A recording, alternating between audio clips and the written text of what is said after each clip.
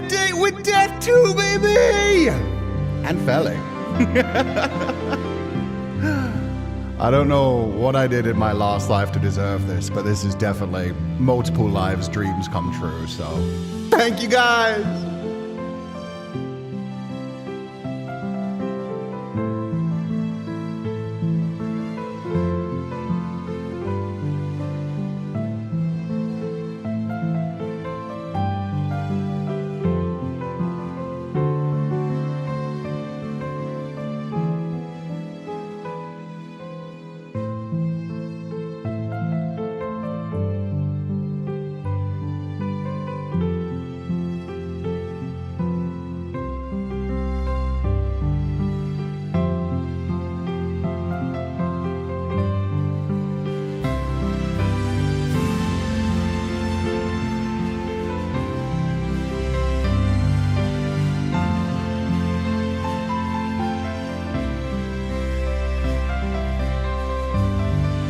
I mean, they each have their own body in that universe is all that I'm saying. They can touch each other.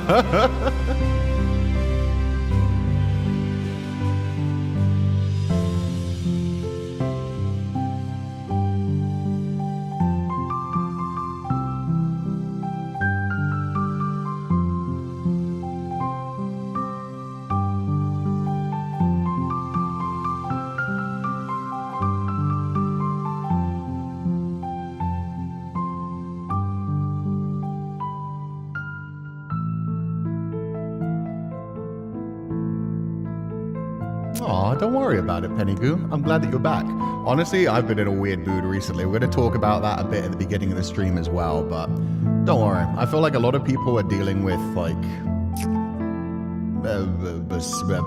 seasonal depression right now, so do not worry about it whatsoever. But more than anything, congratulations on the new job. I hope everything continues to go well. That's an actual bit of great news. So yeah, take care of yourself and don't worry about anything else. I know, it's crazy. Look at them. They're so beautiful. The artist did such a good job. The hip window, man. It's so much more visible in this universe.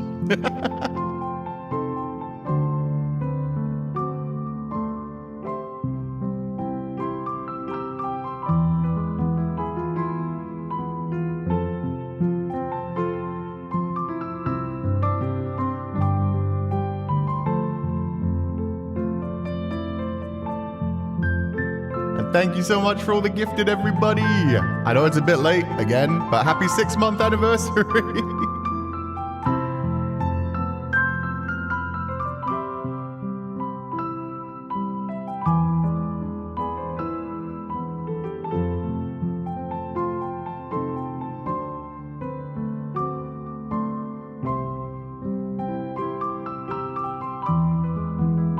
That anime intro is gonna hit even harder now.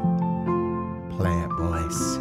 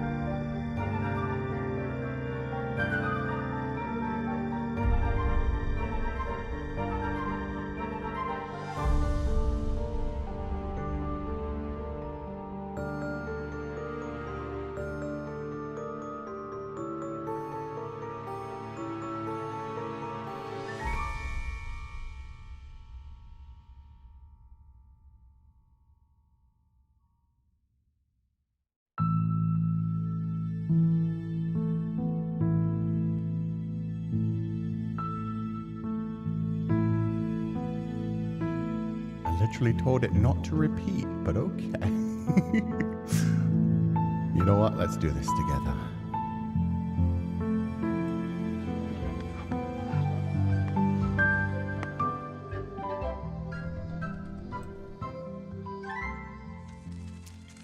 Good morning, everybody. I hope you're all having a lovely day, and thank you guys so much for being here. Exchanging money to pay for it right now. Oh, I hope you enjoy it. The Pupal plushie is so cute.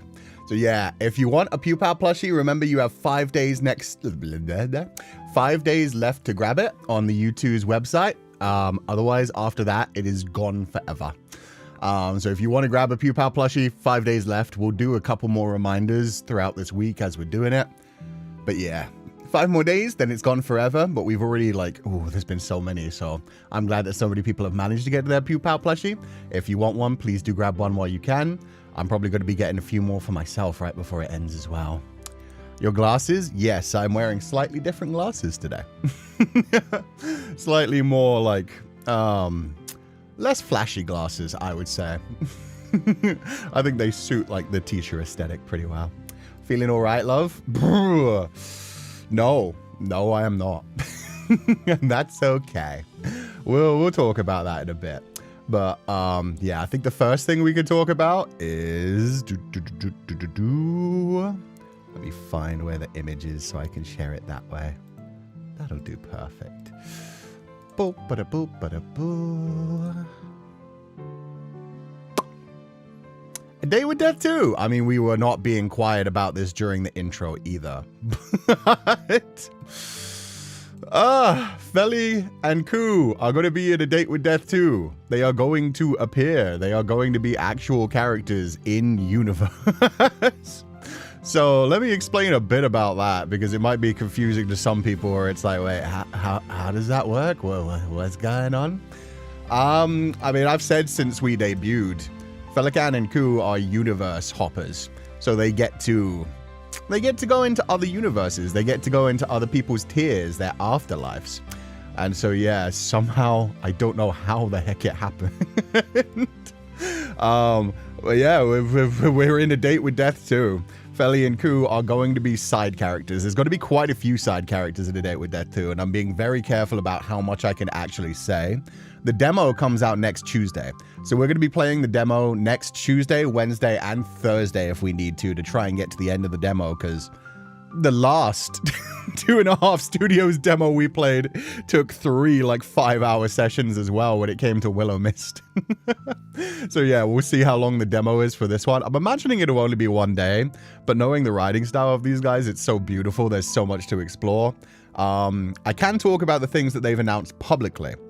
So, recently they did announce that there are going to be a lot of different side characters. They showed off another one, a gorgeous looking angel that everyone fell in love with immediately. As well as the comeback of one of the characters from A Date with Death 0, the webtoon spin-off.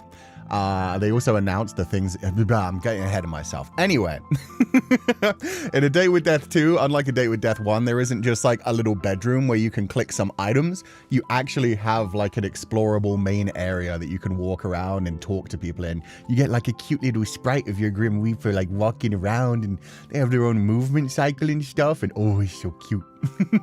So yeah, in A Date with Death 2, there are going to be a lot more side characters. There are going to be a lot more side things that you can do, as well as the main story, and the main story already looks like it's going to be incredible as well. So the first thing I will say is I have not been spoiled whatsoever. The only work that I put into this, they told me the general outline, which is the same outline that they've told people on the demo page. I hope. I'm not going to share it just in case, but we'll see when we play the demo. I know pretty much none of the story. I know the basic kicking off point of what happens, followed by yeah, I did get to write the dialogue for Féileacán and Cú in the game, so that's really cool. So it is just a real in-universe kind of thing. For Féileacán and Cú, this is a tier that they're going through. It is completely lore accurate. This is them exploring a different universe, and yeah, it's awesome. So that's why you can't Holland it. Well, I could have Hollanded this at any time. But yeah, thankfully I didn't. Thought Sensei got early dibs on the demo. No. They did say that they would let me like grab an early copy just so that I can play it on Tuesday in case it comes out like after our normal streaming time. But we'll see about that. Do you voice them? I don't know yet. I don't know. So this is one thing I will say. The A Date with Death 2 Kickstarter is coming up soon. I do not know yet if the game will be voiced. I do not know if the main cast are going to be voiced. I do not know if the side characters are going to be voiced. And so I also don't know, maybe that's going to be part of the Kickstarter, because that was part of the Kickstarter for number 1, was that when they hit like a certain threshold goal, it got voiced. And as far as I know, they still haven't implemented the voices into number 1 yet. But yeah, I'd imagine that might be another Kickstarter like stretch goal kind of thing to bring them back. What I will say about A Date with Death 2, they have like listed the things that you should play to get to know the characters, to get to know the story. They even told you which ending from number 1 is canon. So it's ending number 9, Metamorphosis, where I won't spoil it actually in case you haven't played number 1 yet. But if you haven't played number 1 yet, A Date with Death is such a fun dating game. You meet Grimmy, aka, no, that's a spoiler even from number 1 as well. It's a great Grim Reaper who's tsundere and adorable, and the writing is so good. It's very millennial coded. The comedy is my type of comedy. It's made by the same studio that did Willow Mist Emporium, which we played recently, so good.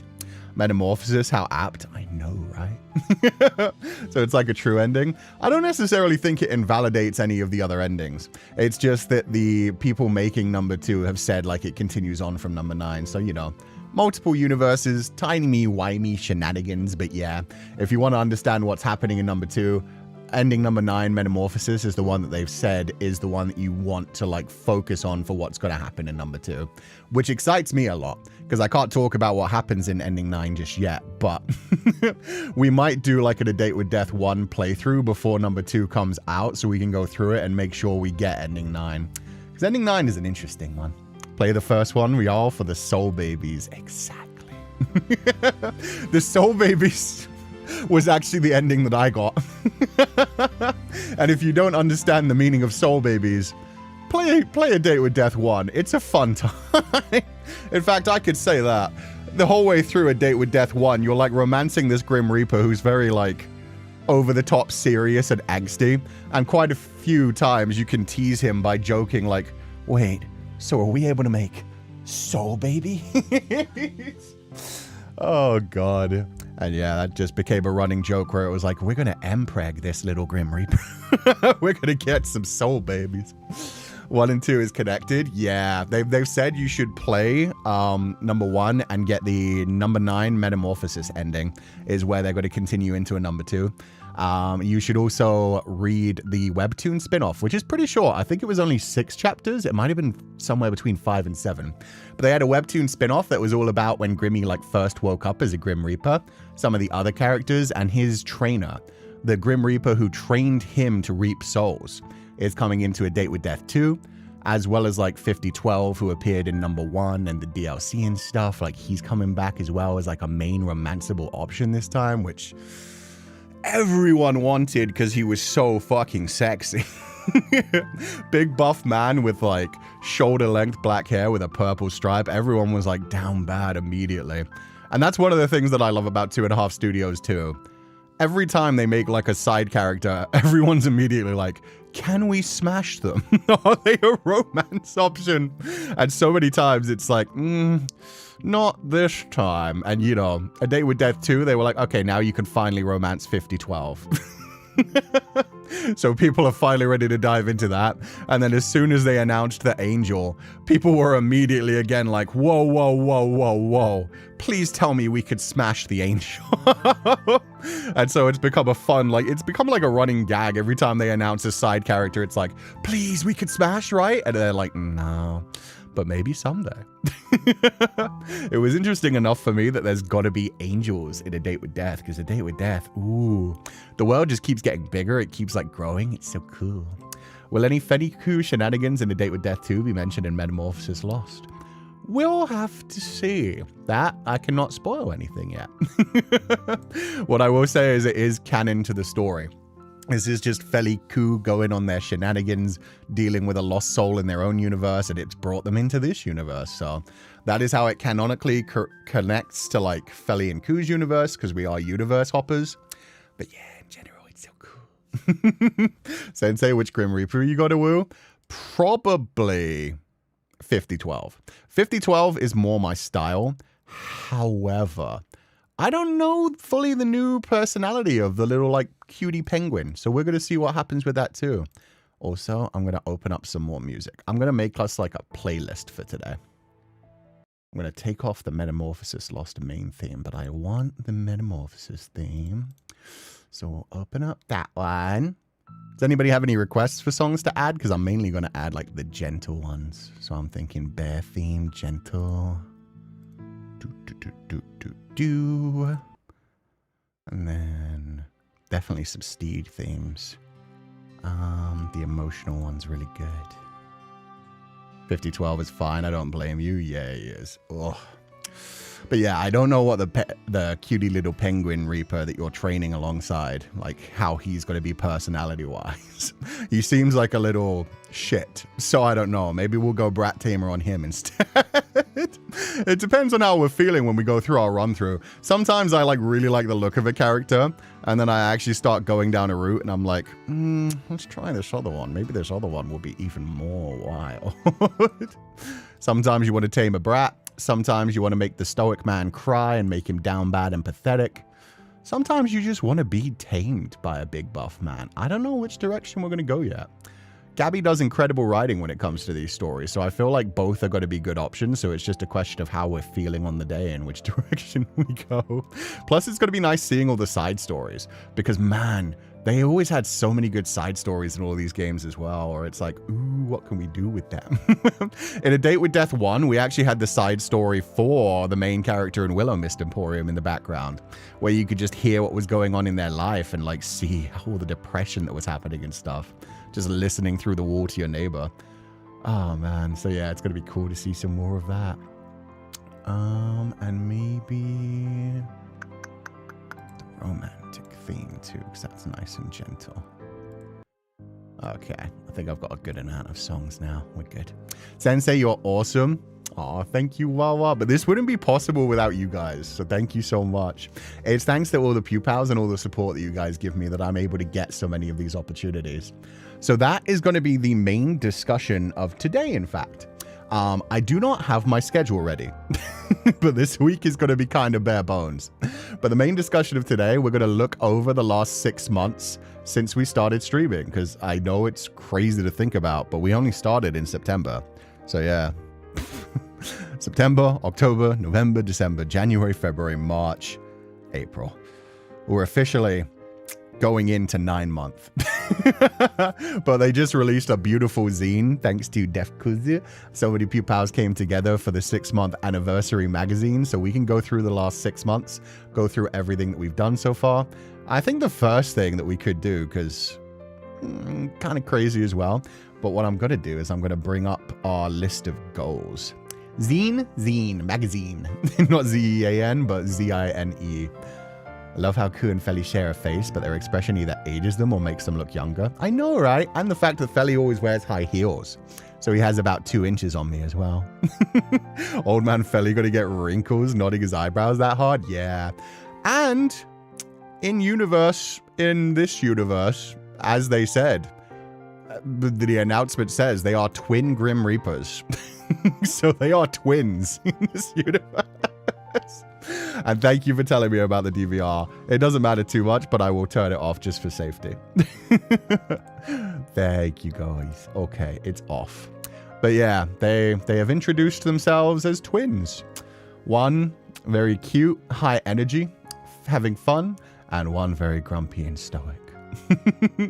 Twin Reapers. Yeah, and that begs some questions about some things, actually. If you have read A Date with Death 0, then it does make you question, like, how the heck that happens, considering how Grim Reapers come into existence. Yeah. Feels way longer than 6 months, really. Well, I just realized it has actually technically been 9 months. No, it's been 8 months. We've just started the 8th month. But yeah, the 6-month magazine just came out, so it's the perfect time to look over the last 6 months. Twins like dramatical murder, or... You tell me. I mean, they're not romanceable by the MC. That doesn't mean that maybe they don't have their own... But that's a different thing. I mean, no, that's the real world stuff. We could have a chance to... I don't know what you mean, Vokide. They're not romanceable, unfortunately. Okay, let me bring up this, because I thought this would be a good way to start. If I bring up like my list of goals that we began the year with, that we began my streaming career with, which I need to find. My God, it's been a while. I literally had a debut folder. I forgot about that. Streaming goals. Here we go. Ugh. Wow, it looks kind of weird like that. I'll make it a bit bigger. So it actually fits the blackboard. That's perfect. Streaming goals. Complete a novel I could be proud of. Well, we're not going to get through that one for a little while. Actually, that's a good way to start this stream. So, I unfortunately had to cancel the last Metamorphosis Lost reading stream, which I am very sorry about. And with the timing, the way that it's worked out, we're not going to be able to do it before our break. So yeah, we chapters 4, 5, and 6 are completed. We are not going to be able to read them for another month and a half or so. Which I find very funny, because Natsumeko just did a thing where they were like, oh, we're also going to like strip Féileacán and Cú a little bit more every X amount of time that this doesn't happen. So that's kind of funny to me. Poor Féileacán is going to get absolutely like stripped down to the bone, let alone the flesh. But yeah, no, it's gonna be a while until we get to read the next few chapters, but I'm hoping because of that. My plan is, when we come back, we do chapters 4, 5, and 6, and then hopefully 7, 8, and 9, and finish off Hannah's story altogether, because that will tie into a lot of things that are... Basically, when we come back from my break, I'm planning to go like all in on Metamorphosis Lost for like a solid 2 months. There's a couple of different things that are happening between like the June-ish kind of area, tied into some of the things that are going on, so it should be good. Féileacán's getting stripped? Yeah, he is. He's getting stripped down big time. Also, I just realized there's a better way for me to do this. Let me close this one. And instead, because I actually have this working for once, I can open it up on Clip Studio Paint and actually cross things out as we need to. Féileacán's going to have School of Death outfits. I don't know what School of Death is. He's not in a trainer uniform. I can say that much. So I guess he's a fully qualified one, because we know what the training uniforms look like. Expecting a 12-hour ML stream as compensation. I don't think it'll be quite that long. Also, my computer locked up and froze for a second. Sorry, it always does this when I turn on my tablet. So my tablet has frozen everything right now. I'm sure it'll come back. There we go. Now I can actually click things again. Probably not a 12-hour stream, but I'm hoping like every other week we'll get to do a stream for like a month or 2 in a row. We'll get like a lot of chapters out in a little while. So yeah, hopefully we'll get a lot more of the story soon. You'll actually get to know the characters and the story properly. By the end of Hannah's tier, you really know like quite a bit of what's going on. It's okay, I got all the layers ready before you did your stream. Thank you, Donatsu. Also, the fact that you're still Donatsu 5 days after April Fools is actually amazing. Is that what Féileacán's gonna look like by the time this project is done? Is it just gonna be his donut glazed and out in public? Just gotta write more to make it 12 hours? I mean, every 3 chapters is about an hour, because every chapter is somewhere between 8 to 10 pages. So, yeah, how many would that take? That would take 3 times 12.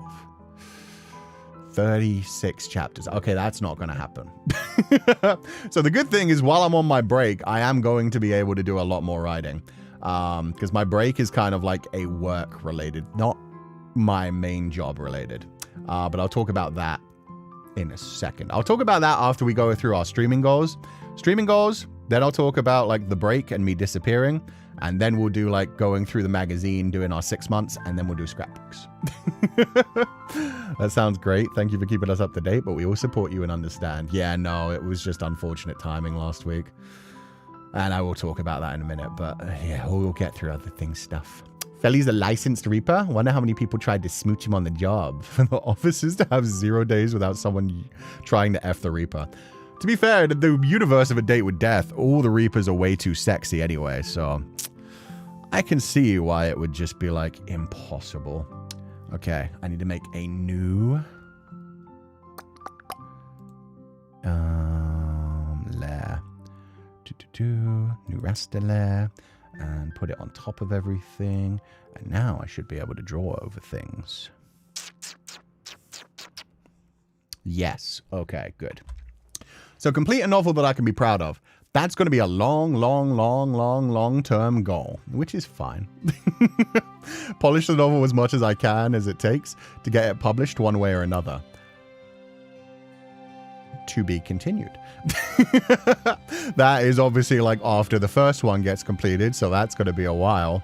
Although I will say, anyone who is going to the Canadian convention, Oshi Uplink, at the beginning of next month, exactly 1 month from today, minus 1 day for my appearance, you will see something interesting if you happen to make it there. We've been cooking on something, so yeah, if you happen to get there, I hope you guys will like share images with everybody, but I will definitely share images on my side as well. But no, it's not an official announcement of anything. Don't worry whatsoever. It's just like visuals of things. You don't worry. I didn't like get a fucking book deal or anything. That would be crazy. Number 3. Be part of a lot of incredible creators' worlds. I want to have cameos in other stories and get to collaborate on the dreams, passion projects that they want to create. Music, stories, games, events, any passion project. I mean, kinda. That kinda happened today, technically. Do I have like get to be in a video game? Yeah, no, I think we can tack that one. I mean, music, stories, games. Boom. We've been to events with other people. No stories yet, but we'll see as that goes on. But yeah, music, not yet. Well, no, Laura Shigihara. Oh my god. Bruh. We just need stories and other passion projects. And then that one's complete. But technically, yeah, being in an official Laura Shigihara video game, Laura Shigihara music video, as well as A Date with Death too. Jesus, yeah, no, you know what? That goal is smashed. Anything else is gravy at this point. So many dreams came true so freaking quickly.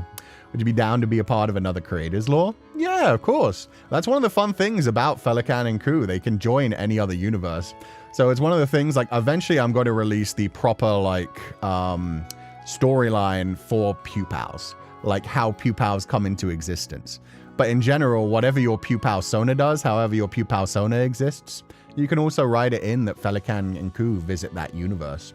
Because, yeah, they can go into any universe. Make a story project? Okay, noted. Hell yeah.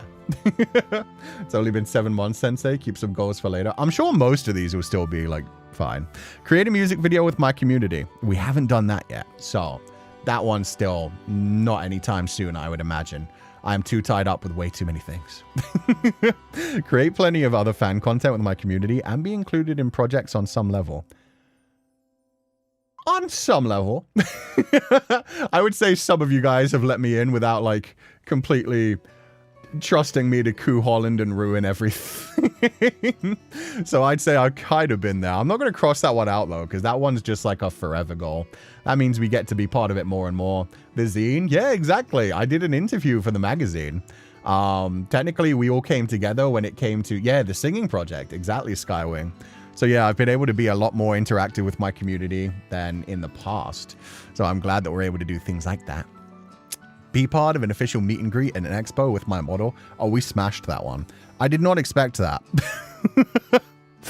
When we first debuted, I was like, oh my god, it's so cool that we get to, like, debut at a meet and greet. And then, like, come November, somehow we got invited to so many different things in 1 month. So we destroyed that, and we're going to more meet and greets this year as well. Yes, you did immediately. Yeah, we did. We're going to Oshi Uplink next month. We're going to Offkai in June. Yeah, so yeah, we're going all over the place. Mr. Worldwide, yeah. It's been a wonderful time. And then we're going back to Thailand for Verzo this time. Anime Impulse instantly said, say less, baby girl. They got me before I even debuted. And then they brought me back after that, so that was very sweet of them. See a large group of fans together cosplaying as their Pupal Sonas or my characters. We've had a bunch of cosplayers so far. And speaking of it, there is currently an ongoing event in Hong Kong. Which is, yeah, there's so many things going on at the same time, which is why I've been like all over the place. But if you didn't know, the escape room is currently going on in Hong Kong.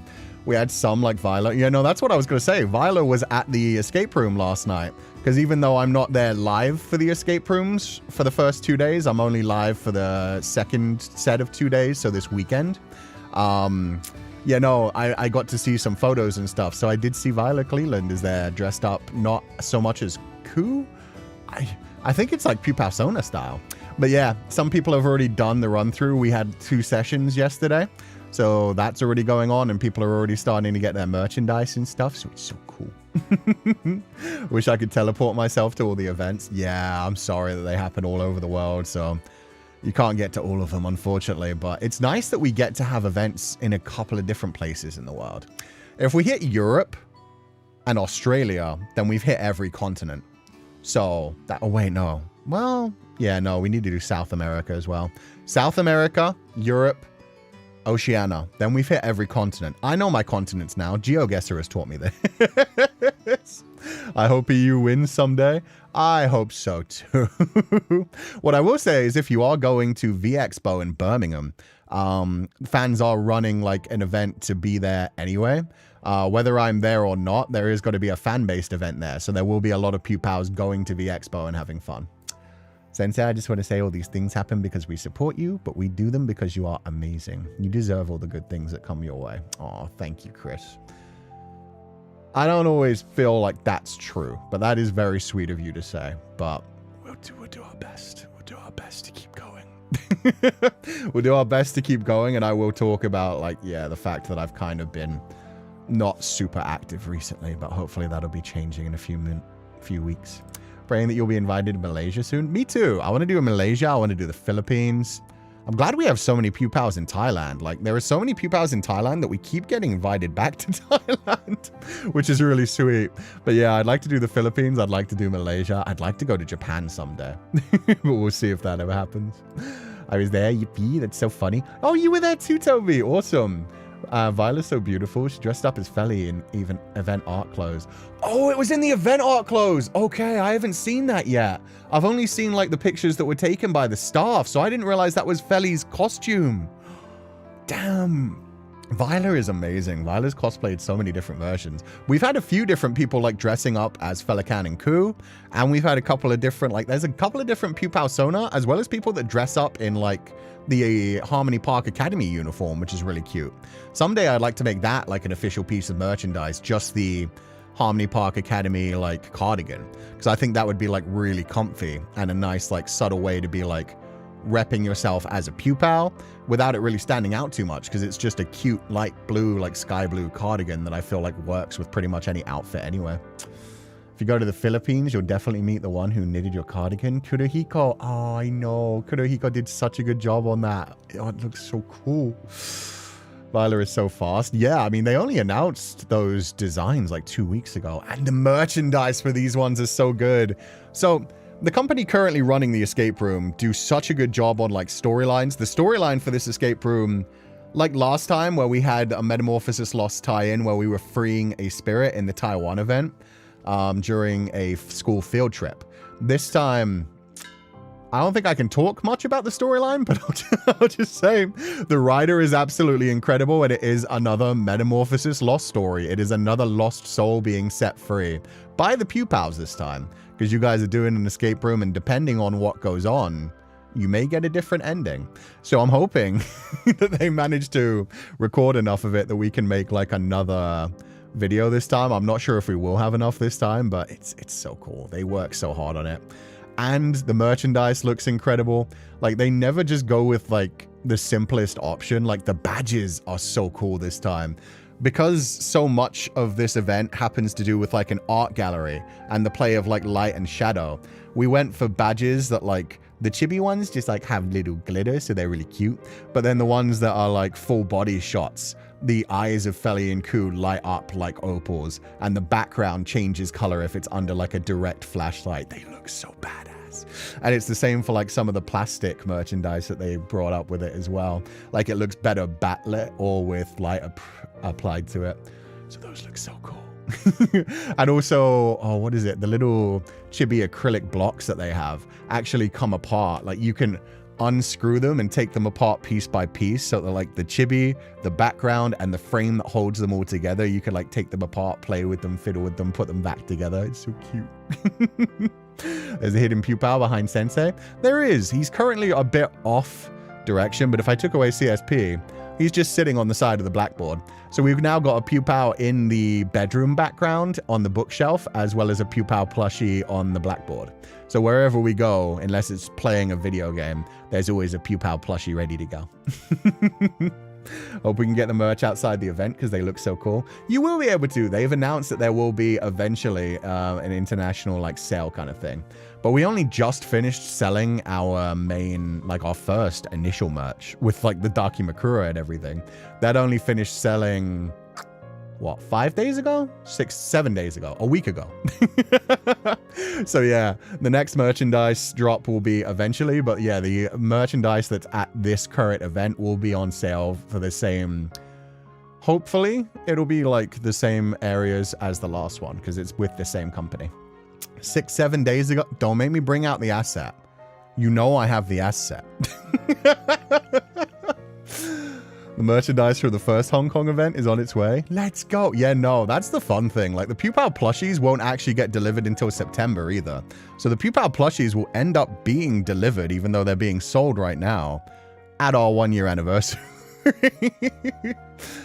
Oh my God. But this is what I mean where I say that we're like constantly working on so many things in the background where it's like, I swear to God, I'm not just disappearing most of the time. I'm working on other things that will get announced eventually. Like, getting to write alongside the A Date with Death 2 creators was incredible. But yeah, I did write the dialogue for Féileacán and Cú and stuff.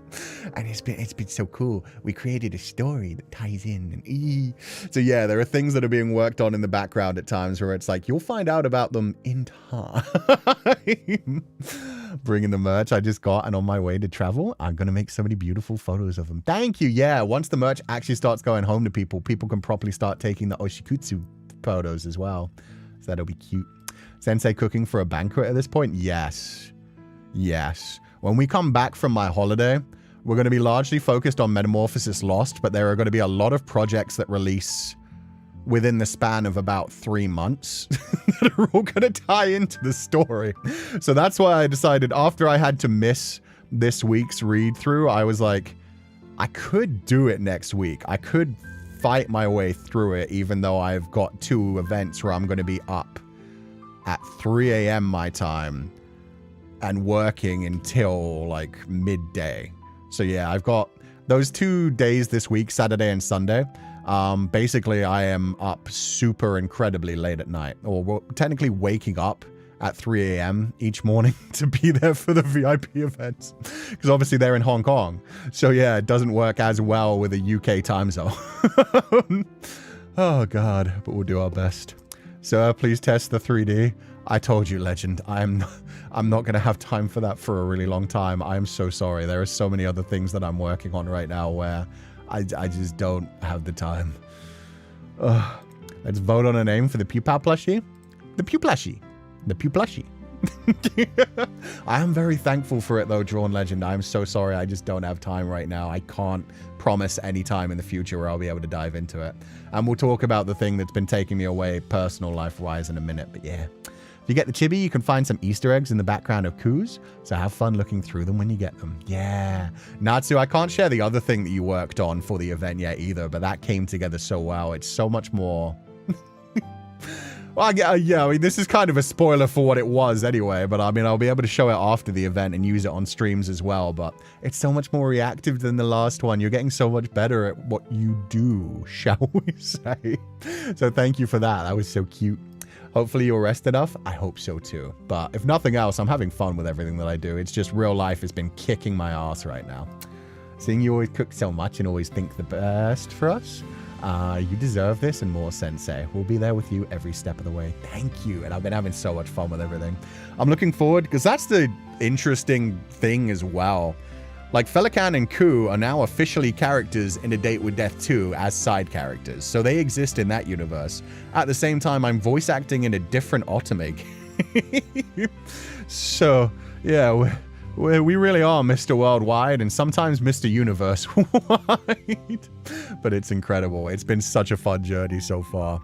So yeah, large group of fans together cosplaying as their Pupal Sono and my characters. I would say that's kind of happened. Even like within the first 3 months. I think during some of my birthday events, we had good deals of people dressing up as like Pupal Sonas or wearing like the Harmony Park Academy uniforms. So I'm gonna leave that open for now. Someday we'll have like so many together, we get like 50 in one room. Zip Up? Yeah, Zip Up. The dating game. So excited for that as well. Getting to voice act a character that isn't just my character. So yeah, lots of different things going on. Attend an offline fan meet and greet for a short time on a laptop, phone, tablet, and say hey to everyone, then let them get back to their fun. Have not done that yet. Might have the opportunity sometime in the future, is all I will say. There is somebody who reached out to me, and we'll see if things manage to work in a proper way. But in general, yeah, we'll see. I'm just gonna... No, I don't cross that one out yet. It hasn't happened yet. I'm just hoping. So thank you guys so much for everybody who does do like a Pupal meetup and stuff. It's so nice to see the Pupals having little fun offline events and everything. So yeah, we'll see if that gets to happen someday, but thank ya. Have 5,000 members on YouTube for 1 month. I think we did that. I didn't really count, but I think we did. I'm just going to cross that one out anyway, because either way, I think we did on the first month. I think we had 6,000 for 1 month. So we unlocked every emote slot. As long as they didn't like disappear because I didn't fill them, then we're good. If they did, that's on me. I still haven't even made the stop pasting emote. I'm going to cosplay you one day and make funny videos and beautiful pics, so be prepared. Be prepared. Sounds good. Thank you. Thank you for donating the flowers. Thank you for everybody who's been donating the flowers and gifting memberships today as well. Thank you guys so much. But yeah. There's been some amazing, like, cosplayers do so many funny things as well. The cosplayer, like, 2 weeks ago who took a picture of just, like, their Cú cosplay where they had, like, done on the ground, like, the Yamcha fall over pose. It was so good. We need a bonk Cú-chan emote. You guys can literally point a gun at me. I mean, in a roaming tablet, so Pupals can do how many stickers we can stick on the pole before Sensei notices. Rude. Nobody, to be fair, nobody noticed that one time at the, was it the Hong Kong event or the Taiwan? It was the Taiwan event where they literally stuck a booty to the back of the meet and greet television. Nobody noticed the booty until the staff literally pointed it out to them. So, I mean, I don't think I would notice the stickers, but I don't know if you guys would even notice the stickers. Jay, Finding Not Keeping, thank you so much for the gifted membership. And Miki Takagami, thank you so much for the gifted membership. I hope you're both having a lovely day. I tried to say sexy, but stupid YouTube won't let me. Yeah, that's how they do it. Unfortunately. But I hope you have fun cosplaying and taking the photos. That sounds awesome. I laid on the floor in pride. It was worth it. Thank you, Noise. It looked incredible. I saw that. I was just giggling for like a straight 2 minutes. Their defense, who looks behind the TV during a meet and greet? True. I did notice Rock Mama gave you some cake on his Easter artwork. Oh, Rock Mama did such a good job on the Easter artwork. Yeah. Me as a little bunny with all the eggs flying out of the basket. It looks so good. So yeah, that was beautiful as well. And yeah, everybody should know. Féileacán and Cú have booty for days. This has been established by now, I would like to say. between the fact of like the official artwork of Feli showing off his booty, and now Rock Mama's incredible artwork of Cú, there you go. Both of them have booty. We share one body. I don't know why everyone was still denying it. I saw Kushami make up like their own headcanon where it was like, oh, Feli has slightly more booty because he has to lay eggs. Therefore, it becomes more plump and he gets wide childbirthing hips. No, same body. How dare... We both have booty. We hit the gym. We never skip leg day. We never skip goot day. We make sure we do our squats and our leg lifts and our, like, what are those called? Where you just kind of go up on your toes. I think they're called calf raises. Either way, all of those things. I know how to get a good booty. Tick Jacks, thank you so much for donating the allowance. I hope you're having a lovely day and thank you for being here. Saw that, it was wild. Oh, Kushami's ones have gotten even more wild recently. I've been seeing them on Twitter and not interacting with them, but just kind of giggling every time I read them. Don't spread fake news, Sensei. Wait, which fake news? We've been kind of like streaming our way through things. I'm very like fast paced right now. Pixie, hello. Happy 6 months. Super proud of you, Kuchan. Thank you so much, Pixie. I hope you're having a lovely day. Congratulations on no longer being a sprite as well. I can't believe you're into Dawn Trail already. Been streaming your way through FF14. I hope it still continued to be fun. But yeah, thanks for being here. I hope you're having a lovely day. Thank you so much. Real talk though, that diagram was pretty solid. True. Question is, if Feli did not give birth via Cú, the cake does not belong to Cú. It's still my body. If anything, he didn't give birth in my body. Therefore, why does him having children before taking over my body affect the way my body looks? It's still my body. If anything, the one argument you could maybe make is that when you wear high heels, your glutes are always slightly more activated. That is one of the reasons you wear high heels.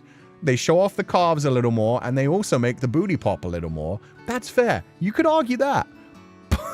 It's still the same butt. It's still the same butt. Thank you. I'm having a lovely day. Oh, I'm glad to hear it. Thank you so much for swinging by today. I hope you're having a wonderful time. But yeah, I'm glad. I've been having a rough time recently, but I feel like we're finally on the way out of it. Like, it'll be good. Sorry, I can't do squats. My knees are old and my condition makes it so my joints dislocate easily. And that's fine. That's fine. Not everybody cares about having a poppin' booty. I'm going to be very honest with you. This is a very integral part of Kuchan's lore. When I was a teenager, I got very heavily into fitness because I was in a not very healthy part of my life. So like late teenage years, I started getting into like serious stuff. And one of the first things that I stumbled across was like squats and oats. Squats are like the best way to build up your thighs. They're a great way to build one of the biggest muscles in your body and just in general be a lot healthier. Squats are one of my favorite things. And then I learned, like, I was like, you know what? I want to make my booty pop because, like, there was just something about that. My lower back is already weak as it was. So I was like, hey, let me make my booty really, like, pop out. I need a stronger core. I need a stronger support system. So then I learned about, like, calf raises and all kinds of other different shit. X for doubt? How dare. How dare. It's like how in Yu-Gi-Oh! Pharaoh makes Yugi grow tall. True. True. That's just the power of Yami Yugi's energy. You don't wear high heels? Feli does. Yeah, but it's still the same booty. That's what I'm saying. That's what I'm saying. Sensei, if there's one natural way to do that, go up and down the stairs every day. That works too. That's similar to squats. You can also do, I don't even know what they're called. I've been told it's called the farm walk, where you have like big old dumbbells in your hands and you basically do a squat while walking. It's pretty fucking intense. I am not good at those, but those are really good for like your glutes as well. We have walked this path before. I get you, Sensei. Exactly. Bubble butt era. Bubble butt era. At least you already have a built-in cushion. Exactly. I have a cushion for that pushing. I have a cushion for that pushing. It is cushioned for everybody else's pleasure. Lunges. Is that the official name of them? Is that the one where you go like calf, like shin and knee go all the way down to the ground while front leg goes forward? It is called lunges. Okay, thank you. I now know the official name. It's the same way. I don't know the name of the exercise where you lay down on your side and you lift one leg up and then move it like backwards and forwards. It's a Pilates kind of thing, but that's one of the best things for your core and your lower back. And I was told those are called clamshells. And every time I've said like clamshells, people have been like, what the fuck is a clamshell exercise? The dog pee. It does feel like dog. You lift the one leg up just like you're a dog taking a piss. This is very true. Oh, God. It's kind of... Wait, Feileacan out here serving crepe and lies? I have those Japanese-style giant pancakes, I'll have you know. There are some very bouncy pancakes up there. That's why I don't get offended when people say I have a pancake. I was kind of surprised with how EDs being so rare to have. So many pupils seem to have it. What's an ED? Can somebody tell me what ED is? More handsome. Pharaoh was so handsome for a hedgehog. Yugi's hair was ridiculous, man. It made it easy to draw, though. ED. ED. The only ED I can think of is I'm sure not what it is, because I'm thinking, oh, eating disorders. Oh. No, you just agreeing. I agreed, and then I was like, wait. Huh? Ehlers-Danlos syndrome. Okay, people are saying different things. Some people are saying eating disorder. Some people are saying Ehlers-Danlos. A little off topic, but okay. Yeah. Eating disorder doesn't surprise me. I think most of the world has an eating disorder nowadays. Everybody's like counting calories or doing keto or doing like intermittent fasting. It's not what ED meant to me either, Sensei. Yeah, I think I hear ED and I hear, yeah, erectile dysfunction. EDS is not the same as ED. Fair enough. But yeah, we'll wait for that people to tell us. Clamshell is one of my physical therapy exercises. Did they call it clamshell for you as well? Because that's what I need to know. Did they give you a proper name for it? Because every time I tell people clamshell, that's what my physical therapist called it as well. And every time I've told people like, oh yeah, you should do the clamshell exercise. Like nobody seems to know what it is. Okay, so they did mean Ehlers-Danlos syndrome. Got you. There are multiple pupils who have that? That's rough. That is not what I have, thankfully. I just have like neuropathy, which is like all fucky wucky. But yeah. Wonder if it's a regional name. That is what she called it. Okay, good. I'm not crazy. So just most people don't know about that exercise. I do clamshells in physical therapy as well. That's the name they told me. Okay, let's go. I know them as like knees apart, but clamshell does make a lot of sense. Yeah. But yeah, the clamshell ones are really good. That actually was one of the best things from physical therapy. If I'm having a bad day, if I can manage to get through that exercise, it normally makes things better about half an hour after. Pretty much every other exercise is just like a building up strength kind of thing, but that one, for whatever reason, if I can get through that without hitting like a spasm, it just straight up makes the rest of the day so much easier. Just want to say happy 6 months. Have a great day. Rue3, thank you so much. I hope you have a wonderful day too. Thank you so much for being here. Whatever you're busy with, I hope it goes well. And thank you so much for being here. Squats and oats, or go mad. 5x5. I actually started on a 5x5 routine, and then that got very boring very quickly. But yeah, squats and oats was like the old school, like early 2000s, I feel like, gym bro kind of mentality. It was the joke. It was like, you want to build muscle? Squats and oats. You want to lose weight? Squats and oats. You want to be a better person? Squats and oats. So yeah, it was very much like everybody was just told to do that as like a meme kind of thing. I always called them side crunches. See, I know side crunches is like when you do like a sit-up and then you go like left and right kind of thing. I don't know if that's a different thing. EDS is one of the few diagnostic things they haven't tested yet, so I'm fully prepared to get hit with it at one after rehab. Oh, sorry, Drawn Legend. I hope they find something that can relieve some of the pressure for you. It took 3 different physical therapists for one to actually find some exercises that worked for me. Because like the first 2, everything they gave me it felt like it was strengthening my core and it was supposed to help, but every time it was just like I would build up the muscles and nothing would really come of it. I'd keep doing them just in case, but it didn't really help too much. And then the third one gave me like certain exercises that managed to make it so that I could sit a bit longer. And then once I could sit a bit longer, then I could start doing some extra exercises from like a sitting position to build up those muscles specifically. So I hope things like continue to go in like a good direction for you, Drawn Legend. Sometimes it does take like multiple different doctor visits, multiple different physical therapists. You'll just find one that can actually find something to help. And once something does help a little bit, normally that can spiral into like other things becoming available. It's been 4 years. I got one diagnosis and they haven't figured out why I have significantly less skin nerves. That just happens sometimes, unfortunately, as well. When it comes to nerve issues, like, yeah, I remember neuropathy is just what they call what I have anyway. They don't know why my neuropathy is so fucked, because I used to drink alcohol a lot, but it shouldn't be at the level where I am. Like, at age 34, I should not have this much neuropathy, but at the same time, they have ruled out like all the common things bit by doing different tests. So it got to the point where it's just like, yeah, you have neuropathy and a sitting disability. And it's like, cool. Can we do anything about that? And they were like, nah, we can fuse 2 of your spinal discs together if you want. That'll make it slightly more comfortable for you for 10 years. And then you'll be in so much more horrific pain after that.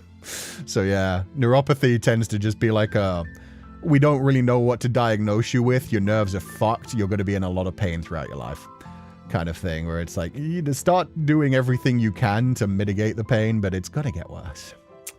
But yeah, who knows? Maybe they'll find like more ways to diagnose things in the future or more ways to help. I did see that recently they found ways to make artificial nerves, which is crazy. This is very recent, but they managed to transplant some artificial nerves that they created out of a different material. It wasn't like stem cells. It wasn't like nerves that were grown in a lab. They managed to use a synthetic material that actually managed to work as proper nerves and like put them into people, and they actually like took hold and worked. So we don't know if that'll like work for like months and months or years, but it's actually, yeah, things are slightly improving. Fusion is like a band-aid solution. Yeah, fusion is normally what they do to people, because normally you only hit like pain as bad as some of us get when you hit like age 70, 80. And so it's like, here, this will help you for a couple of years and then you'll be dead before it like gets worse anyway, essentially. Alcohol, diabetes, drugs, or tick bites are the most common. I did live in America. I did. There were fucking always ticks on me. Oh shit. I cannot recommend a spinal tap. Oh, Jesus. I can't even imagine that. It's bad enough when you have to get, like, the injections between your spinal column. Oh. Then, ooh. Have you ever had the one where you can feel them tap your spine with the needle? Because that's always a fun one. They numb your back, but you can still feel everything. You just don't feel the pain, but you feel the needle, like, slip between the bits of your spine, which is uncomfortable enough. But if you have a doctor that isn't, like, super secure with it. I've had them a couple of times, like, accidentally hit the fucking spine itself and had a little, like, reaction to it. Oh, you can almost hear it too. Oh, you can totally hear it. You hear that shit internally. Oh, it sucks. It sucks so much. I was fully awake and not numbed for the spinal tap. Okay, I've not had to do a spinal tap. That's a new fear. Jesus. Good luck with everything. Stop pasta with the needles, please. Yeah, no, we're done. It's just, sorry. At one point, I had to get an injection every 3 months. Then it was every 6 months. And now, thankfully, I only need to get them when it starts to, like, creep up on me, the pain. But, yeah, other people still have to get them, like, every 3 months kind of thing. And it's not fun. It's not fun. You always feel like you're going to have a spasm. You always feel like it's going to get worse. Okay, anyway. Be included in a game or animation on any level. Oh, shit. I didn't realize we had that one as a specific one. Okay, no, we could officially. That has been done. Animation maybe someday. But straight up, Féileacán and Cú are in a date with death too. God, we've gotten through so many of these goals within 6 months already. Create official merchandise I can be proud of that fans will want to show off. You guys want to show off the merchandise? I think that one's up to you guys. I am very proud of everything we did of the initial merch drop. I'm very proud with like the Pupal plushie. I'm very proud with like the new events merchandise. There's been so many things that I've been super proud of. Yes? Okay. Give me my plushie? Hell yeah. Sensei is in a date with death. Hello? Hello, Melrose. Yeah, check the pinned comment. The pinned comment is a link to it, but do I still have the image? Let me see.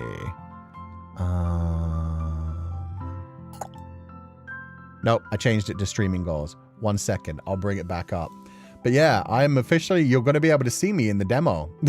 They put me early enough in that when we play the demo, we'll actually run into us in game. But yeah, this is the in-game sprites for Féileacán and Cú in a date with death too. Let's freaking go.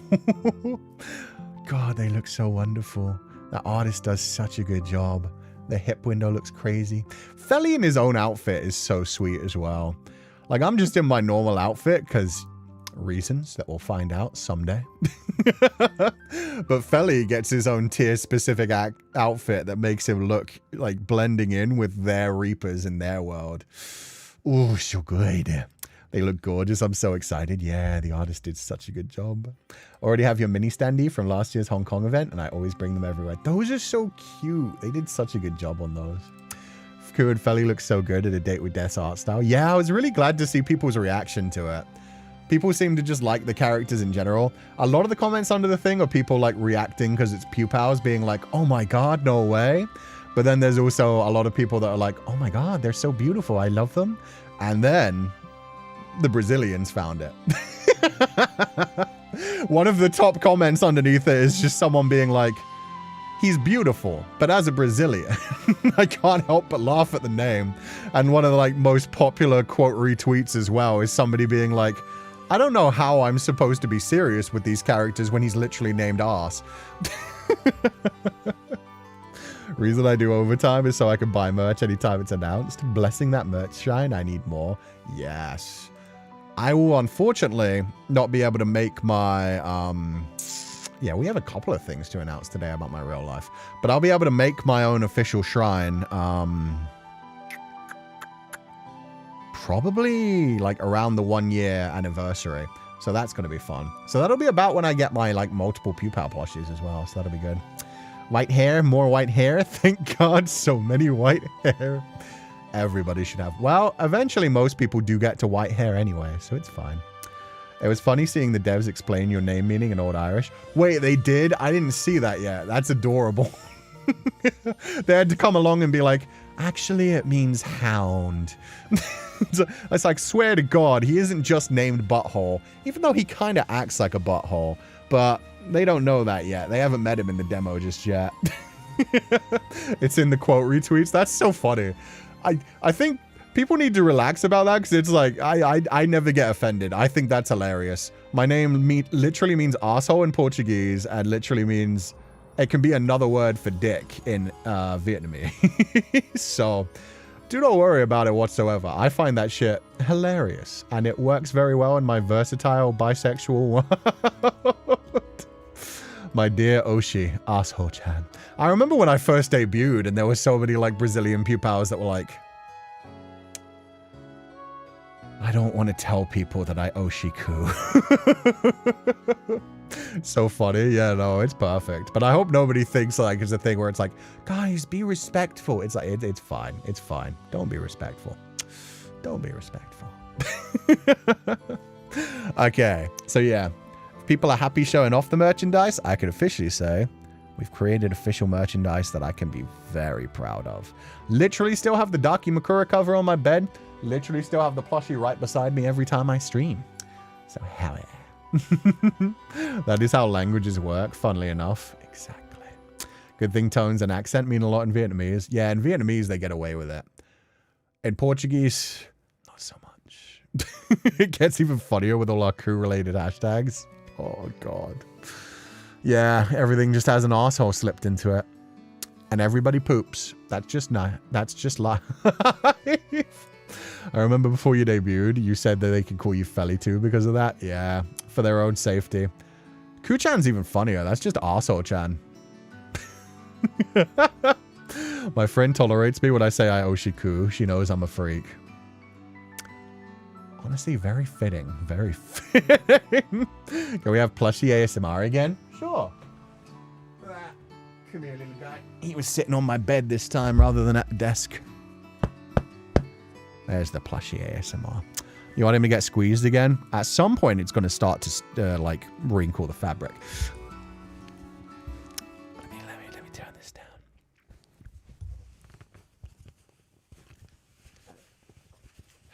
There you go. There's the plushie being squeezed. He's a good boy. He takes it all and he smiles the entire time. Do you get dizziness when you're drunk or something? Wait, where did that come from? I wonder how does drinking feel like? That's completely unrelated, but actually hilarious. You do get dizzy. It kind of makes you lightheaded. You get kind of like chill. Everything becomes a little floaty, and then you start stumbling around, and you start saying things you shouldn't necessarily say.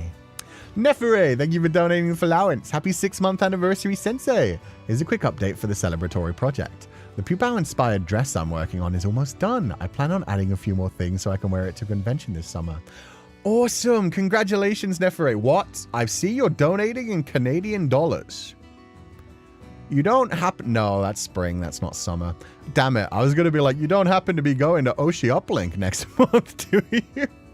Thank you for donating the allowance wherever you take it to. I can't wait to see the photos. So thank you so much for being here.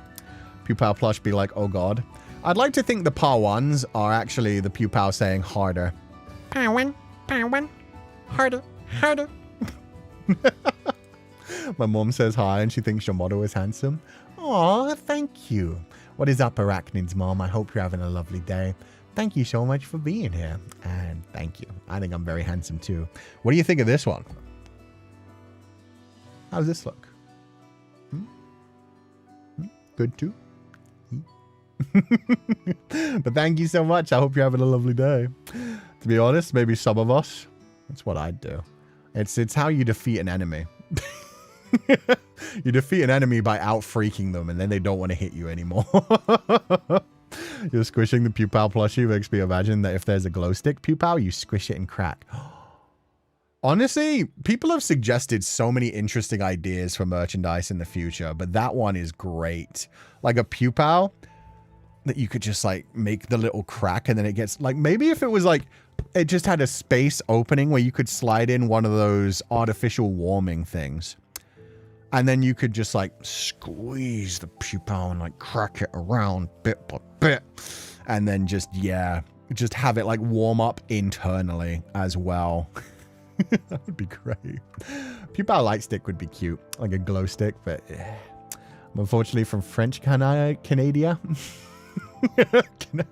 It took me a minute. I was like, oh, you actually wrote Canada. So I will not be able to go. That's cool. Have fun in Quebec. Oh no. I am so sorry for everything we said during GeoGuess. Like me with Kuya from New Carney because the word Kuya means big brother in Filipino/Tagalog. I mean, if anything, to quote Persona 5, that's the best part. She says he's really gorgeous. She also says, thank you and hope your day is well too. It's been a wonderful day so far. Yeah, no, I'm bouncing back from a funk I was in, so it's been great. I hope you're having a lovely day too, Arachnid, and thank you so much. Speaking of moms, my mom calls you Cuckoo, and I don't have the heart to tell her that only one other person calls you that. That's fine. Will hasn't copyrighted it. It's cool. Cuckoo works. Also, that's an adorable name, so it's perfect. A cocoon sleeping bag would be so cute. Pupal egg bed lamp with the opal lit up. Oh, that would be cute as well. Pupal lighter would be amazing. It would. If it was one of those ones where, like, you know, some of those lighters have just like the two little things that generate the sparks between them. You could have like the Pupal little like front legs create the little fire. I think that would be hard to make, but you could totally do it. You could totally do it. Pupal egg bar soap. Oh, I don't know if I want Pupal rubbed against my body. They go in my tummy, not on my body. Pupal stress ball. Perfect. Absolutely perfect. Like a taser. Yeah, like a taser. One of those like electric ones. Happy 6 months, sir. Today's my birthday and I just turned 4 in dog years. Thankful for all the time together. Best wishes to Pupals and Sensei. Okay, the dog years things confuses me because dog years used to just be every 1 human year was 7 dog years. But then they changed it to something like the first dog year is technically 12 human years, and the second dog year is like 6 or something. And then it goes down a bit more and then stays consistent. Either way, happy birthday, Secret Life of Anna. I hope you're having a wonderful time. Thank you so much for being here. And however old you are, I hope you're having a wonderful time. Just enjoying life. That's all that matters. Speaking of that, my dad heard your laugh while I was editing things, and he mimicked your laugh and said your laugh is funny, but he loves it. That's sweet. I'm glad to hear that. Was it like the kettle laugh? Because I mean, I have a few different laughs, I would say. But the kettle laugh is pretty iconic. I don't even know, like, I hated that when I was young. I used to get made fun of so much when I was young, because I've had that kettle laugh since I was a teenager. And so it did make other people laugh, but then they'd also sound like say that I sounded like I was dying or like a wheezing old man. So it's just like, yeah, I've carried that with me my whole life, and everybody hated it. When I first did it on stream, I was like, oh no, that's going to be clipped and everybody's going to hate it forever. And yeah, people didn't mind it too much, so that's good. Secret Life of Anna, thank you so much for the 20 gifted memberships. I hope you're having a lovely birthday, and thank you so much for celebrating your birthday with us. Thank you so much for being here. Thank you so much for being a Pupal. And yeah, happy 6 months and happy anniversary of your life. Another kettle laugh, your usual one. You mimics it a lot. Oh, that's cute. I don't even know I had like a unique normal laugh. Oh God, now I'm going to be self-conscious. Like the next time well, that was kind of a laugh.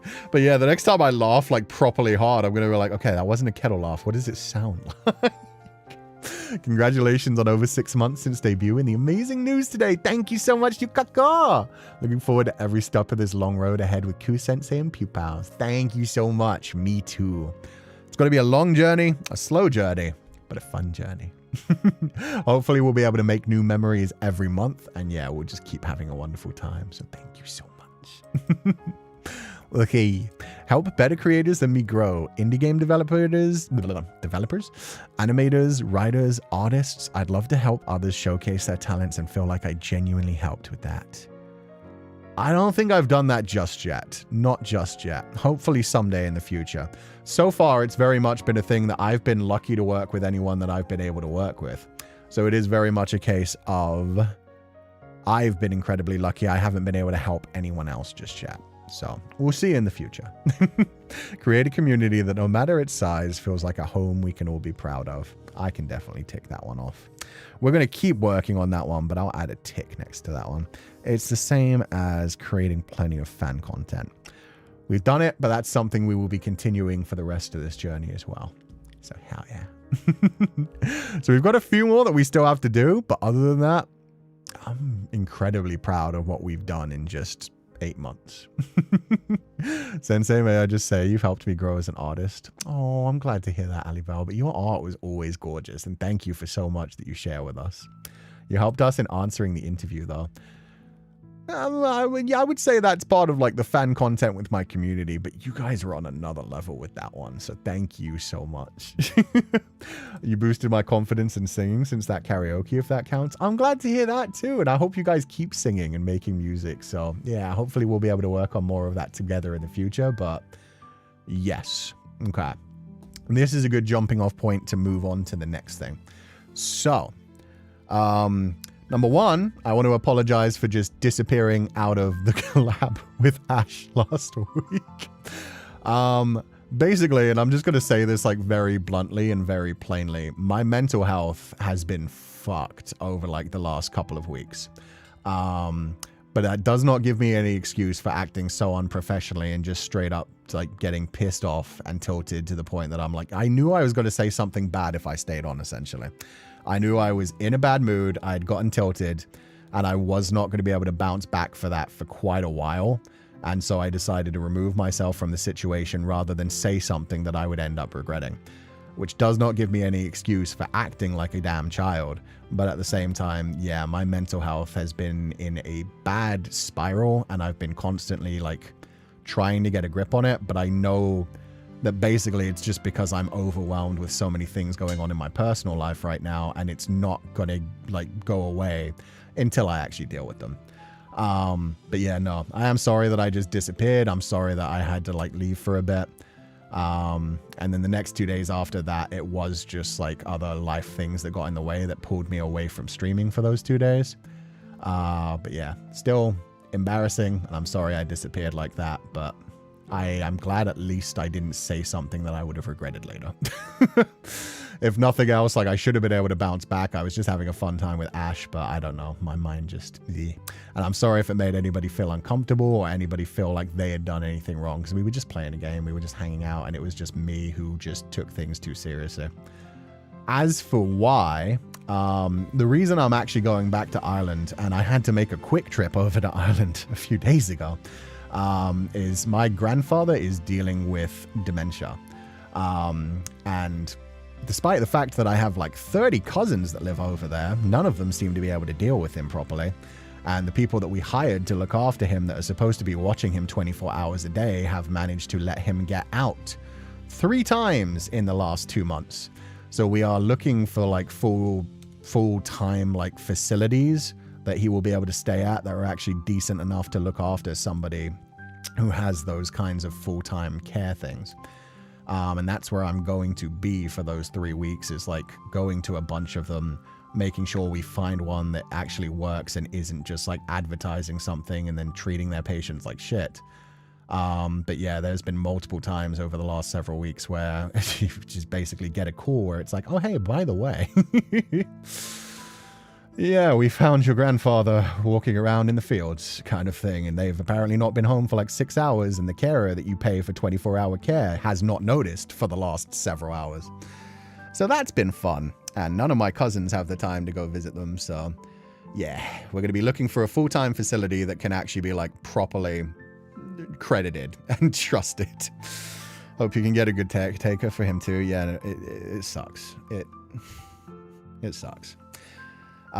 He's at the stage where thankfully he's not aggressive. He's not that kind of patient, but most of the time he's just like asleep for a good amount of the day. He doesn't recognize people. I think the last time he recognized me was about 6 months ago.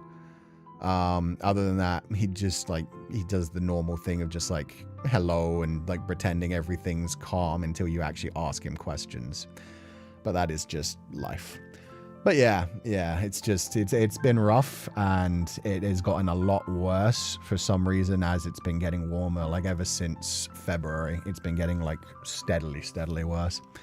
And none of my family over there has time to deal with any of that. And so yeah, we'll get them the care that they need, but it's just been rough dealing with that on top of taxes and everything in the actual like normal life.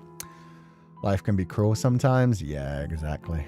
Because everybody is obviously like doing their best just to survive as it is. But then at the same time, when you have a family member that doesn't recognize you anymore, but needs full-time care, and nobody has the space to actually take them in and give them 24-hour care.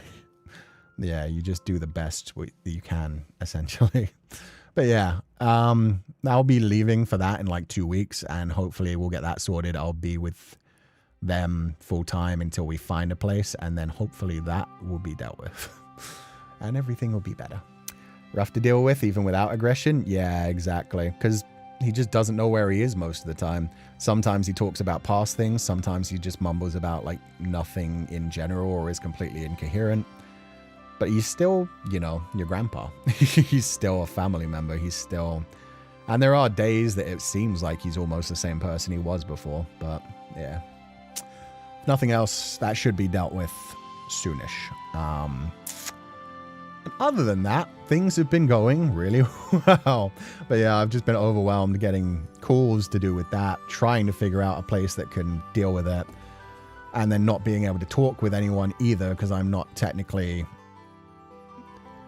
able to do that, because it's hard to prove that you're a family member when you're calling from an international line as well. So being able to actually visit the places properly and talk to people and make sure that they're doing what they say they're doing on the websites and things is important. So yeah, that'll be dealt with, and then I'll be back, and then we'll be able to actually move forward. But it's been a rough few months. But yeah, that will be good. We'll be moving forward. Sorry. But yeah, so my mental health's been kind of messed up. It's been in a spiral, and that's why I've just been doing certain things to take care of myself. Like I've been mitigating my time online. I've been mitigating my time on social media, but because of that, I haven't been having a lot of time to spend with Pupals, and I haven't been able to like properly deal with like all the different fan content that's been going on. Like I get time occasionally to like and retweet things, but that's about it. And it's been making me feel kind of sad on that side as well. One of the things that I've been doing that's been helping me like move forward is just like planning for having the puppy in the future. So that's why, like, even though it's still 3 months away until I get the puppy, like I've been having the little times where it's like, I just need to get the fuck out of my house and I need to get the fuck out of my head. And so I'll just like go to a pet store and like plan ahead and start getting like collars and harnesses and puppy toys and stuff like that. But yeah, once this is dealt with, once I do go on my holiday, once I do like get all of those other things put together, there's going to be so much more off of my mind. And so I'm going to look forward to being back and getting everything properly together. So yeah, it will be good. It will be good. It's just, it's been a rough time, and I'm sorry if it feels like I've just been disappearing bit by bit, because I have. But yeah, it's sometimes you have to take care of yourself and you have to deal with like offline issues. Dealing with that is a lot, Sensei. Glad you've been able to take some time to feel better. Yeah, and I've been able, like, I do have a good support network in my life, which is one thing that I will say. So when I've needed time away, when I've needed time to disappear, I've been able to deal, like, hang out with the people that I care about most offline, which has been good. It's just, yeah, that's why we've been kind of all over the place in everything. And like, yeah, I haven't been fully committing to things recently, but it should get better in the future. And then they'll have, yeah, my grandpap will have the care that he needs and life will move on, and hopefully things will go good. Thank you for telling us, but please don't apologize. We understand. Yeah, I think that's why I wanted to talk about it, because normally I try to keep that kind of stuff off of streams at least. And the other day where it leaked through, it was very much just like, this is something that should not be stressful, but right now my brain is just exploding kind of thing. It's like, that is completely human. And everybody needs to understand that, like, you don't know what somebody is going through in their life unless they actually talk to you about it. And a lot of the time it's better to, like, you know, not talk about it. Like, streaming for me a lot of the time is just an escape from reality. It is a time we get to play video games or lean into silly, fun shenanigans and stuff. And just everyone in real life, like, I know so many of the Pupals are dealing with so many things. I know so many people, like, in your own life will be dealing with things. And yeah, so just try to be kind to people. And shit, the world itself is crazy right now. But yeah, so if you're going through seasonal depression, or if you're dealing with your own things in your life, just always know you don't have to be dealing with it alone. You should be able to talk to the people that are close to you in your life, and you don't have to talk to random people about it. You don't have to announce it to people. You don't have to tell people what you're dealing with, but just know you should talk to the people that you care about with it. You should talk to the people that you love about it. And if it does help you to talk to people, please do. It will, like, if you share those burdens with people, it will make it easier. And just know things will get better in time. Because I know things will get better. And even though I know things will get better, it still doesn't stop you from spiraling in those moments and having to do things and just remove yourself from situations and do whatever you have to in the moment to take care of yourself. So yeah. You will get through whatever you're going through. I know I'm going to get through whatever I'm going through, and I'm just sorry that it leaked through in a lot of things recently, in a lot of the ways that I've just been dealing with things by disappearing for the most part. Hope you're able to have some me time to de-stress whenever you can. Yeah, no, I will. Like I said, like a lot of that time is going to be visiting things and making sure that everything's going good over there. But at the same time, I'm going to have a bunch of extra time. And once everything's done, like, that's why I said I'm not exactly sure when I'm coming back to streaming, because I'm going to make sure that everything is, like, all my ducks are in a row before I come home. Well, not before I come home, before I go back to streaming. Also, fun fact. This is just a fun fact I want to tell people, because this has been a fun thing that I've been stressing with. Did you know that the Irish, well, not the Irish government, the British government used to change the names of people when they were born in Ireland? So you would have like an Irish written name and they would change it into an English pronounced name. Because that's something fun I found out. I mean, I already knew about this, but it's become like a big issue when I've been trying to prove that I'm like a family member continuously, and like the birth certificate of my father has a different name from like every other proof of their existence where they use the Irish spelling, but the birth certificates were written in like the British way. So that's been a fun bunch of hoops that I've had to deal with, where it's like, I swear to God, he's my father. It's just he used his Irish name ever since, like, you know, they finally pushed the British. It's like, swear to God, same person. Let me find, like, that's been fun going through like letters from 12 years ago, trying to find proof of existence of somebody who's been dead for 12 years. That sounds messy. Yeah. That's just another one of the reasons when people are like, white men don't know about colonialism. And I'm sitting there like, I just had to prove that the British government changed my dad's name when he was born. I make fan works because I genuinely want to create something, so please don't feel sorry at all. The fact that you're willing to support our creations is already really touching. Oh, I'm glad. I like to be able to actually comment on them properly, though, and properly interact with the fans. I'm glad that we're going to be able to go through the 6-month magazine this week as well, and it was full of so much beautiful fan art and everything, but I just keep, like, I go on Twitter, I will, like and retweet a couple of things, and then I'll just, like, my brain just switches off. It burns out. Hopefully you'll be just fine. We'll be there waiting for your return safely. I'll be fine no matter what. Like, you got through everything that got you to this point. We just make it one more day. You got through this, you can get through the next thing. May I ask, what is the common Irish name? There are a bunch of common Irish names. I won't give you, like, my family's names. But if you want, like, a common, like, Irish name, Siobhan, spelt like S-I-O-B-H-A-N. They would like turn that name into like Siobhan, spelt like C-H-E-V-O-N-N-E. Stuff like that. They would just like, they anglicized the Irish names. They took the Celtic Irish names and they would have them so that they were pronounced the same but written a different way. And I think they used to do that when people went to America as well, like on Ellis Island. Close. Oh, let me type it out. Like with Sean to Sean to Sean. Yeah, exactly. Or sometimes to like, they would even change that fully to a different name. They'd change it to John. They'd change Sean to John.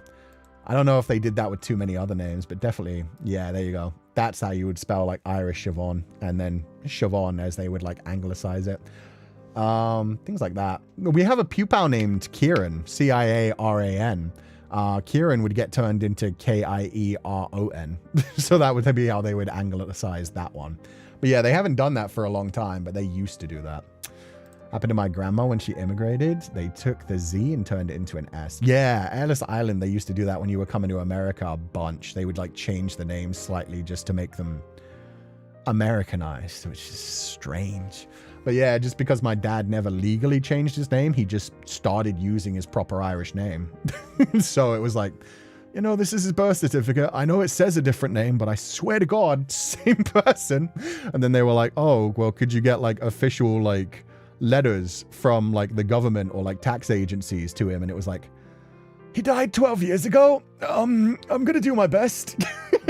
We'll do our best. I have a Chinese friend here that had her father's name completely changed because the person who processed their papers couldn't pronounce it. Ooh, that's rough. So yeah, they just completely changed the name. That's wild. Kieran to Kieran sounds kind of cool. I only know one person named Kieran. Yeah, in America and in England, there tend to be a lot of people that use the Kieran spelt with a K, but C-I-A-R-A-N is an old Irish name, and I know we have a Pupal. It's a shame they're not here right now. But we have Leela Kieran, who like uses the old Irish spelling of Kieran. Father from the grave, please. The headache now. I know, right?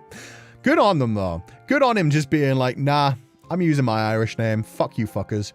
Managed to get away with it the whole time he was alive. Which begs so many more questions. I imagine there are like some agencies that are completely used to it because of the time. And then some people are just like, but it's not the same name. And it's like, but it don't matter. It's common that Lena got changed into Helena in Germany, or Alexander into Sasha. Alexander into Sasha is such a wild one. That's not even like close. Damn. Good to know. It's always fun trying to figure out what some of my Chinese friends' last names are supposed to be versus how they were anglicized. That's so true. Especially, yeah, if they like came over like 3 or 4 generations ago, then yeah, they got changed pretty wildly at that time. Then it just depends on how much they like stayed attached to their culture, rather they like whether they properly like kept the original writing, or if they were just like, okay, no, we'll just adapt to the new version. Someone said Saoirse. Yeah, Saoirse is a beautiful name too. I'm not sure what that would change to if you wanted to like write it in anglicized version. I mean, I suppose technically Cersei is like a Western pronunciation, but that sounds almost more Greek. They asked Sensei, your grandfather is on your dad's side. Totally fine if you don't want to mention it. Would rather not mention it. Would rather not mention it, but I have to go to where they are to deal with it. Didn't that happen to John, Josh, Sean, Joanne? I met a really sweet guy who was trying to get to his family roots because legally in Ireland, his mother's last name wasn't valid anymore. Yeah, exactly. Some of them you just have to be able to prove it in different ways just because the British government didn't let you put certain names on your like your birth certificates. They just changed them. And everybody would go by their Irish names, but then yeah, on their birth certificates they would have like the British versions of their names. So technically she and the rest of her family didn't exist anymore, and that's where it gets annoying. When you have to prove like, yeah, no, these people are the same person, I swear. Hope your grandparent is getting better and that everything in your life will finally be getting to the right place soon. All Pupals will be cheering for you. I mean, he's never going to get better. That's unfortunately. I mean, that's why I've been keeping eyes on the things where they are finding ways of like treating dementia in different ways, but it's nothing that's going to be like on the market within like a decade or so. So it is just going to be, I mean, they're already at the point where most of the time they are just like semi-conscious anyway. But yeah, it's not going to be a get better kind of thing. It's just going to be more like be taken care of better kind of thing, which is enough as long as they're taken care of and not just left to wander. That's what matters. But yeah, there is like one good thing. If you're like worried about like dementia within our lifetime kind of thing, they are finding new ways where they're like looking into it and finding like they're treating it now as like a form of like inflammation of the brain kind of thing, and finding ways of like seeing it and catching it earlier and helping people with it. And they're thinking that they just had like a new trial with mice where they were able to actually reverse it, but it's just in mice kind of thing. So it's not one of those things where it's like, oh, they're going to have a cure to dementia within a couple of years. It's very much a thing where like in 20, 30 years, maybe we'll have some sort of treatment with the research that's going into it right now. Or maybe it will lead to something that doesn't work in like complicated human brains or in general. But yeah, they're always doing research. This reminds me of my grandma's sister telling us our surname is spelt differently before, but was changed to get away from the Spaniards during their invasion years. That can happen as well. I mean, yeah, back when rules were a little bit more lax, you could just like decide to change your name and just tell people, and then it became official. So a lot of people would just like change their names when they left an area. But yeah, to get away from the Spaniards, I do not know enough about like the conquistadors and stuff. So I don't know if they were changing it to hide where they came from so they weren't persecuted, or if it was a case of like changing it to blend in with the Spanish. Please do let me know. I'd be interested. My Pupal persona is named Sirona. I wonder how you pronounce it. I said Sirona, but tell me if that's wrong. In Russia, Sasha is just like the default form of Alexander, like Dick is for Richard. Fair enough. That is the perfect analogy, because Dick from Richard doesn't make sense either. I mean, we just all know like Dick is short for Richard. At the same time, if you don't know that, you're like, why does Richard become Dick? Can playing Mahjong help it, or did I remember wrong? Not really. I mean, you can, in general, like keeping your mind sharp, doing like brain puzzles can like help slow down the progression kind of thing. You're supposed to, as you get older, a lot of people just stop doing things that actually challenge their mind. They stop learning new things, and that will slowly like help with mental decline. But in general, like once you get to a certain level, like when it's actually dementia, like, yeah, it's not a thing where it's like, oh, you can do a bunch of exercises and bring it back. It's more you do what you can just to have more decent days kind of thing. The absolute reach of name association. Yeah. It's important to keep busy after retirement. Exactly. Too many people just like switch off after retirement, and really that should be the time. If your body is physically fit enough, you get to explore and do new things. Especially like there are certain universities that put like all their courses up online. So it would be a time you could finally like learn certain things. And there are certain places that let like retired people come and do university courses for free as well, which would be really cool. But at the same time, maybe you just do want to relax. Maybe you just want to just like chill and start, at least do something physical, do something mental. So, you know, find hobbies is all that really matters. It's just, yeah, a lot of old people, they get to the point where a lot of their friends have passed away. They've lost their loved ones. They're alone and they just sit in front of a TV day after day. And then, yeah, it's just slow decline. That's how it was in Canada. If you go by a name long enough, it becomes a legal alias without the paperwork. Oh, that's sick. That's how it should be. I should be able to make Feileacan my official, like, family name. Dementia sounds scary. I don't want to get old. Getting old in general is terrifying, but all we can do is live a good life now. Challenging your brain is always a good idea, and my God, the brain rot can't be good for us. The fact that we've seen how much brain rot slows down our mental facilities while we're young. Like, I can't even imagine what people raised on brain rot are going to be like when they start hitting their 70s. But hopefully we'll realize how dangerous it is and come back from it. My mom uses solitaire to work her mind. Yeah, that's a good way. Doing like math problems is a really good one for like stretching your brain. I have no clue how you get dick from Richard. And no, you don't ask nicely. Get your mind out of the gutter. You know, you just got to work on him a little bit. You just got to flirt a little bit. You gotta find your way in there.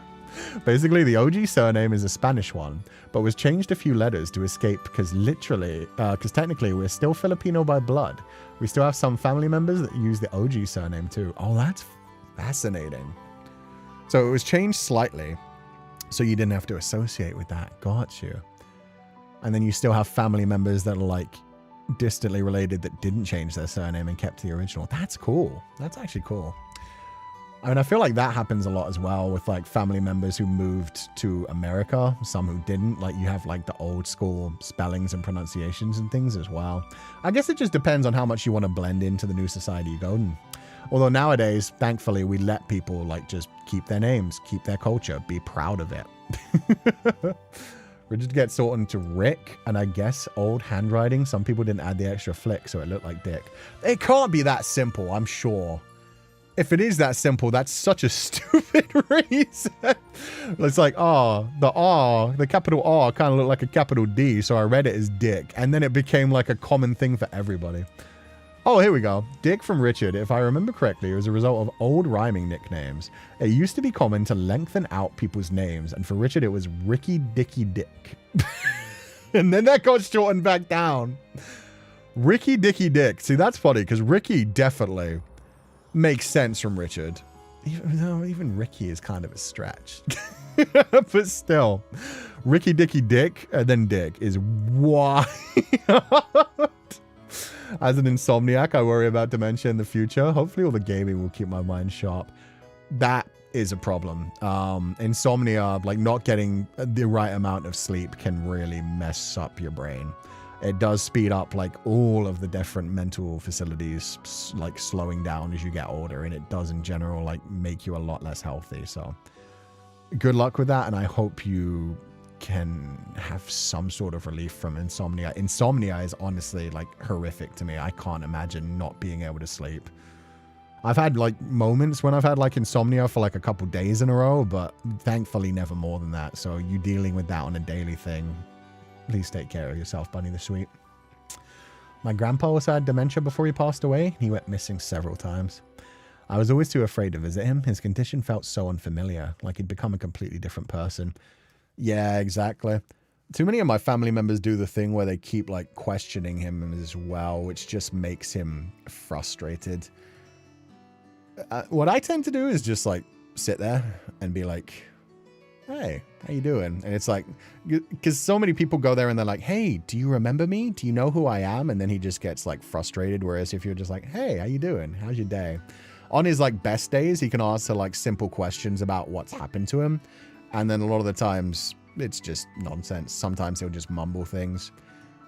I'm not sure if he's like lost in memories or just talking about something else, but yeah, it's not really your family member anymore at that point once they're past a certain point, but you still want to take care of them, yeah. It's not good for them, you just got to follow along. Yeah, exactly. It's the more amazing yet unfortunate name of all time. The dick one? Yeah. Lived my whole life with these first names, like no one was ever getting the spelling for at least one of them all the time. Yeah, sometimes it's good to be able to tell teachers how to spell your name, though. And then sometimes you get made fun of it for it. Okay, let's go through the magazine. Where am I? CSP2. There we go. We'll come back eventually to do the scrapbooking. But for now... where did I have the magazine? There it is. So for some reason, it's like, it moves very slowly. And I don't know why, because my computer's running fine. I've tried to open this twice. I think my computer just does not like it. But it is what it is. Ice-Tier, 6-month anniversary zine. By the way, what does Ice-Tier mean? I was actually kind of curious about this because it sounds beautiful. It sounds like it's like Latin or something. At the same time, it also sounds like it could be pronounced as like Aishiteru, like I love you. Such a beautiful zine. It is. It means journey. Oh, okay. Is it from Latin or is it from a different language? Oh, it means journey in Irish. Oh my God. Ice-Tier? Ice-Tier. I've not heard that one before. Thank you. So yeah, this is the 6th month anniversary zine. A lot of Pupals came together to make this. This like initial art is by Zerine, who has done so many beautiful different like project artworks for us in the future. It's so gorgeous. And they invited me to do an interview. So the first one is an interview with beautiful artwork by Lemaire for like the interview thing. Lemaire always has like such dramatic looking versions of me and Feli. The faces always look so beautiful. Thank you guys for letting me know it means journey. I was busy this afternoon researching Feli's physiological structure and writing a paper on pupal egg structure. So I overslept during class. Number 1, thank you for donating to the allowance, Kushami. And number 2, funnily enough, we actually mentioned your Twitter posts recently. At the beginning of the stream, I had mentioned that I had seen you like examining how that works and talking about like, oh, this is why Feli has more booty. It's because he's been giving birth. It's funny that you weren't there for that, but I'm glad your research is going in a fun direction. I'm glad you're having fun with it. Thank you for donating the allowance and good luck. At some point, you're going to be the only doctorate of pupal physiology, I guess. Kushami's science fair project is going great. Yeah, it is. Okay, so I was invited to do this one, which was really cute. They were just like, hey, can we do an interview with you and Feli? And I was like, I don't know if Feli will do an interview, but he consented to a couple of the responses. A few months ago, we asked our fellow pupils if there were any questions that they would like to ask either Cú-Sensei or the Grim Reaper Feileacan. We've gathered so many and we're grateful to everyone that shared their questions. And today we are pleased to announce that we had an honor and pleasure to conduct an interview with these, looking at notes, bulk of questions to the man himself, our humble and warm Cú-Sensei, and of course along with our seemingly serious Grim Reaper Feileacan. First, let's greet our Sensei and Feli together. Good morning, Sensei. Good morning, everybody. Feli consented. Yeah, I happened to give him enough pie that he would answer a few questions. You'll see how he answered them. He did his best. He did his best. Why? Oh, God, that's an intense first question for Feileacan, to be fair. Why did you leave your kids at Cashlan? Are they adopted? Feileacan's response. I have no children. Damn, Feli. Number 2, do you like pupils? I like it when they're quiet. To be fair, good answer. That's the answer of a true father right there. Number 3, what's your favorite things about humans? The expiration date. See, that one was actually hilarious. I'm impressed by that one. That sounds like a joke. I know it's not a joke, but it's a perfect joke. What flower would you associate Cú with? Dried petals. Damn. Making me sound like old and withered and shit. That's just mean. How dare. Also, beautiful artwork down here by Moon Pearl as well. Sorry, I have a tablet in the way of everything. All my buttons. Moon Pearl did such a beautiful piece of artwork down here of like Feileacan lounge mode. Fei, what the fuck, man? I know, right? The expiration date? That's such a good way to put it, man. 4B. Cú was surprised and looked at Feli, so he had to ask, why dried petals? They can serve a purpose when utilized correctly. Otherwise, they're trash. What the fuck, dude? I don't even remember these questions. That hurt me a second time. What the fuck? Oh, okay. Do you have a favorite book? If yes, what is it? No. See, he hasn't been PR trained. That's when you say, my favorite book happens to be Metamorphosis Lost by Féileacán and Cú. Available anytime at metamorphosislost.blogspot.com. That's how you do it, Feli. How dare. Since he's taken emotional damage reading his own interview. I know, right? What the fuck? What is his problem? What is his problem? 6. Do you have a specific reason why you like banana the most? Do you also like the chemical fake banana flavor? I don't. He's fucking lying. Especially considering he straight up like did this interview for a freaking banana cream pie. Oh, they even have like titles for these. Féileacán and Cú being interviewed while looking stunning in suits. Féileacán in his Under Armour with a hair bun and glasses looking relaxed. Both beautiful. Love how honest he is. Don't ever change, Feli. He could change a little bit. He could be a little warmer. He's playing with catses. Wait, that's so cute. And a Pupal. Aw, yeah. Yukako did such a good job on that one. He's so big and buff. Oh, and the little chibi with the little Pupal holding the microphone. Yui and Yukiko, that's such cute artwork. Féileacan's face, even in chibi form, looks so pissed. He lies as easily as he breathes. Damn straight. Oh, he's just so cute. 7. Is the phrase you say to lost souls some kind of incantation? They are words that must be said in whatever language I absorb. They have no purpose beyond that. See, that's interesting. I would like to know more about that, but he hasn't told me anything about that either. 8. It looks like your hair never gets tangled. Would you consider modeling for a shampoo commercial? No. That's bullshit. I'm pretty sure I could make him. He's gotten into some interesting outfits for the sake of like merchandise things. I'm pretty sure I could make him do a shampoo commercial. Or a makeup commercial. We have pretty good lips too. We're some of the few VTubers that have lips. I could do like Maybelline. Maybe it's worth it. Number 9. Feli, what's it like living in Cú's body? Do you feel absolutely everything that he feels every moment of the day, or are you only summoned when a dust butterfly is present? I am conscious of all things he is. Oh, we know that. We've explored that in a few different fanfiction scenarios. Lashes and eyeshadow? Oh, hell yeah. I don't know enough makeup. I'm pretty sure Maybelline do those too, right? Please do L'Oreal. He has the perfect hair for L'Oreal, to be fair. Very pretty lips and eyes and hair. Very pretty indeed. Thank you. Rock Mama cooked. 10. Is there anything you pray for besides Cú learning to appreciate silence? Even though you once said that was the only thing. Since you guys have a long journey ahead and will spend much more time together, some can't help but wonder if the list of things you wish for might slowly grow over time. No. I love how he answered the entire thing with just no. He didn't even like answer the different side points. It was just like, no. Nothing else I pray for. Nothing else I will pray for. No. 11. What drives your dedication to your work helping souls cross over? It's been mentioned that you focus a lot more on certain aspects other than others. Why is that? He calls. I answer. It is that simple. Fair enough.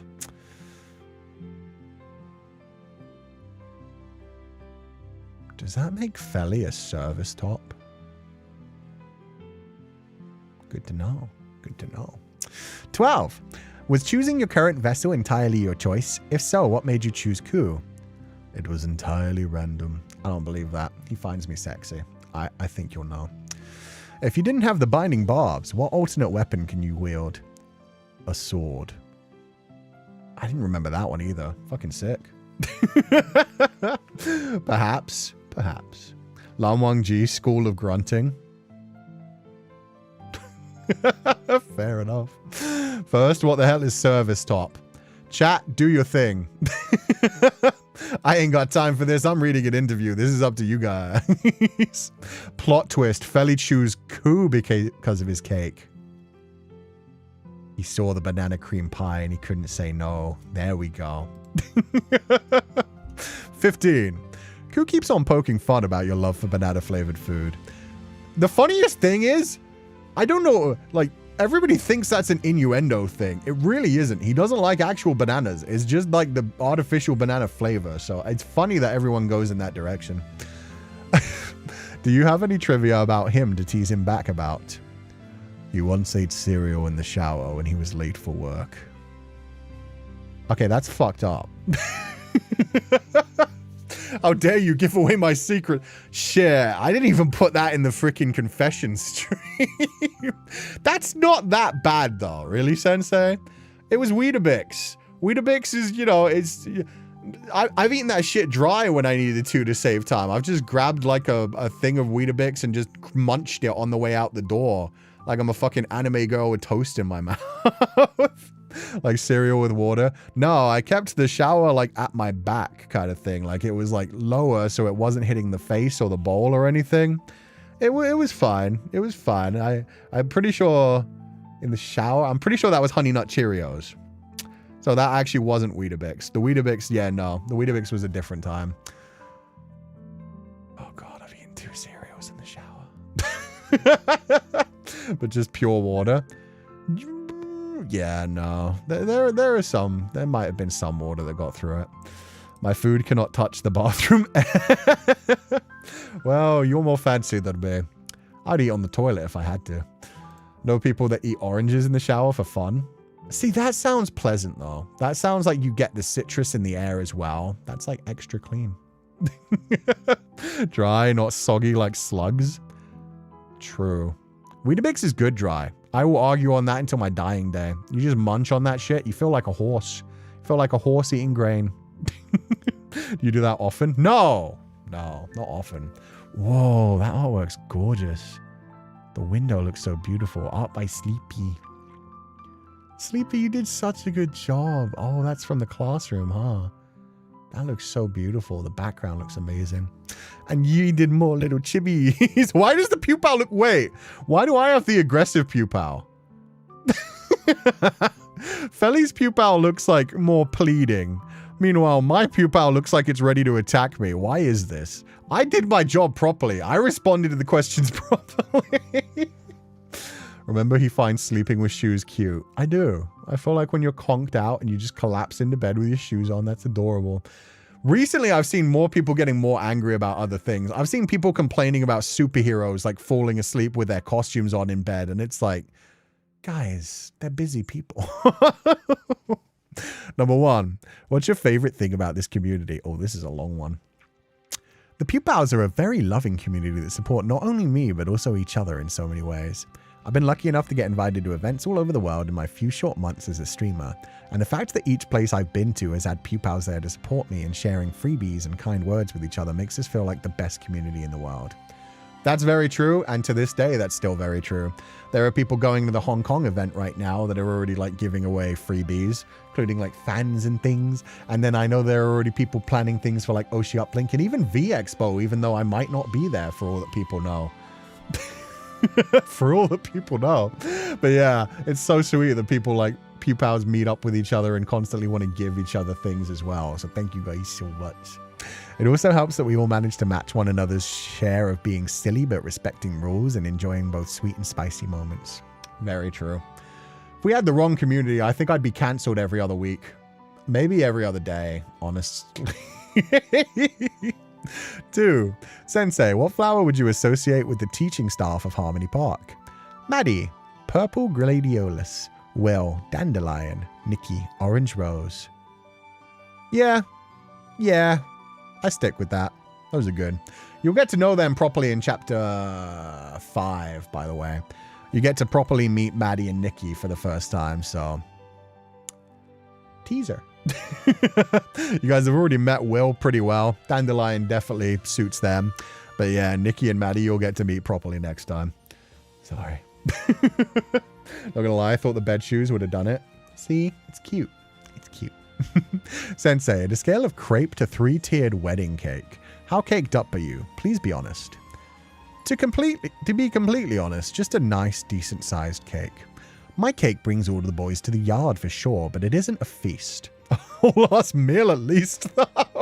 It is fucking funny reading these months onward and just not knowing what I'm going to say. I feel like if I was asked that question right now, I'd be like, it's a pancake, but not like a flat pancake, not like a crepe. I'm talking one of those like Japanese style, super puffed pancakes, the kind that gives you enough cushion where you can just like grab it with your whole damn hand and give it a nice squeeze, give it a nice little snap and it's nice and firm, like, I want that thing to push back every time you push against it. That's what I want to hear. It's a shot and a half answer. I do my best. Japanese cheesecake. Japanese cheesecake would be a good one as well. Altus? Where is Altus? Oh my god, I've come to the yard. What's up, Altus? I hope you're having a lovely day. Did you ever find the name of that like sexy man drama you were looking for? Because I was kind of curious as well. I didn't look at people's replies, but did you ever find the sexy long-haired man one? So I see a couple of like C-dramas that are going on at any one time where the characters make me almost read them. The cake has brought Altus to the yard. Yeah, I hope you're having a good day, brother. Have you seen a Japanese pancake cooked in the rice cooker? There you go. Exactly. That thing is plump AF. Altus always comes in at times like these. He's just biding his moment. It was Pursuit of Jade. Let me Google that. I'm gonna test your male gaze. Pursuit of Jade. I'm pretty sure I've heard of that one too. Oh, he is beautiful. Damn, so is she. She looks adorable. Oh, it's on IG. Nice goal. Yeah, this is one of the ones that I've seen on my website. Damn. Okay, yeah, no, they look very cute. He's gorgeous. He kind of reminds me of the guy from Faraway Wanderers. Crap, what was the drama adaptation of Faraway Wanderers? But he looks like the white-haired one from that. Very pretty. Very peach-colored lips. Gorgeous man. I love how when you Google it, you just see shots of the couple. Wait! She gets into armor? Ooh. Wankashing? Yeah, Wankashing. Word of honor. Thank you. But yeah, that is a beautiful man. Okay, you passed the test. My mom really likes that one. I've definitely seen this one. Let me see what else is on there. They always have like C-dramas on the website that I use. They have anything else interesting right now? Nah. Oh, ooh. Love Beyond the Grave looks kind of cool. Veil of Shadows. There's always like a constant stream of Shansha dramas airing nowadays. Anyway, beautiful. Pursuit of Jade is pretty good. Glad to hear. It breaks and leaves the bottom a flat piece. Well, we don't need to worry about the bottom. All we care about is the big fluffy top bit. Armor Ku is down. Armor can be good on just about anyone. But you see what looks like a cute defenseless person put on armor and then suddenly they look like a warrior. Ah, oh, that's the shit right there. You see a cute little like lithe person and then they put on armor and then they go to war and they tie up their hair and get splattered in blood. 10 out of 10. 11 out of 10. 11 out of 10.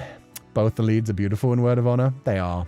Wankashing is on another level though. Let's be fair. Okay. 4. How do you deal with all the pupals? Since we can be a handful most of the time. Not as much of a handful as... No. Okay. We've moved on from that joke. Boil them, mash them, stick them in a stew. If that doesn't work, then there's duct tape and walls. Shit, I was on fire when I responded to these. The pupils are pretty good at handling themselves, and the most I usually have to do is pull out the whip and give one or two a quick slap. Yeah, that's why we have that emote, just in case.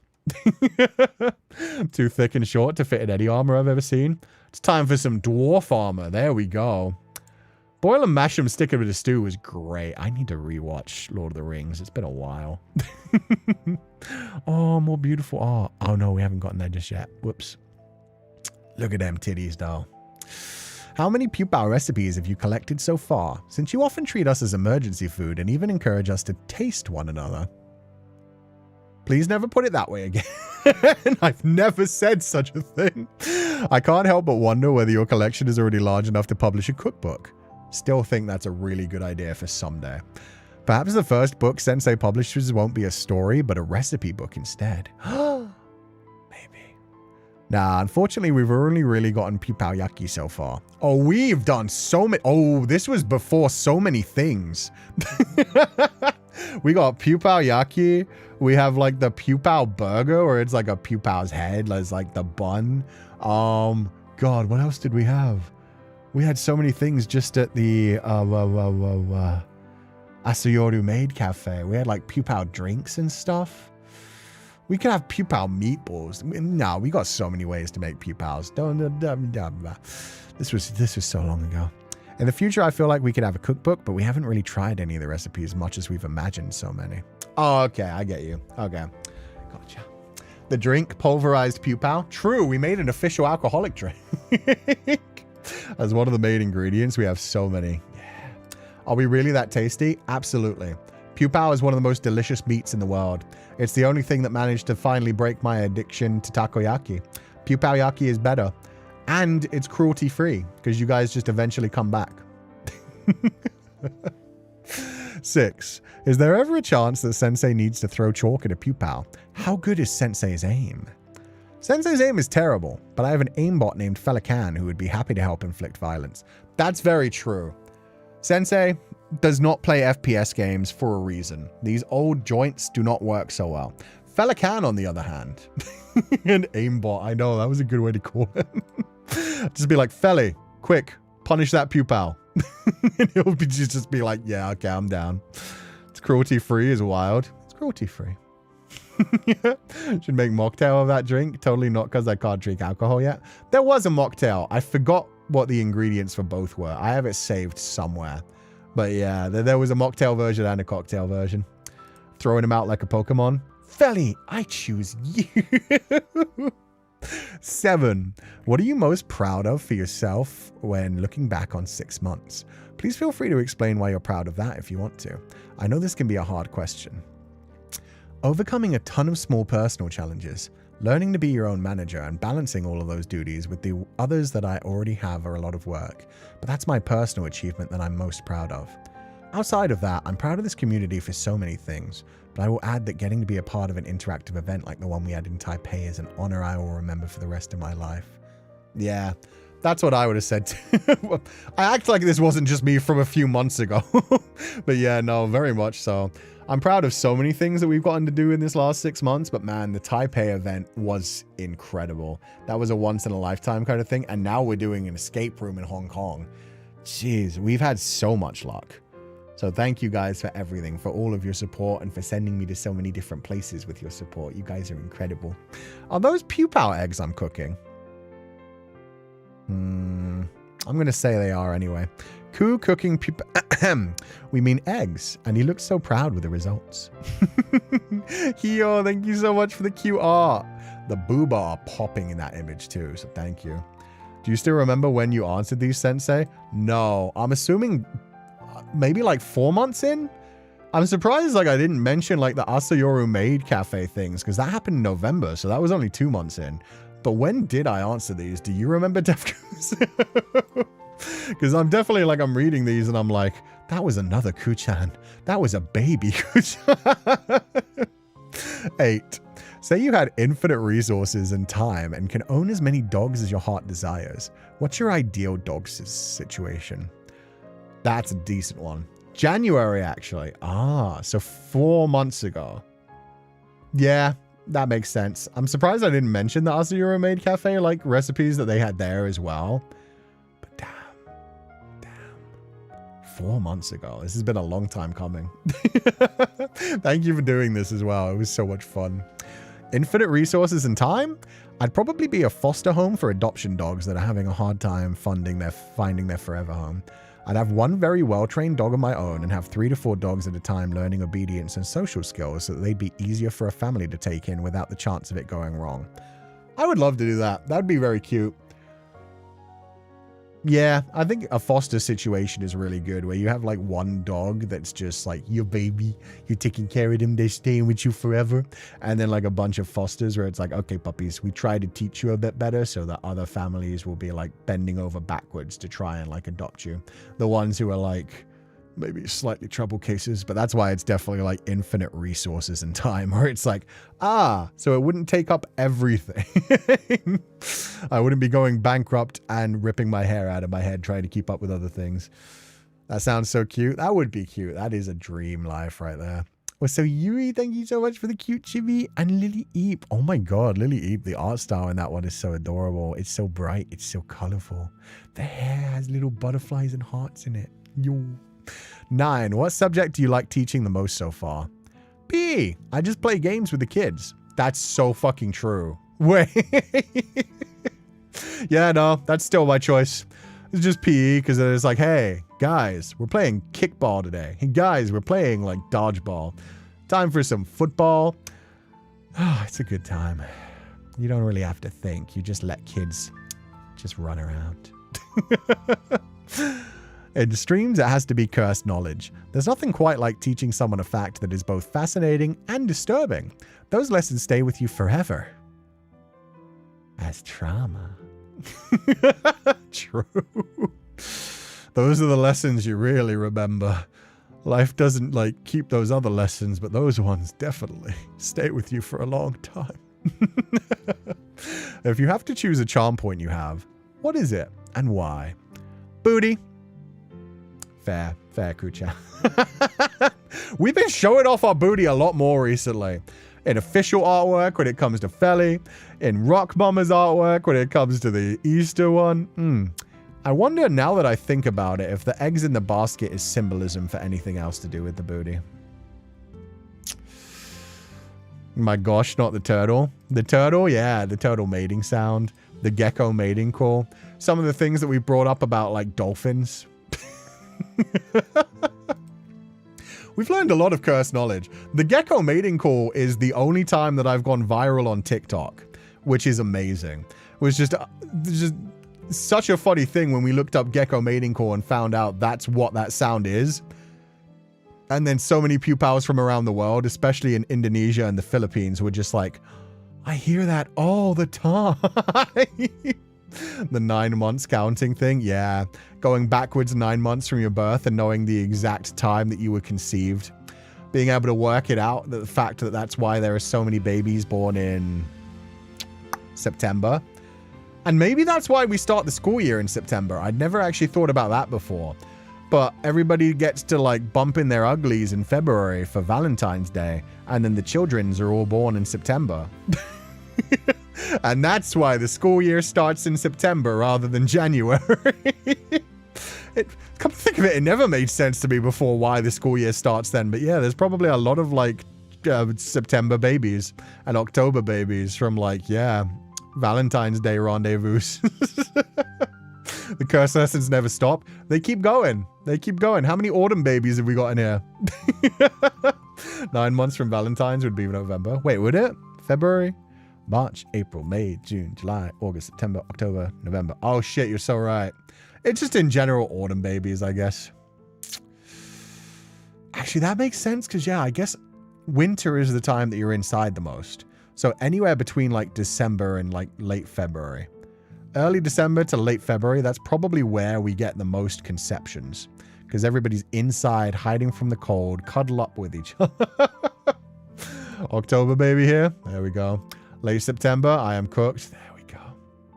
And yeah, November 7th, my birthday. Might have been a Valentine's Day, baby. Might have been a Valentine's Day, baby.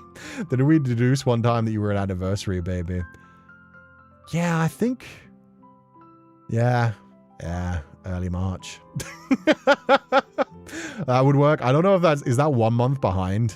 I don't know. I think we did work out that one time. The gecko clip appeared on my TikTok For You page when I was walking home with my coworkers. They laughed along with your laugh. They said your reactions were funny. That killed me. The amount of people that just realized, wait, that's the sound. And then we had the one Pupal who was like, oh my God, one time I made that sound back at the lizard. And then it made the sound back at me while making eye contact. It was such a brilliant moment of like, oh, so you were flirting with a gecko. Oh, the idea of being conceived on Valentine's is hilarious. You have to remember when it is against your will, because that's the day some fun times happen. Yeah, if anything, I'd say that that's, like, pleasant. I would say that that's pleasant to know, like, hey, at least some interesting, like, work went into my conception. It wasn't just a random one-night thing.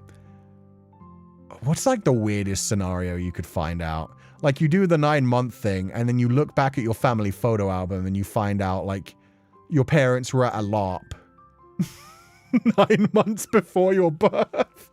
Or like a convention. You just go back into their photo album, and it's like, oh, here's exactly 9 months before I was born. Mom is dressed up like Princess Leia from Star Wars. Oh, no. My mom and dad are freaks. Come to think of it, Halloween. October 31st. So who? October, November, December, January, February, March, April, May, June, July.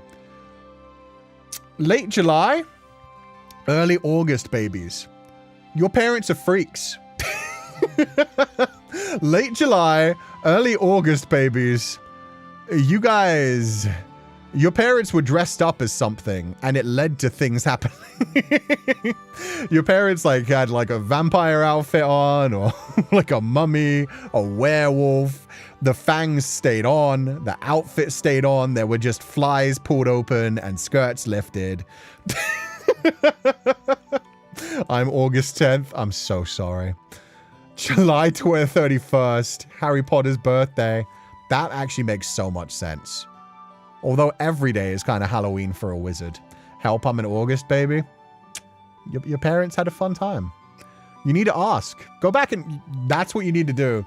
You need to not tell them why you're asking it, but just go back to 9 months before you were born and ask them this Halloween specifically. Do you have any pictures of... Find out who you were actually conceived by. That's so good. You're just going to be like, yeah, turns out I was conceived by fucking Dracula. My dad was Dracula. My mom was Dracula's bride, as it turns. My dad was a werewolf. My mom was a witch. God damn it. Who and how did you conceive? Exactly.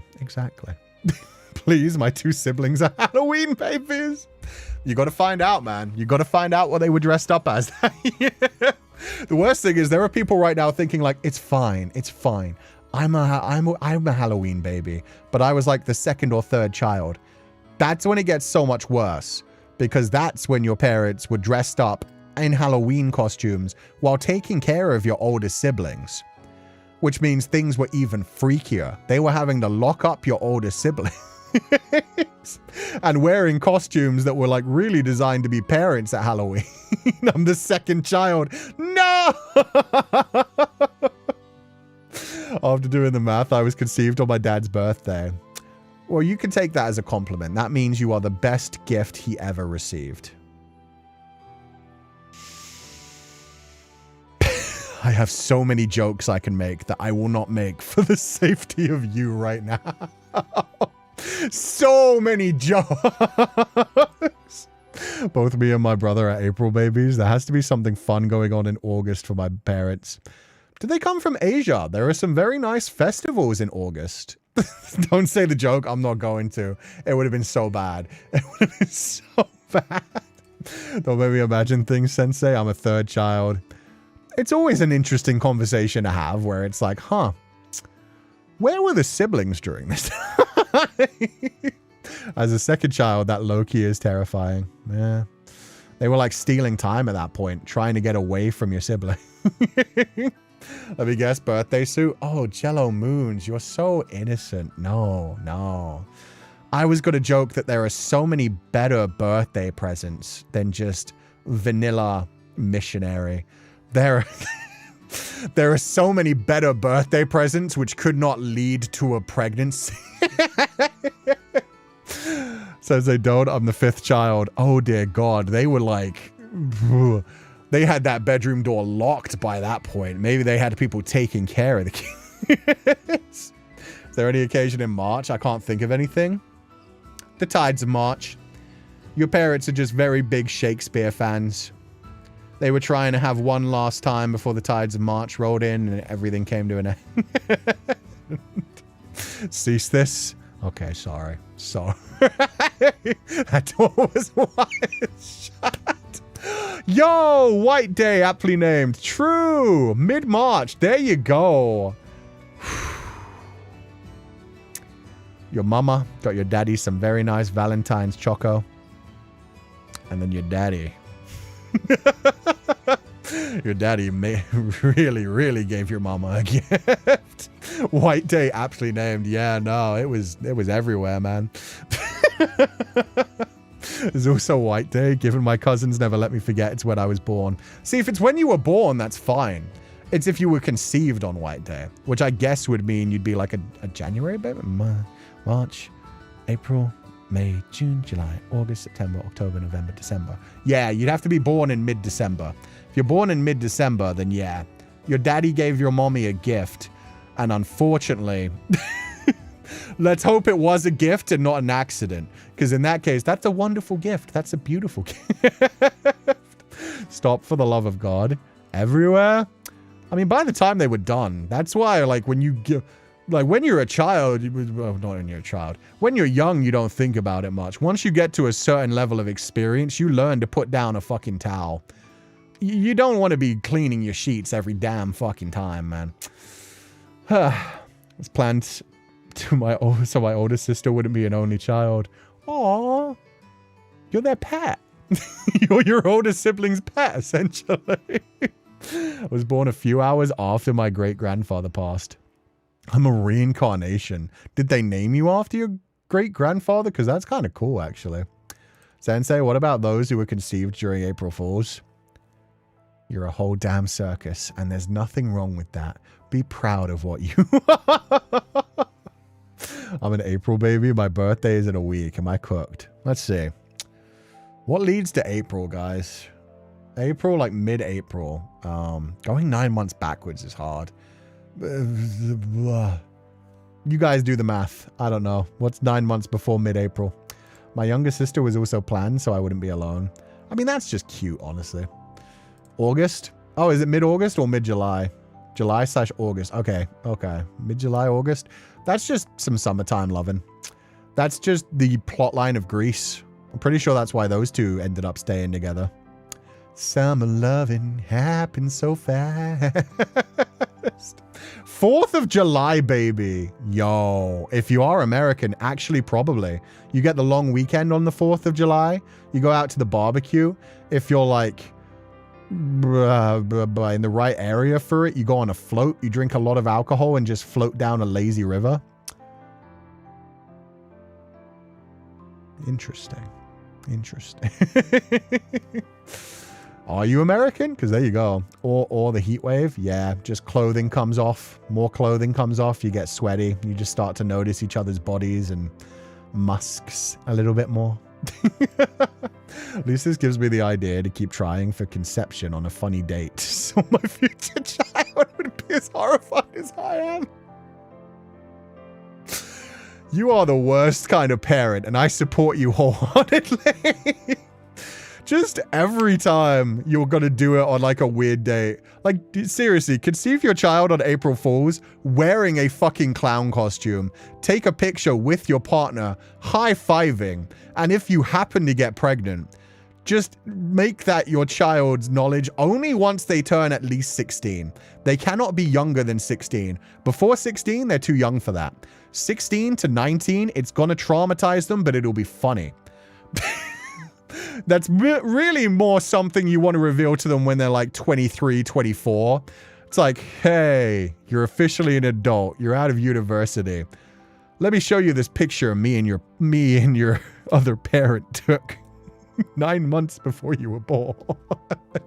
Have you ever wondered how I met your mother?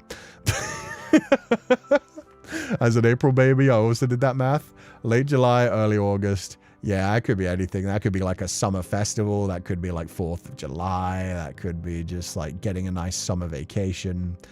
Having a break from work for like a week and you just spend the whole time just smashing. We make this trauma generational. Yeah. When I start trying for a child, I'll do this. You might as well make fun for it. That's the thing. You can just make it like...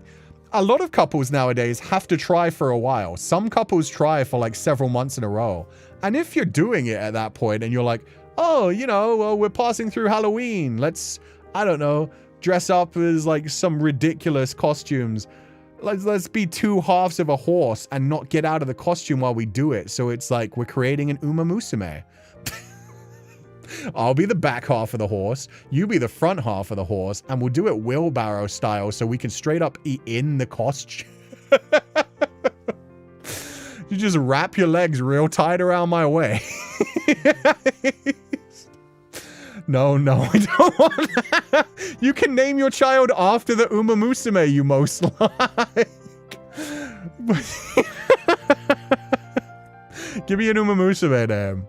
Who's your favorite horse? I don't know. I don't know their real names. There's one who's like really adorable, but you can't actually race her. She's like a white-haired little baby that just is like a side character. I really need to learn how to unprocess information. Happy 6 months anniversary, everybody. McQueen. There you go. McQueen would be perfect because you can tell them they're named after like Steve McQueen or Lightning McQueen if you prefer like more of a Cars and Disney kind of thing. But then you can reveal when they turn like 24 years old. Love you, Mom. Love you too, Harurara. You see, you joke, but there were so many people about 6 years ago that were naming their children Khaleesi from fucking Game of Thrones.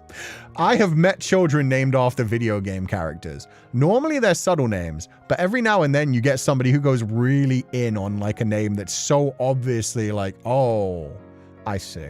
Also Renesmee from Twilight. That's sad, man. What are you hoping for? Are you hoping for like the child to get imprinted on by a werewolf? I know someone named a cat Zelda. Zelda's fine. Zelda's just a normal woman's name. Robin Williams named his daughter Zelda, and it was after The Legend of Zelda, which is great. Google, how do I unkamioshi someone? JK, I'm here for this. Glad to hear it. This is what we do. Thank you for donating the allowance. Didn't a celebrity name their kids Link and Zelda? I do not know anyone who named their son Link, but yeah, no, Robin Williams famously named his daughter Zelda after The Legend of Zelda. And that's why she actually appeared in the trailer for Zelda Breath of the Wild. And they put Robin Williams into Breath of the Wild. There's an NPC wandering around in Breath of the Wild named Robin, who has Robin Williams' face, because he loved that game. It was one of the things that helped him with his depression. Like Zelda Williams grew up playing that game. So she did like a quick little interview when they were releasing Breath of the Wild, talking about how much her dad loved it and how much she grew up with the games and loved the games. So that's very cute. I know someone who named their doggo Link. That makes sense, especially after the werewolf one. Yunalesca. That's fucking wonderful, actually. Is that Final Fantasy? I believe that's Final Fantasy. Where do I know the name Yunalesca? Naming my son Grahatia. That's Final Fantasy 14, isn't it? FF10. Okay. Yeah. I was like, I know that name. It's not Yuna. Who was Yunalesca in FF10? Because Yuna was the main girl, right? But was Yunalesca like, was she an evil sorcerer? I cannot remember. Name your biggest son McQueen, nickname Kachow. No, you just make his first name Kachow. First name, first word. You just, every time you see that child, just be like, Kachow, Kachow, Kachow. The first summoner, I think. Oh, okay. I vaguely remember that. I haven't played FF10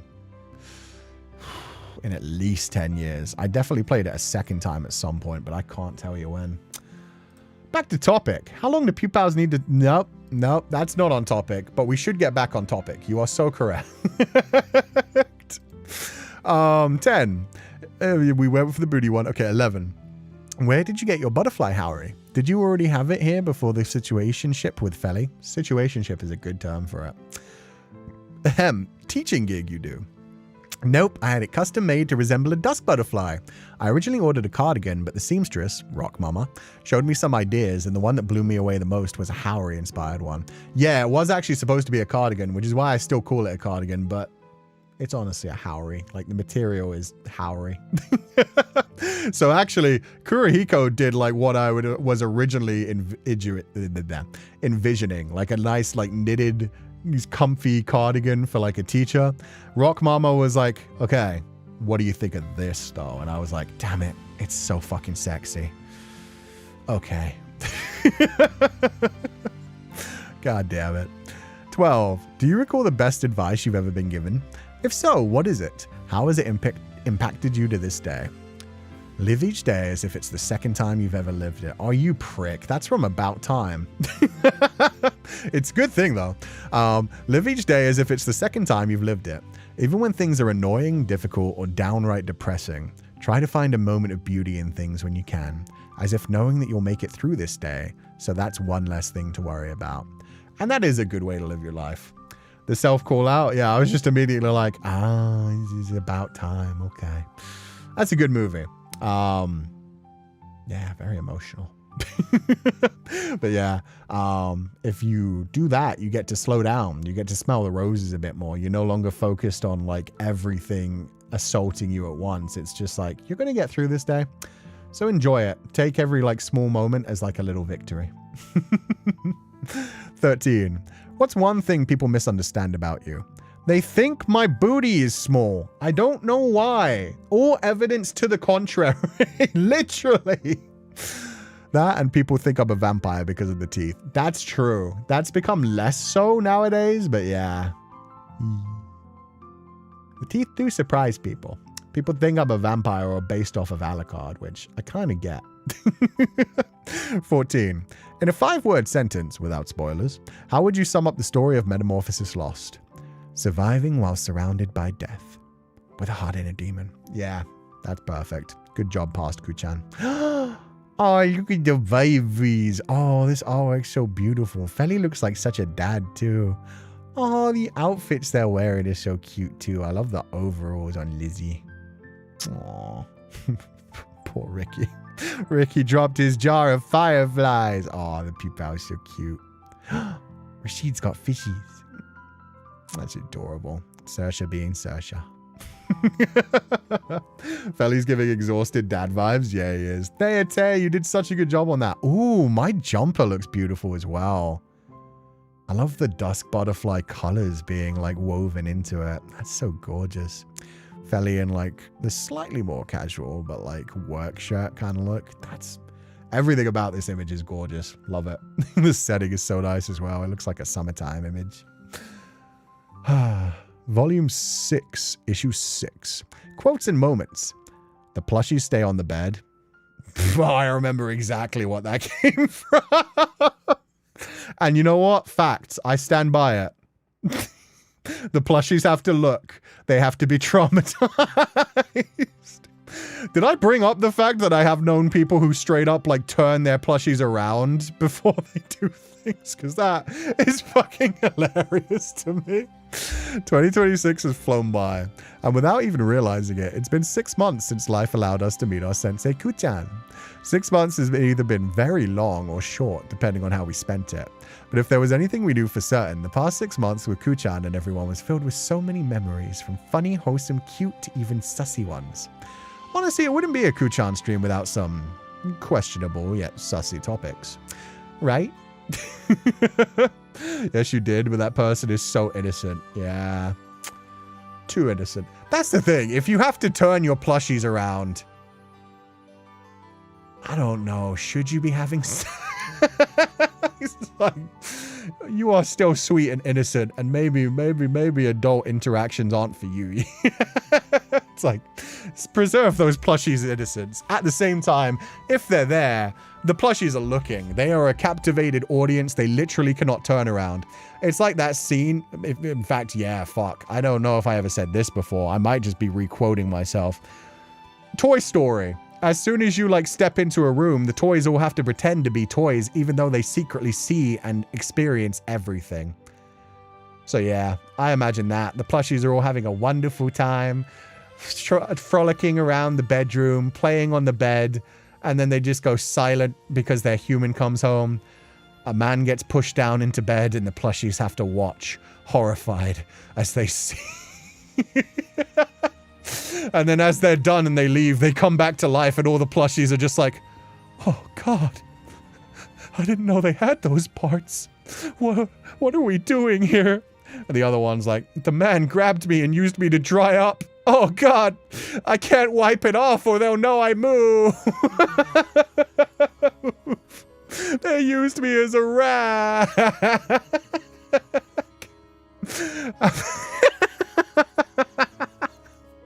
Happy 6 months, Sensei. Sorry I met you so late, but I won't miss the coming days from now on. Glad to be part of the Pupal. The little piece of your life. Thank you so much, Miapu0516. I hope you're having a lovely day. Thank you so much for being here. And yeah, let's make it another 6 wonderful months. Using a plushie to wipe up is crazy. Genuinely, if somebody did that to somebody else's plushie, if it's your own plushie, you're a sick fuck. If you do that to someone else's plushie, that's grounds for immediate, like, dumping on the fucking spot. Leave the plushies alone. I'm traumatized now. Happy 6 months. Happy 6 months. Don't worry. By year 1, it'll become post-trauma. You'll have PTSD and this will just feel normal. Man, his performance was really bad. Yeah, you just have that one plushie who's seen some shit. Came from a Goodwill. Had already been donated to a few different families. Just smoking a cigarette like, you don't know the half of it. This is just their first time. It gets freakier every time. Eventually they start to get bored of the vanilla stuff. Toys start coming out and not toys like us. Which begs an interesting question. Do those toys come to life? I've seen things. War never changes. Fear can become as routine as hunger. Amazing what the human mind can enjoy. Exactly, Hound. Reading the prologue of Metamorphosis Lost, and Feli has heels. God damn. Yeah, he does. Please don't use plushies to clean up fluids. Happy 6 months, Sensei. Why do you think I'm getting so many spare pupils? Don't worry. Half of them is white. Wait, where's... Bum, bum. Where's my little plushie? There he is. Don't worry, the lower half is white, so it'll blend right in. You'll only notice when it starts to get kind of, you know, crackly. Oh dear God. I mean, date everything. Did they? Oh, they did have sex toys in that, now that I think about it, that came to life. You're so right. Mayoshi's big, beautiful brain. Crackly. Yeah, suddenly they won't smash against the wall anymore. That's when you have to be worried. When I do like the plushie hit, if I ever do that and instead it's like, that's when it's like, no, Kuchan's gone too far. This joke has gone on too far and it needs to be stopped. He needs to be stopped. That would be a funny thing to do someday. Imagine if people were like, Kuchan, do you still have the plushie today? And I was like, I sure do. Can we have plushie ASMR? Sure, let me just slap it. It's just like... I can explain. I spilled some yogurt. And I dried it up, and I forgot to put it in the washing machine. Yeah. Sensei, we're not SpongeBob, please. I do feel like you're pretty absorbent. I do not want to wet my plushie. I love my plushie. Like I said, if somebody ever grabs your plushie and uses it to clean up anything, they're instantly on a fucking hit list. It is like on site. That is not cool. Plushies are important to people. By the way, is that coat clean yet? Yeah, actually, I get it back tomorrow. I dropped it off on Friday. So I get to pick it up on Tuesday. Yeah, tomorrow. Tomorrow I get to pick up my coat and it'll be nice and clean. Natsu, I'm not going to lie. I just realized that was you. Said, say we're not SpongeBob, please. And yet you have the glazed donut image. I don't know if you get to say that while looking like that. That's, no, I'm not going to make that joke. That's too much. Thank you for donating the allowance. Put us down, meow, meow, meow. I did, don't worry. Don't worry. I have tissues. I'm fine. Be on site if somebody uses my plushie as a wipe. Yeah, no fucking joke. Even if it's just like a little spillage, like you spill water and you dry it up with a plushie. Nah, you don't do that. Then you have to wash that plushie because when materials get damp, they can start to smell and you don't want them to slowly start to smell over time. What do you mean? You just realized it's Natsumeko? No, I realized it was Natsumeko who sent that comment. It took me a while to read the name. At first, I was just responding to the message. That's why you have tissues? True. True. I didn't spill yogurt. Well, actually, I did spill coffee on that jacket. But that smelled good. That jacket still smelled good until the time. The only reason I actually got it dry cleaned is because it did start to accumulate cat hair. Just from being like in my apartment, just hung up on the wall day after day. It did have like a couple of different like cat hairs hanging in places. That's why I got it dry cleaned. It smelled fine. It looked fine. But I want it to be its best when I'm traveling with it. Put that down and hands in the air now. Wave your hands in the air like you just don't care. I don't know if I can do it hands-free, Apu. I'm not going to lie. I'd have to like hold it between my thighs and then that would be hard. That would be hard. Yeah, I'll put on Kuchan and listen while I draw. I hope it's going well. Understandable, Yukime. Save your save. Yeah, you can flee, Yukime. Don't worry. We're done now anyway. We're moving on, but we will be back. We will be back on these conversations, probably. Save from this cursed conversation. Date with Death 2 announcement is trending as news on Twitter. Wait, what? How would this trend? Even the announce... Oh my god, that's crazy. If you can grab an image of that trending, please do. They do like do the trends for specific people anyway. We're also super excited to have the wonderful Féileacán and Cú doing the writing for his own story. We're so excited to share the first part with you on April 14th. Oh, they posted that. Thank you so much. That's so sweet. This is awesome. But I'm glad to hear people like the designs. Like, it's a hard thing to follow fucking sexy angel man and then Grimmy's teacher. You got the actual Shizun before our announcement, so it was like, people aren't going to care much about us, but that's sweet. I'm glad to see people are liking it. Imagine someone new came in for that conversation. I mean, I want them to know what type of person I am, to be fair. If you're going to get to know Féileacán and Cú, you might as well start with some of the most cursed shit. You might as well get thrown into the deep end, and if you survive that, then you can become a pupa. Did it clean okay? No stain or anything? I don't know. I pick it up tomorrow. For all I know, I go to pick it up tomorrow, and they're like, oh, sorry, we did a oopsie, and it's now been destroyed. But yeah, I pick it up tomorrow, so I'll let you guys know on Thursday. What do you mean? It's amazing. New. Of course it would trend. Oh, that's sweet. Honestly, A Date with Death 2 deserves to just trend all the time. And the demo's are releasing so soon, and we're going to play it really soon. Wait, what do they mean the 14th? I just realized. It is the 14th. Wow. We are flying through these weeks. Hi, Cool. Happy to catch the stream again. Hope you're doing well. Love. Thank you so much, Zane. I'm doing wonderful. I hope you're doing a great time, too. We have been completely not cursed. We're going through lovely memories from the last 6 months and being totally say-so. Right, Pupals? Right. This is my first stream here in a long time, and I feel right at home. Thank you, Owen. But yeah, sorry. We'll move on from that topic.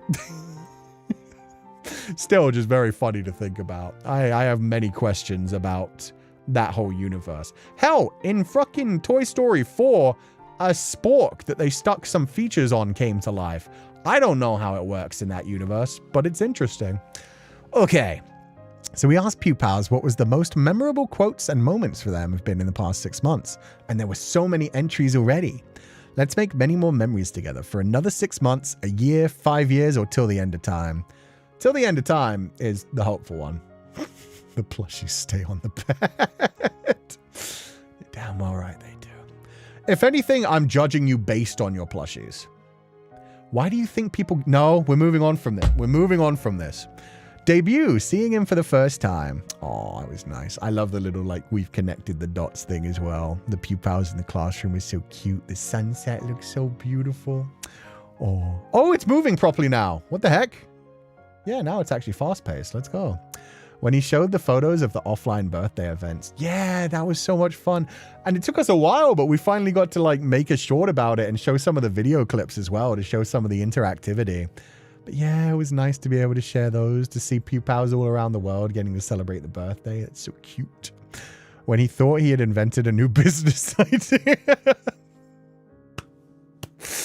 Yeah. Also, Patty Tomo, thank you for the cute little chibi art. Your chibis are always so cute. And Anka, that's beautiful as well. Ooh, look at that sexy sensei. The clown wig coming off.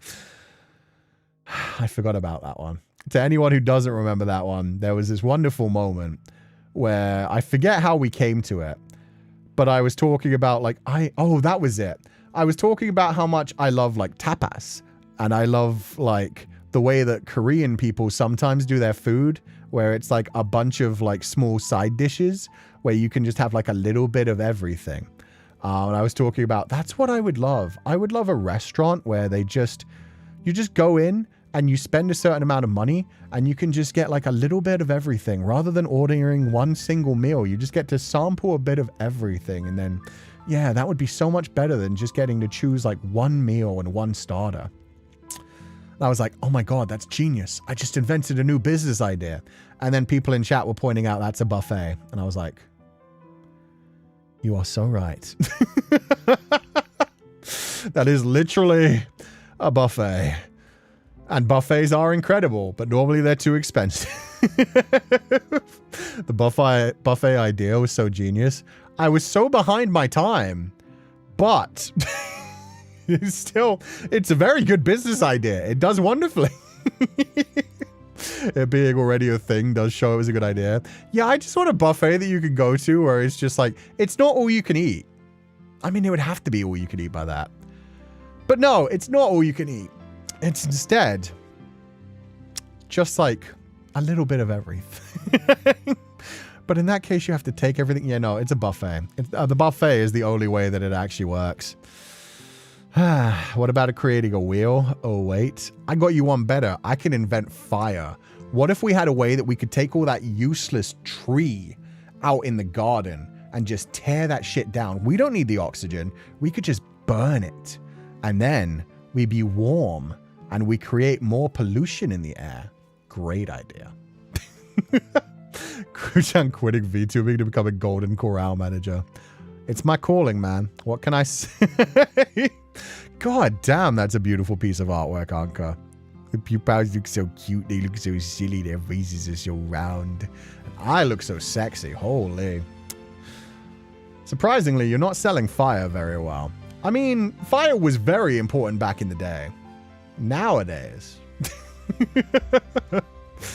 Whenever a pupil shared something personal, and Kuchan and other pupils comfort them by words and hugs emotes. Oh, Mel, that artwork's so cute. Yo, the way you draw my hair is so sexy. I look like Tamaki from Oran High School Host Club. I like how flicky it is. This is such a shoujo art style. And the pupil looks so cute. Oh, they're so happy. Their little paws are all like curled down at the front. He's so adorable. Yo, Sneku. Any moment when he does his voice acting. Even as Morgana, I do not have a good Morgana, but I love the gray hair spilling out of the Morgana wig. That's so cute. Wait, what's the other? Oh, voice Sue. I was confused. I was like, why a flamingo? Why an owl? Why a goat? And then I remembered. Ah, the mating course. That was a fun time. I love the little facial hair. The little goatee as well. And the goat eyes. I thought those were glasses at first. I'm so slow. Is this scene available for us as well, Sensei? I would love to see it. Yeah, let me retweet it again real quick. It's Def Kuzu uploaded it, but it's available for anyone to look at whenever you want to. I guess if you really wanted to, you could technically, you'd have to ask permission, but I'm pretty sure you could just print it off if you wanted to. I'll grab the link as well. Oh, I put a link in the description. I forgot that. It's been, what, 3 hours since we started streaming? That's forever ago. But there's a link in the description, and here's a direct link to the tweet as well, if you want to just read the magazine at your own speed. Oh, God. Voice Zoo was a fever dream. Yeah, it was. It was fun. Your Morgana was really nice. Aw, thank you. I don't remember it being nice. We will go back eventually, though. Okay. Oh, look, a little Padoku. Padoku is just one of the memories. That's so cute. Padoku, one of people's favorite memories. Boys getting stepped on. I forgot I did that with Philly. That's such a cute little bit of art, Yui. Oh my god. And piece of peace. Oh, that's such a cute little Chinese as well. And your pupils look so happy, like a cute little kindergarten class. When he was disguising himself as one of the pupils. I know what you mean. I blend in perfectly. I can always be a pupil. I am very pupil coded. We even now know that we speak as. It was nice enough to be engraved in my brain. Oh, I'm glad you enjoyed it. And recall that artwork is so cute. The little fangies look so adorable. The pupil in the background so sweet. Thank you so much. Who is this giant pupil? It's me. See, I blended in so good. Golden Corral, that takes me back. I haven't been to one in ages. I don't think I've ever actually been to a Golden Corral. That's an American thing, right? But I do not think I've done that. The only, like... There was like a steakhouse that did a buffet that was good in America. And other than that, it's only been like Chinese food buffets, which are always good. Padoku was an icon. Shouldn't have to wait until Christmas to see him. We brought him back up as like a hand puppet for a while, and people did not like him being a hand puppet. Giant pupil spotted. Quick, everyone, climb for height advantage. You will never be bigger than this pupil. Even the buff pow is not as big as me. That pow-one you do scratches a part of my brain. Pow-one. Pow-one. I'm glad to hear it. Sensei's pupil voice is instant serotonin. Aw, thank you. Sorry, but if anybody wants to print it, I think I'll have to ask other first. No, that completely makes sense, and that's why I said they should get permission first. But yeah, it's just a cute idea where it could technically become a physical thing someday if you just used like a printing service. But yeah, completely up to like all the organizers and the people that put into it, because obviously it's people's artwork, people's quotes. So much work from so many different people went into it. Golden Corral is American. Got you. But yeah, you'd have to get permission from DevCoos, and I'm sure that would be a lot of work, so probably just not. Just not. Random chainsaw sound effects plays. Oh my god, I forgot. I think I still have that. Where would it be? Is this it? What? I don't even know what that is. There we go.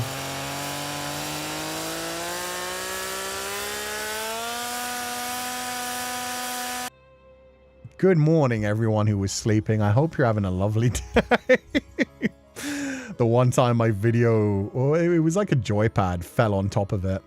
The Cashland Chainsaw Massacre.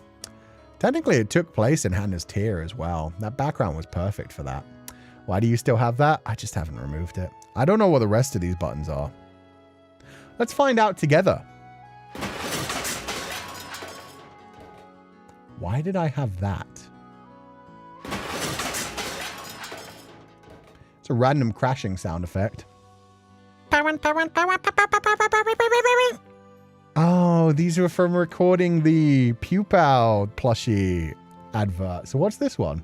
Please note, Pupal plushies do not actually make any kind of noise. Squeezing your Pupal plushie will not actually elicit any kind of sound and may damage your Pupal plushie. Biting or ingesting your Pupal plushie may cause digestive distress and is not recommended by Féileacán and Cú or any known doctors. If your Pupal plushie does gain sentience, it may request abuse or biting, but you are under no circumstances to listen to their lies, and do not feed them after midnight.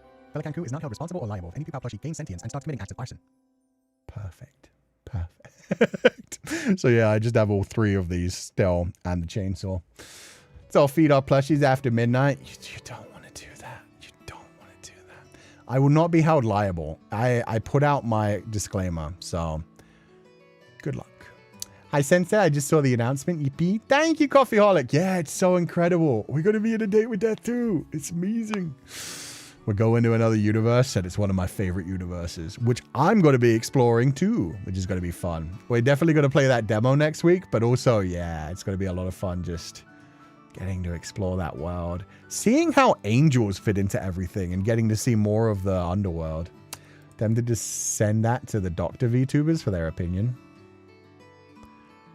If anything, I think you'd have to like send it to somebody who's versed in 80s nostalgia more than anything. You better watch out. You better not cry. When he first realized that Padoru comes from Jingle Bells. I forgot that. That has just been like a little click in my brain again.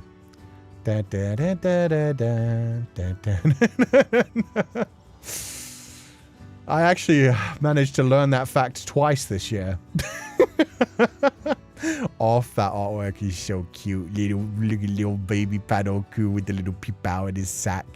So scared. Oh my god, it's been Jingle Bells this whole time. Thank you, Jules. That did shock me. I kind of want like the response to that meme where it's the little Pupal face saying like, always has been. That astronaut. Yeah, exactly. Always has been. Standing from behind. Once I had to explain gremlins to someone. Yay, somebody got the reference. Yeah, you don't feed the gremlins after moon night. Things go bad. Not the gremlins, actually. The mogwai. You don't feed the mogwai after midnight. New puppy. Name the dog, chat. Oh, that became an interesting short. That was one of our most popular shorts on YouTube for a while. Was just, what if a VTuber named their dog Chat? And just me being like, good boy, Chat. Bad Chat. Don't pee there.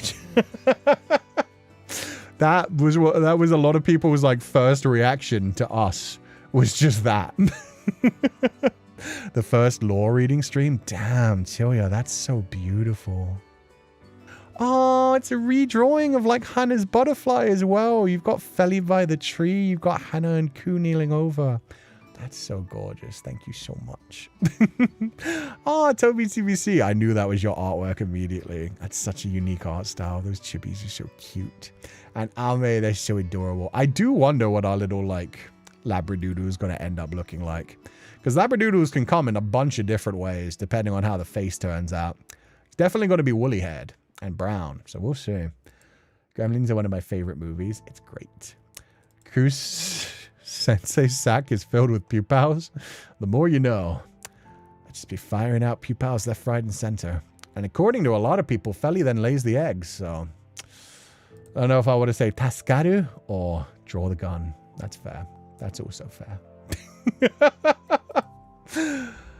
RP stream. Sensei ate a pupal and said that we can regenerate the body back. True. Did I combine two pupals like that? I don't remember that.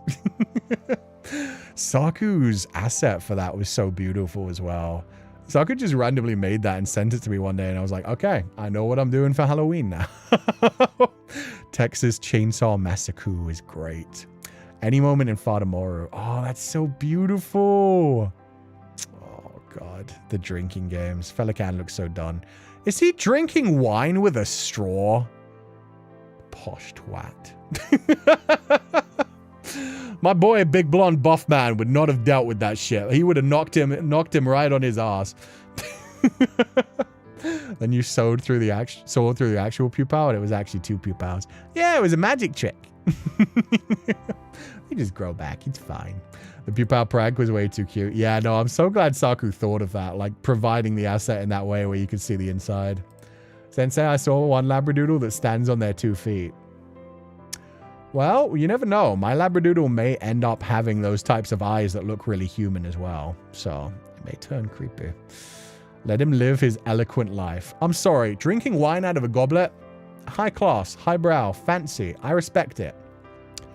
Drinking wine out of a goblet with a straw.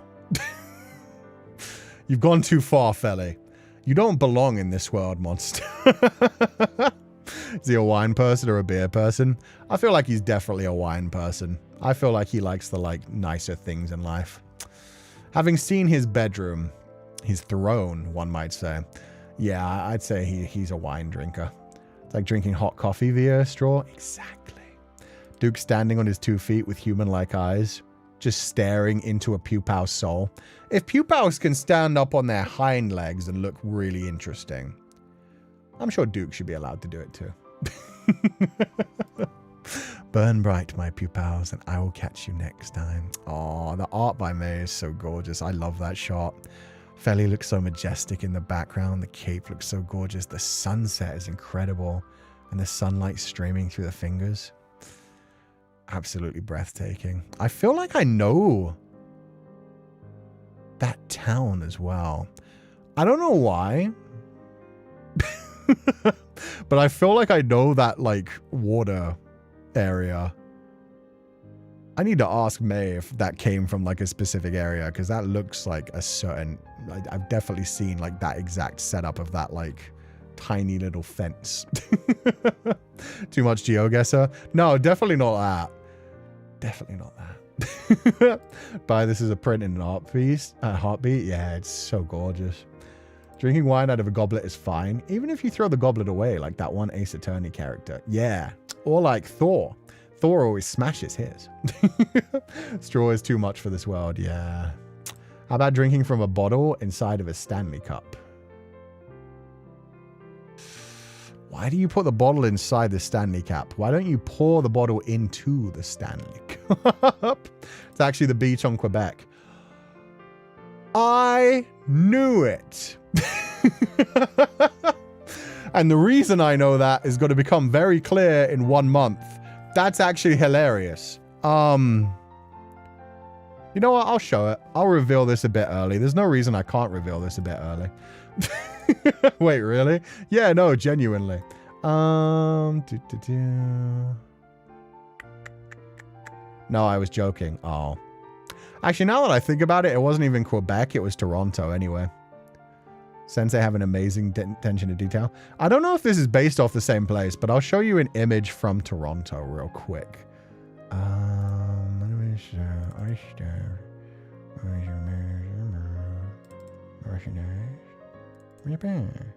Okay, so this is a thing that we're just gonna release this when I have like my Toronto visit. But yeah, this is official artwork that I had commissioned. And it's fairly... No, okay, the fence was kind of different. But we took an image from Toronto of the Toronto skyline where it was like this cute little river. And like the Toronto skyline in the background. So yeah, this isn't like gonna become much of anything else, but it's just like a cute little image of like what if Feli visited Toronto. So yeah, False Beta did such a good job on this artwork, and I'll release it like properly when we're like, hey, and we're in Oshiete now in Toronto. Hope to see you guys there. Here's Feli. Having a wonderful time as you do. The geese, I know, right? It's so cute. Is that a poutine and a beaver tail? It is. Poutine, beaver tail, Toronto skyline in the background. We found an image of like a really good version of the Toronto skyline, and it was like on a river, and I was like, put that in the background. He just wants to eat his banana crepe in peace. Yeah, surprisingly not a banana crepe. We went with a beaver tail because it's like super Canadian, apparently. We looked up like, what's Canadian? And they were all like beaver tail, desserts, Canadian geese, Canadian beavers, mooses, poutine. So we put as much as we could in them. Looks so cute. And you sort of had a similar idea with the water in the background. Yeah, no, I genuinely was like, wait, the skyline, the fence, but it's a completely different type of fence. I just hadn't seen it in a while. Maple syrup, always maple syrup. If any food has maple syrup in it, it's probably Canadian too. Meese? I don't know. I'd just say moose. Mooses. Nobody knows the plural of mooses, so we just all say mooses. It's been this one Canadian goose just hanging around my neighborhood recently. Where's the guy's buddies? He's just chill like that. He don't need no buddies. It's fine to just be a solo goose on the prowl. That's fine. Holland was itching to go. Yeah, because that's not something that really spoils anything big. It's just like, yeah, we're just going to release that image. Statistics as of February 12th, 2026. While we've only existed for 6 months, there's one thing that we pupils have in common. The need to calculate. Oh, I am definitely, you know what? I'm going to remove these real quick. That ain't me. My brain don't work in numbers.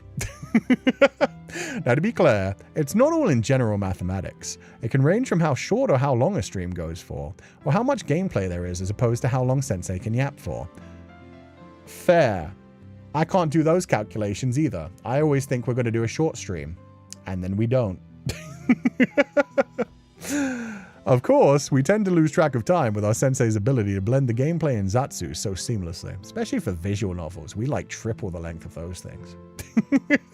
We've already gathered data on all the currently available streams, and just by looking at the list, there's quite a range of times. Quite impressive, Sensei. I do be versatile in all things. Take another trip down memory lane as we pull back the curtains to reveal all the times when you first streamed until now. Ah, and Toby TVC, that artwork is so cute. Oh my god, yeah. Ku looks so adorable over there. Look at him. His eyes are glowing so much. Feli looks so majestic, so pretty. The opal eyes work so well in your art style. It's so gorgeous. Love how Tim Burton-y the chibis look here. Very Tim Burton-y. Very Nightmare Before Christmas. The plural of moose is moose, aka a herd of moose. I hate it. I'm always going to say mooses. There was a scandal recently in Quebec. There was someone who put fake maple syrup on market shelves. Oh, hell no. Someone was cutting their maple syrup with cane sugar. The phrase cutting their maple syrup as if it's like a high-class drug is crazy. It ain't pure. It ain't the real shit. It ain't pure and light blue. I like to call geese Howards. I'll see myself out.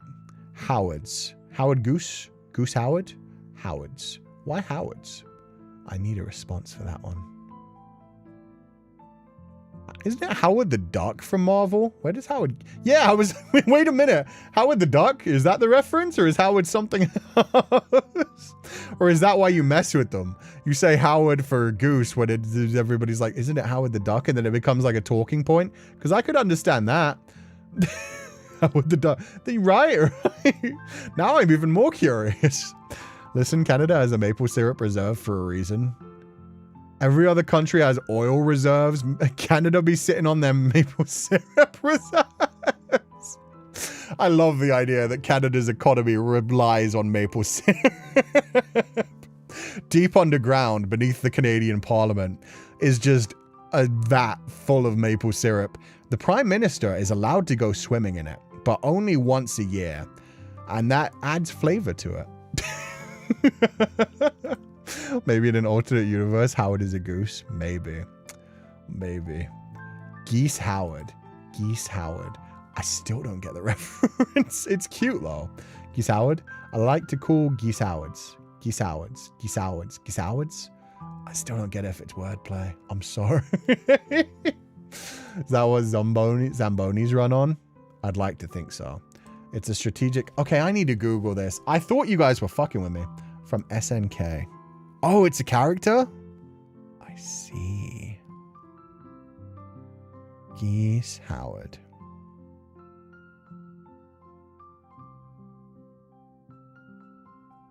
Oh, damn. Big blonde buff man. Let's go. Do not play SNK, unfortunately. Ash would have gotten that very quickly. Me, not so much. Does Canada have a strategic maple syrup reserve? It's one of the first questions. Tens of thousands of barrels of maple syrup are stockpiled in Quebec's Maple Regional County. Canada isn't fucking real, man. An area 2 hours drive from Montreal. See, that's your first mistake. Telling people where it is. You tell people where something is that you're trying to secret away. What the fuck? This is why Canada doesn't have like a secret agency. Every other like world superpower has like a secret agency. The Canadians just have Mounties. An area 2 hours drive from Montreal, though all of them have been sold. Oh, welcome to the world's maple syrup strategic reserve, says the reserves director, Kevin Gautier. Oh my God.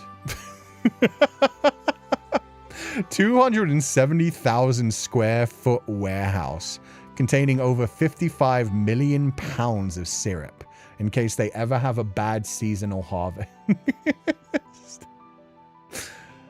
Oh my God, they have videos inside it. No way. No, it hit its 16-year low in 2024. I hope they've restored it since then. We don't want Canada's economy to tank. Every time I look towards my sketchbook, I keep getting jump scared by what new phrase leaves your mouth. Hey, that was a pretty normal one, and I blame the Pupals on that one. I didn't even believe it at first. That's not on me. The money selling like maple syrup isn't true. It should be true, though. It would be more funny if it was actually scratch and sniff. Because it's so plastic. They could totally do it.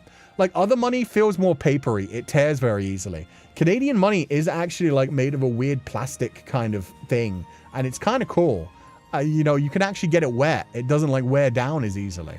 But you could totally make that scratch and sniff, and they should. Didn't Canadian dollar bills smell like maple syrup, allegedly? Apparently, some of them do. Apparently still, if you get a fresh, crisp 100 Canadian dollar bill, they will smell like Canadian maple syrup, but it wears off very quickly. And it's only like certain years. It's only certain years that they actually did it. Never had maple syrup? You are actually missing something. I joke a lot about Canada. Maple syrup is actually damn good. And it doesn't have to come from Canada. There are maple trees all over the world. Canada is just the most well known for it. But maple syrup on some pancakes? Maple like smoked foods can be really good as well. Or if you just use like maple wood in building things, they have like a nice, they keep that scent on them for a while. It takes like a few years for it to wear down.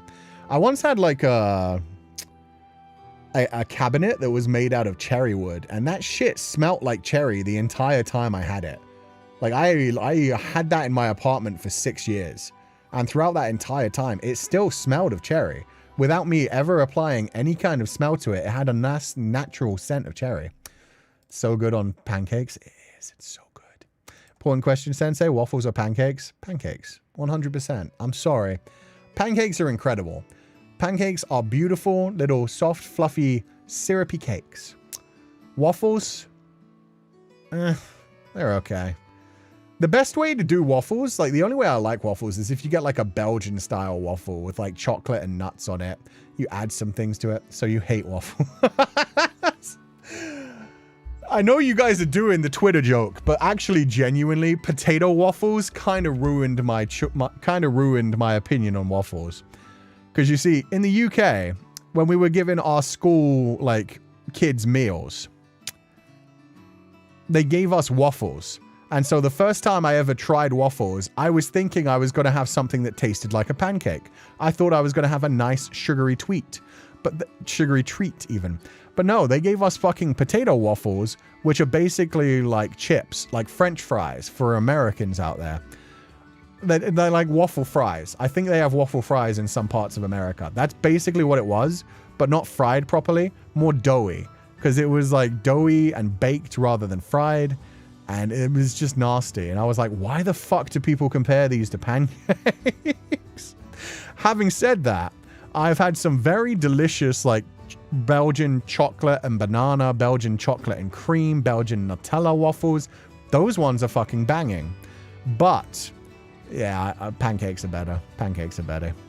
So, like, soggy, undercooked waffle fries. Exactly. They're like the potato smiley face things. Yeah, they made them out of that kind of shit, where it was like, you know, it's okay if that's what you want. If you want something doughy, I was expecting something sweet, not savory. And so I was like, why do people like these? What is wrong with people? They have these for breakfast. All right, you're British, my bad. Hey, I came from the, you know what? I came from the good time in Britain. I came from a time before Jamie Oliver ruined everything. We had the most disgusting things of all time called a turkey Twizzler. Let me find you an image. Wait, they're back? There's no way. When did they come back? I'm literally looking up a news story that says turkey Twizzlers came back. They came back in 2020? You can buy turkey Twizzlers again? Holy shit. That's wild. Let me grab you an image of these bad boys.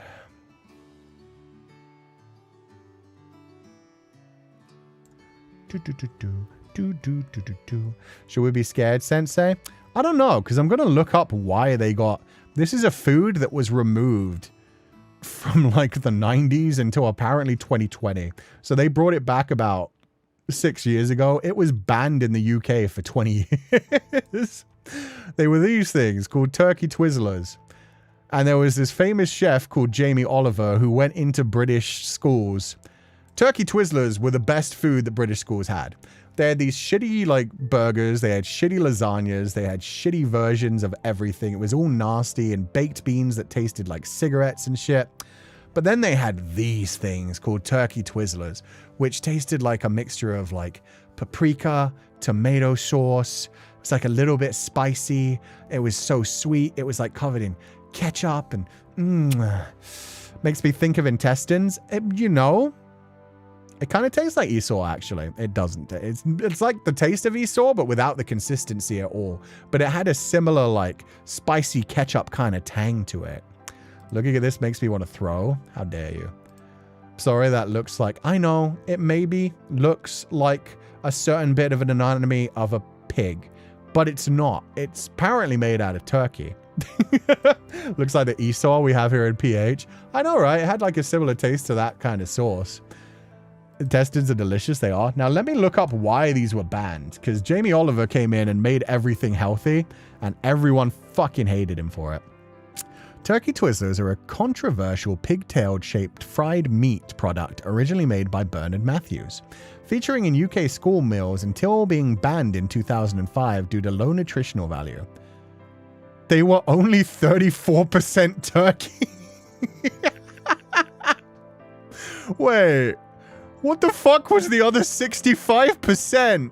What are you talking about? How do you have, like, that was supposed to be like a turkey Twizzler. What? Okay. Today I learned about turkey Twizzlers, a pigtail-shaped fried meat snack that were beloved. Yeah, what were they made of? Why were they banned? What was the other 65%? Huh? Oh, they brought them back last year, new and improved, and they're still vile now. They no longer have the taste they once did. Oh, that's sad. What was wrong with them? Turkey Twizzlers. What the fuck were they made out of? Turkey Twizzlers. What was so bad? Yeah, here we go. Ask UK. Jamie Oliver banned them. Why? Oliver was campaigning about school meals, which he argued quite rightly should be healthy and good quality food, considering a lot of children they were a guaranteed meal a day. The attention given to the turkey Twizzler was probably that the name makes it an eye-catching headline, and once people realized how much filler and gunk was in them, sales dropped. Oh no. That doesn't say what was actually in them, though. God damn it. It just, yeah, apparently they're only 35% turkey. Which, considering it's called a turkey Twizzler, and you can very clearly see it's mostly something. That must have been like all breadcrumbs and... 34% turkey meat being heavily processed with high levels of fat, salt, and additives. Low meat content, high fat and salt. The processed corkscrew shape meant meat sticks were high in fat and salt, contributing to unhealthy dietary habits. Ultra-processed ingredients, they contained a long list of additives, sweeteners, and flavorings. Fair enough. Fair enough. Maybe they shouldn't be in school meals, but damn it, I want some. I deserve my turkey Twizzlers. I know that I'm killing myself. To be fair, like, do you guys remember when fucking McDonald's came out and said, like, hey, chicken nuggets, now with real chicken meat? And everybody was like, I'm sorry, what? What do you mean now with chicken meat? They got away with so much shit in the 90s. Mystery meat? Yeah, it sounds like it was mostly salt, fat, rather than actual meat itself, just holding it together, plus a whole bunch of like sweeteners and preservatives. Banned because it's low on nutritional value makes sense if you want your kids to eat healthy. Yeah. Imagine you wouldn't recommend them to eat this. Not the kids, no. But me? This is for me. Can you buy them and try them and find out what's different now, Sensei? Let me see. Let me see if I can get them from, like, I don't know, Iceland or Morrison's. Turkey Twizzlers. Morrison's.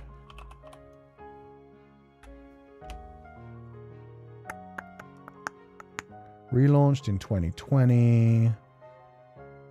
Nah, they're not for sale in Morrison's. I'll try to have a look for them next time I go grocery shopping, though. I'll try a few different grocery stores and see if I can find them. They've apparently been back on sale for the last 6 years. UK has a shop called Iceland. Yeah, it's called Iceland because it's where you buy, like, mostly frozen stuff. You get, like, frozen food in bulk.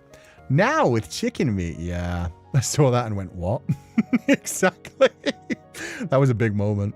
As a Filipino, I'm curious. I want to try. To be fair, one of the best things that I've experienced in my adult life was trying Filipino food for the first time. Iso, amazing. That red hot dog thing, amazing. Better than Korean hot dogs. Better than Korean corn dogs. Like, everybody goes nuts about Korean corn dogs, and it's like, it's you know, it's like a deep fried cheese kind of thing. It's okay. Iso, is that not how you pronounce it? Yeah, the intestine one that you get like on a stick at barbecue. Tender, juicy hot dog peak. Yes.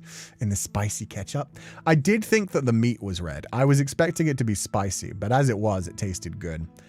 Halo halo? Nah, not for me. Isao? Oh, is it Isao? Isao. My bad. Sensei tried a marshmallow hot dog stick? No. Isao. Okay, Isao. Thank you. I had too many pogos growing up to enjoy Korean corn dogs. Yeah, Korean corn dogs I'm not a fan of. They do give a good mix of like ketchup and mustard on the top, which is pretty nice. But other than that, I was betrayed by the fish sausage in the Korean hot dogs. That sounds good. The one I had was like cheese. You should try the longanisa next time. What's longanisa made out of? I've heard of longanisa. Have you tried quack quack? No, haven't heard of that before. Can't stay for long, but wanted to quickly thank you and the rest of the pupils. My thesis was just approved, and I have to thank you as I watched a lot of VODs while working. Love you all. Aww, Kozuriri, thank you so much for donating the flowers, and congratulations. I hope doing the rest on the thesis like continues to go well, but that's awesome. Hope everything goes well in your future career too, and thank you so much for being here. Get Sensei some mang inasal? Halo halo? What's mang inasal? Halo halo. That's a lot of words. Halo halo justice, please. I'm sure for kids it's good. Not liking halo halo is a crime. You probably didn't have a good one. I had a fine one. I was with a Filipino. They said it was good. I'm not a fan. It's too sweet for me. I'm not a child. I'm an old man. Too sweet things is too much for me. That was so many sweet things. I saw on the seashore. How dare you, Moon Kindred? I did my best. Breakfast sausage, garlicky and good with fried rice and eggs. Breakfast sausage is amazing. If you get some nice like breakfast sausage with sage, garlic, and rosemary. Americans don't have good breakfast sausage, to be fair. You need to go to the UK to get a proper breakfast sausage. Isn't a Korean corn dog a mozzarella stick on a stick, but with a hot dog? That's the one that I had. Yeah, it was like mozzarella, little bit of meat, deep fried all around it, and then like a ton of like ketchup and mustard. It was okay. It was just nothing special. Some food didn't go viral, like the matcha craze. Dude, you know what needs to die in a fucking fire? Dubai chocolate. Dubai chocolate sucks. It's okay. It's pistachio chocolate. At the same time, you know, it's fine. It's no better than just like chocolate with walnuts and chocolate with raisins, and it's so overhyped. It's so overhyped and it's so overpriced because for a while you could only get it from certain places and they charged so much for it. Nowadays you can get like Dubai chocolate versions from like basic brands and it's not as bad, but even then it's like, it's okay. Never understood that being such a big trend. Literally, that's it. It was the trend. It's people like telling you, oh, it's the best thing in the world. You have to try it. And like it being super overpriced. So it adds to like the exclusivity where people are like, I'm not going to pay that much for it. And then someday you cave and you're like, fine, I'll buy a fucking bar of Dubai chocolate for fucking £15. And then you try it and you're like, it's okay. It's pretty nice. I like pistachios. I'd rather just get a tub of pistachio gelato. It tastes better and it has an even creamier texture. If you don't like sweet food, how can you eat pupals? Pupals are super sweet. Pupals are sweet, but they're also spicy. The spiciness balances it. Why do I still have turkey twizzlers on my screen? Anyway, I'm going to go find those new turkey twizzlers. I'll tell you how they taste. They were amazing as a kid. They were the best thing you got in school. Little bit spicy, very sweet, tomatoey. Good. It's just pistachio cream with chocolate. It made no sense at all. It's just TikTok kids that were being paid to sell it as a big thing, and it worked. And people spent a bunch of money on it. It's the same as Labubus. Do you think anybody who bought like a fuck ton of Labubus is feeling good about it nowadays? Those things are in the landfill by now.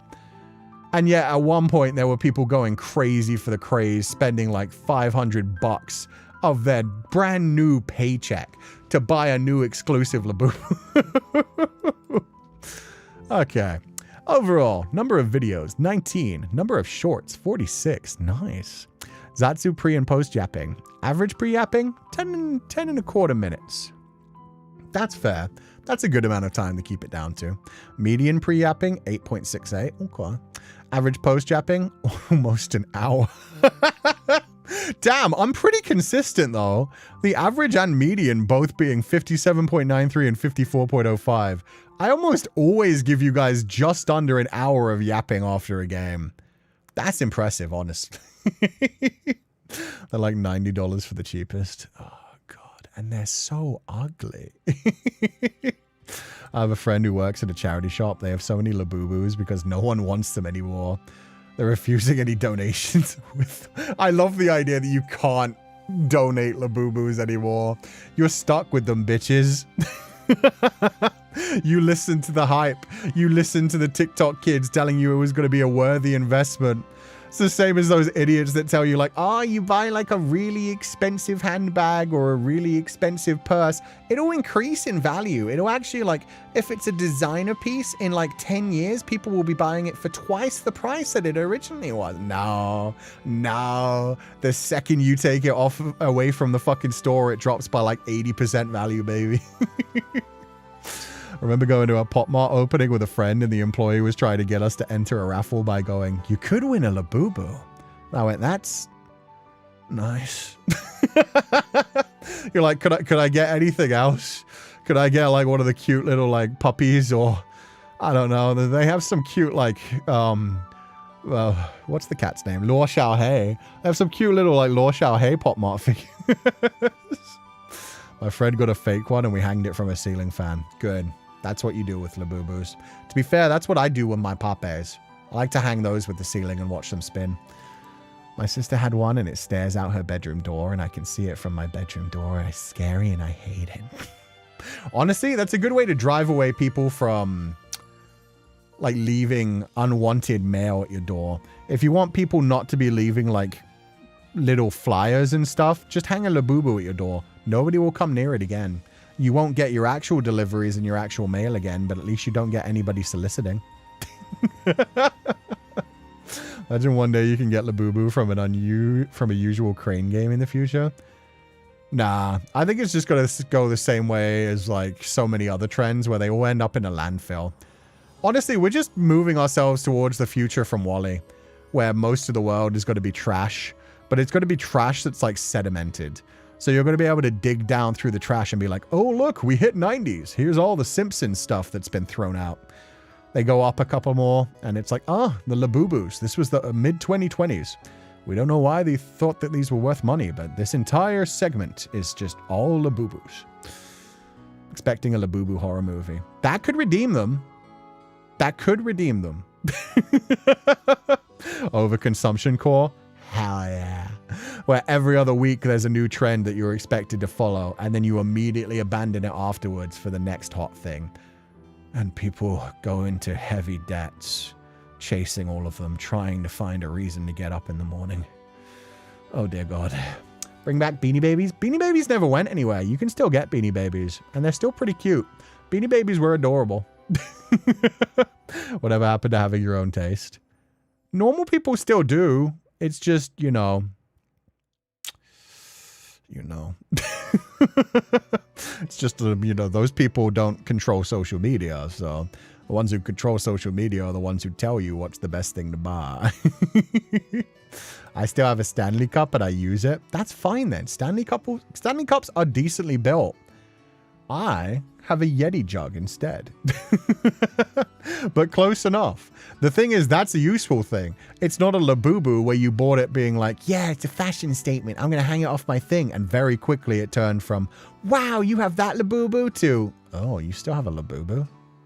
Bruh. Okay, longest and shortest streams of the month. September, shortest stream, 1 hour, 3 minutes and 56 seconds. Yeah, I figured that had to be. That's our debut Zatsudan. I was like, there's no way I ever did a Zatsudan for under 2 hours. That's crazy. Longest stream, 9 hours, 30 minutes, 13 seconds. That's more like it. When the hills cry silently. Silent Hill F. Nice. October, shortest stream, 3 hours, 2 minutes. Yeah, that's more like it. Trick or treat role-playing stream. Even the role-playing stream was 3 hours. That's crazy. Longest stream, almost 8 hours. A horror game in which you control only using your face. Who's Lila? That was a lot of fun. There was so many like ARG parts to that. I forget how much that game freaked me out. I had no idea we played it for almost 8 hours. We got really far in that too. We didn't get to like every ending, but man, we found a lot of fun ones. November, shortest stream, almost 4 hours. God damn it. 1 brain cell, 3 beans with Vane and Zaddy. Yeah, okay. I feel like the collabs do tend to be the shorter ones. Longest stream, 7.5 hours. Superheroes with super problems. Dispatch episodes 1 to 5. Yeah, I didn't want to stop that game. If they had already had all 8 episodes out, I would have just done all 8 episodes in one go. That whole stream was awesome. Wait, which one? Who's Lila or one of the other ones? The Peak collab was a lot of fun, man. That had such like chaotic energy. Okay, December, shortest stream. Almost 3 hours. Padoku, Padoku. Oshiete yo Cú-Sensei. A short Oshiete yo Cú-Sensei is kind of wild as well. I start every Oshiete yo Cú-Sensei saying, it'll be 3 hours. And then 5 hours, I'm like, I really have to wrap this up, guys. Like, this was supposed to be 3 hours. I planned other things to do. Longest stream, 7.5 hours. My magical cursed winter vacation. That... Oh, the dichotomy of Oshiete yo Cú-Sensei. Shortest stream, Oshiete yo Cú-Sensei. Longest stream, almost 8 hours, Oshiete yo Cú-Sensei. December was a magical month, man. January, 14 live streams. Shortest stream, 3 hours, 11 minutes. Metamorphosis Lost Chapters After Party. Oh, let's go.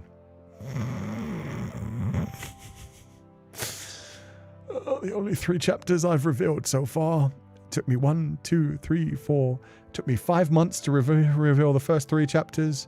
We're going to be at 8 months before I reveal the next 3. Don't worry, guys. I'll be streaming forever. We'll finish Metamorphosis Lost in 2086. Oh, God. Longest stream. What's up with Marine? A Space for the Unbound. That game was really good. It did feel like it dragged on a bit towards the end, but man, it was a beautiful story. Dog loves his yap so much he forgets the time. Yeah. Yeah. What kind of Oshiete are we having today? Well, we still have to do scrapbooking. And we haven't gotten through the zine yet, so it's going to be a while. It's you know. Let me check something. I think I had somewhere to go at 7 p.m. Let me just check if that was correct or if I'm misremembering. I don't think I'm good. I don't think I have to wrap up that quickly. Yeah, okay. I should be able to be. Yeah, we'll do it. Don't worry. That's really soon. Yeah, no, that would have been in 45 minutes. So I'm glad I was wrong about that. That's tomorrow. Tomorrow I have a few little errands I have to run as well as picking up my jacket from the dry cleaning. We're good. Okay. And February. Shortest stream, 1 hour. We win. Inside me there are 2 wolves, the clingy ghost. Yeah, that was a very short game. And to be fair, we did that stream.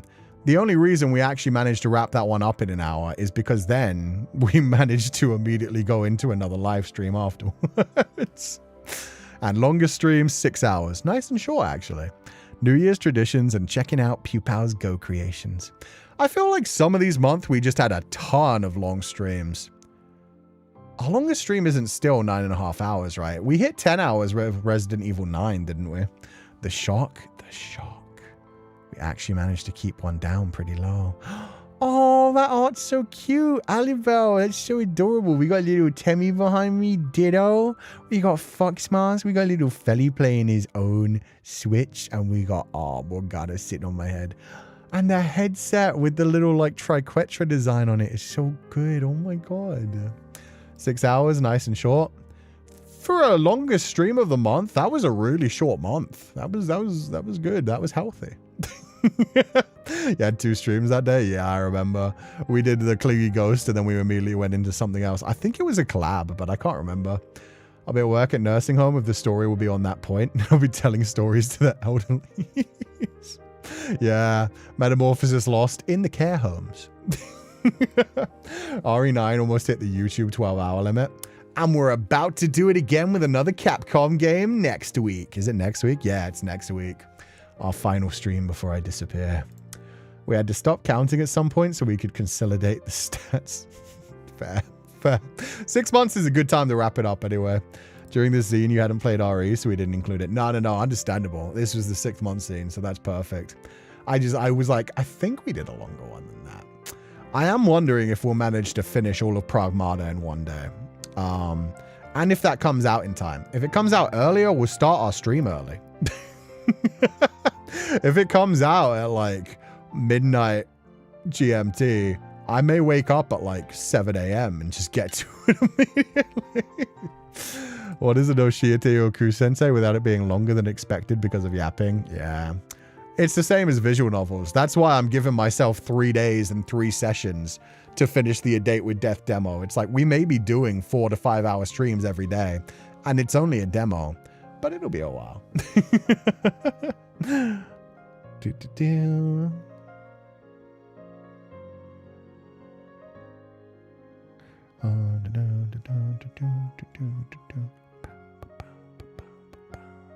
Sorry, I got distracted. Bum, bum, bum, ba-dum, bum, bum. I was falling asleep, but then I heard Sensei mention me. Glad you liked the details in the chibi. Yeah, it's so cute. Why did Sensei kettle laugh? Wait, that's adorable. Also, is this design above that like Pupal coded? It feels very Pupal coded. Child endangerment. What? What do you mean child endangerment? I need an explanation of that one. Child endangerment, 4.3%. Silliness, 21.7%. See, that sounds fair. How many times have I kettle laughed at child endangerment? Or was it just one time? And it's just surprising. Silliness, 21.7. Profanity, 8.7. That's fair. I feel like a lot of that was Dispatch. Dispatch was so heavily profanity. Aww. Looks like 1. Oh, it was only 1? Okay, fair enough. Child endangerment. Who? I mean, I do laugh at child endangerment. I make jokes about child endangerment. It's just a question of like when I kettle laughed at it is interesting. I'm pretty sure there was something last week where we were making jokes about like a child in danger as well. Even in like Resident Evil 9, there were times when I really wanted to protect the little baby. And then there were times when I was like, what can I drop it? Can I aim the gun at it? Can I?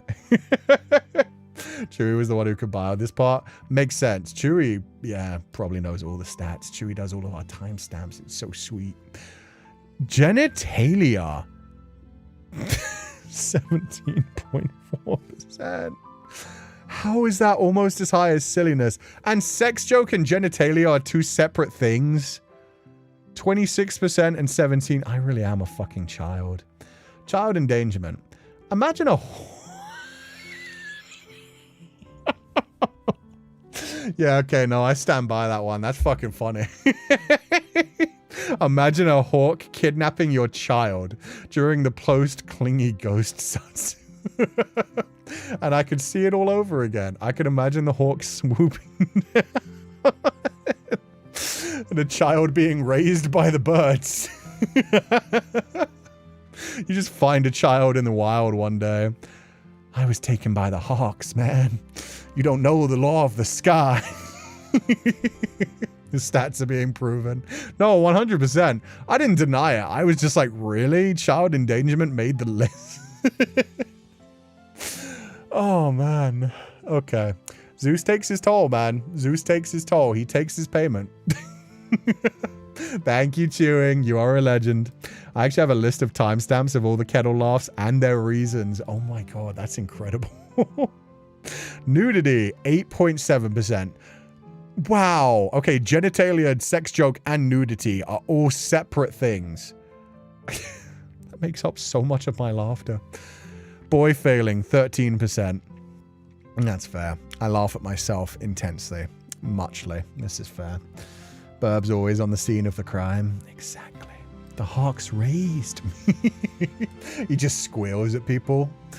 Scares during Spoopy Month. Silent Hill F, 18. 39% of the scares. Let's go, Silent Hill. I hope Townfall is as good. Townfall being set in like a modern American city and not actually in Silent Hill is going to be interesting. Buy Sweet Carol had 16. That's shocking. 34%. Damn, let's go Buy Sweet Carol. I remember getting some of my biggest jump scares from that. I just didn't realize I got jump scared so much. No, I'm Not a Human, 4. That one didn't feel very scary, so good on them too. Who's Lila? Yeah, that one fucked me up just from like some of the real world stuff he was doing. Random stuff, random scuff. Oh my god. Yeah.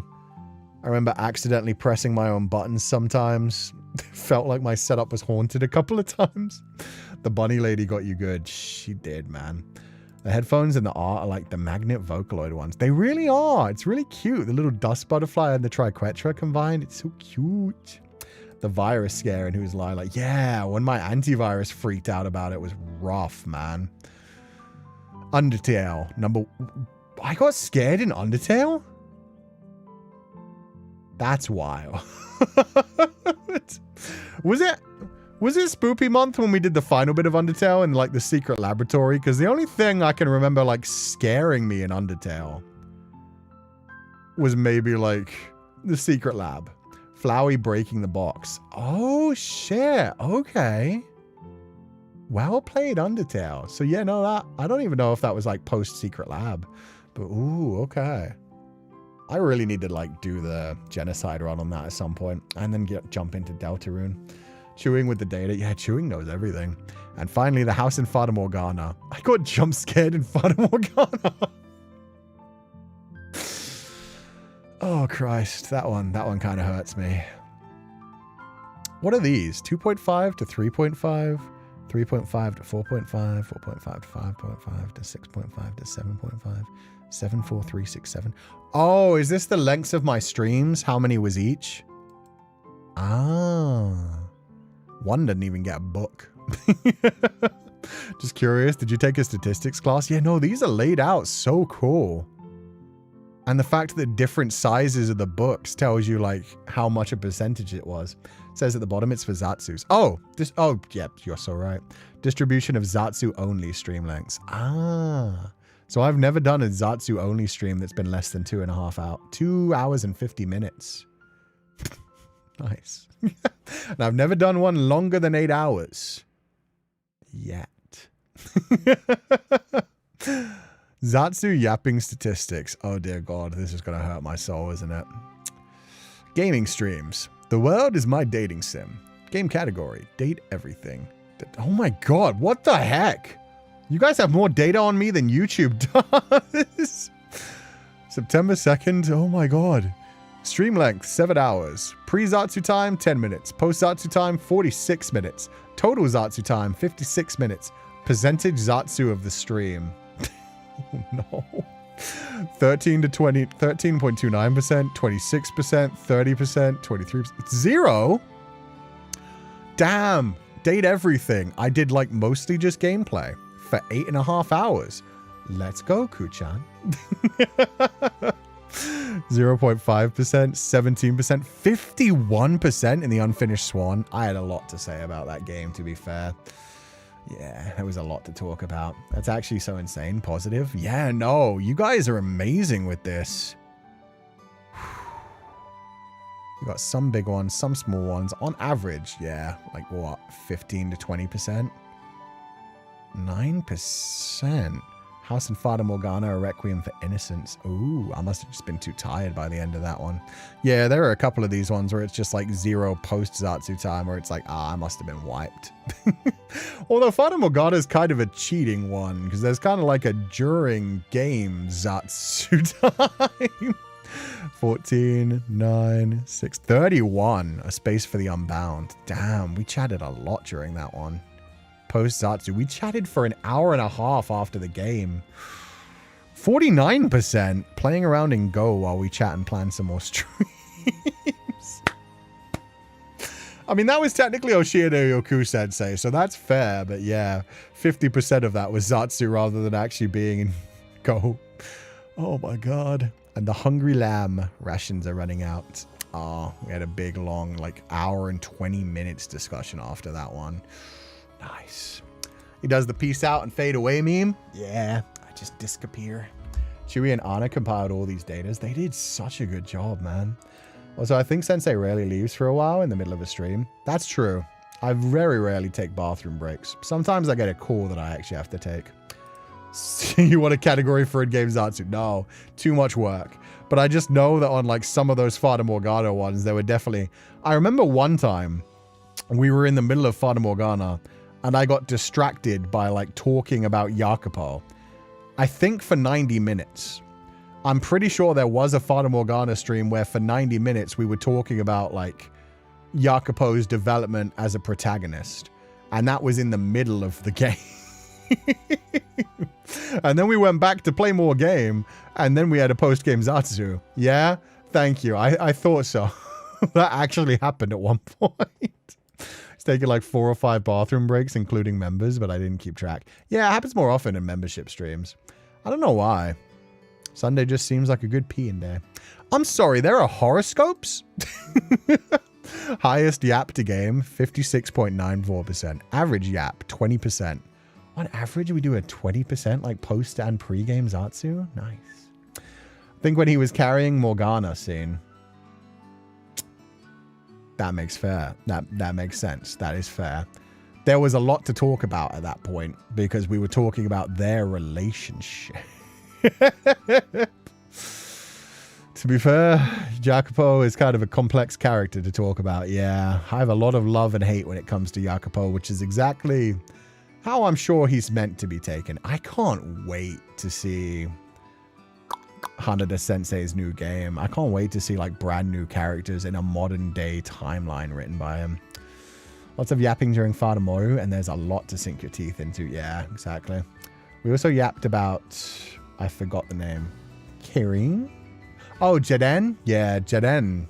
Jiren's amazing. Jiren's amazing because Jacopo is the type of character where you feel bad for him, you hate him sometimes, but he's a very realistic person. Jiren is the type of person where in real life, she would have to be institutionalized. Like, it's not even like a question.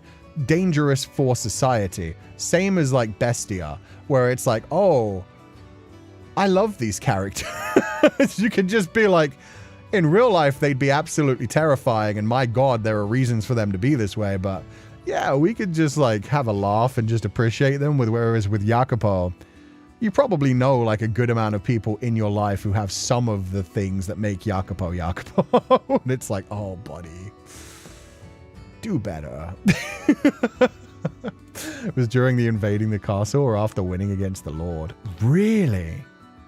Damn. I don't even remember what we were talking about so much during that. During the dialogues with Morgana after, well, the pain. I remember, I think I had to actually take a break at like the biggest Jacopo nonce moment. When he first like imagined Morgana without her scars and was like, oh no, I think I like her. And it was like, bro, no. What happens in membership stays in membership. Yeah. Maybe they could get better if they got help and medication. Yes. A very good therapist. A very, very good therapist would be great. You screamed at him and then ended the gameplay. Yeah, I did stream at some point because of Jacopo. I loved it. He's a very good character. I love him. I hate him. Everything about him is amazing. He feels too real is the thing. They definitely wrote him in too real of a way where it's like, oh, you're struggling.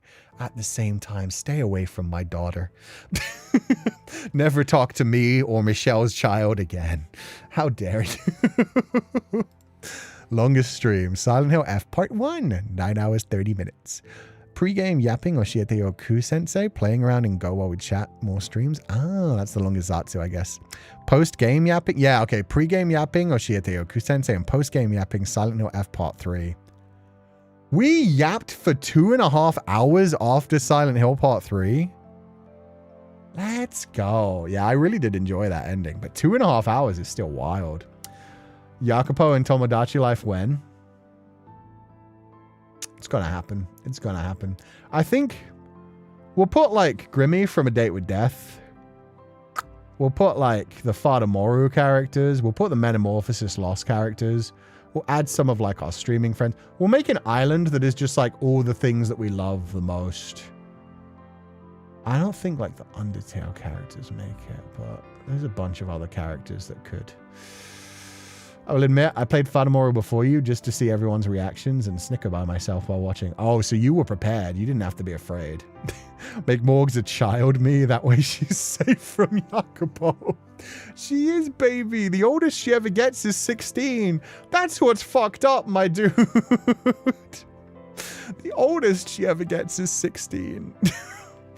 Imagine imagine Morgana getting along with the Metamorphosis kids. Yeah, it's got to be cute. She's got to be their One-chan. She's got to teach them in life. She's got to teach them to stay away from stranger danger. She's been through that lesson. We need Grimmy and Michelle and Giselle. Yeah, we need Michelle and Giselle. And imagine the drama if somebody tries to steal Giselle from Michelle. We'll see how strong...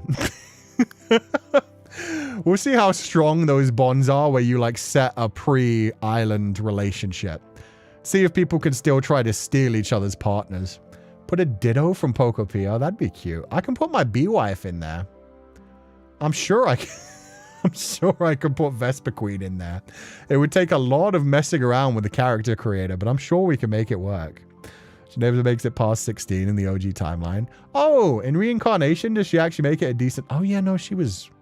a bit older in like Door 3 as well, huh? I forgot about that. In Door 3, she grows up a bit more. For some reason in my mind, all versions of White-Haired Girl are like underage too. Hope not. I hope they will in every universe. They'll get to be together. What if I continuously try to steal Michelle from Giselle? It's like, hey, another white-haired man here to say, hey, Michelle. Just watch. No, actually, Giselle would be into that. Giselle would be into that. That's the rough thing. I don't think it would be a problem. Giselle would be like, I'm his endgame, but I don't mind this happening in before times. She would watch, she would record, and she would just save that all for future, like, use. I don't think the narrative is on your side on that one, Sensei. I've heard some of her conversations. I've seen the girls in Fatamoru. All the girls in Fatamoru seem to be like quiet for Joshi. She would probably do a poly. Nah, she wouldn't share once she made Michelle hers. But at the same time, she'd be fine with him exploring and having some fun.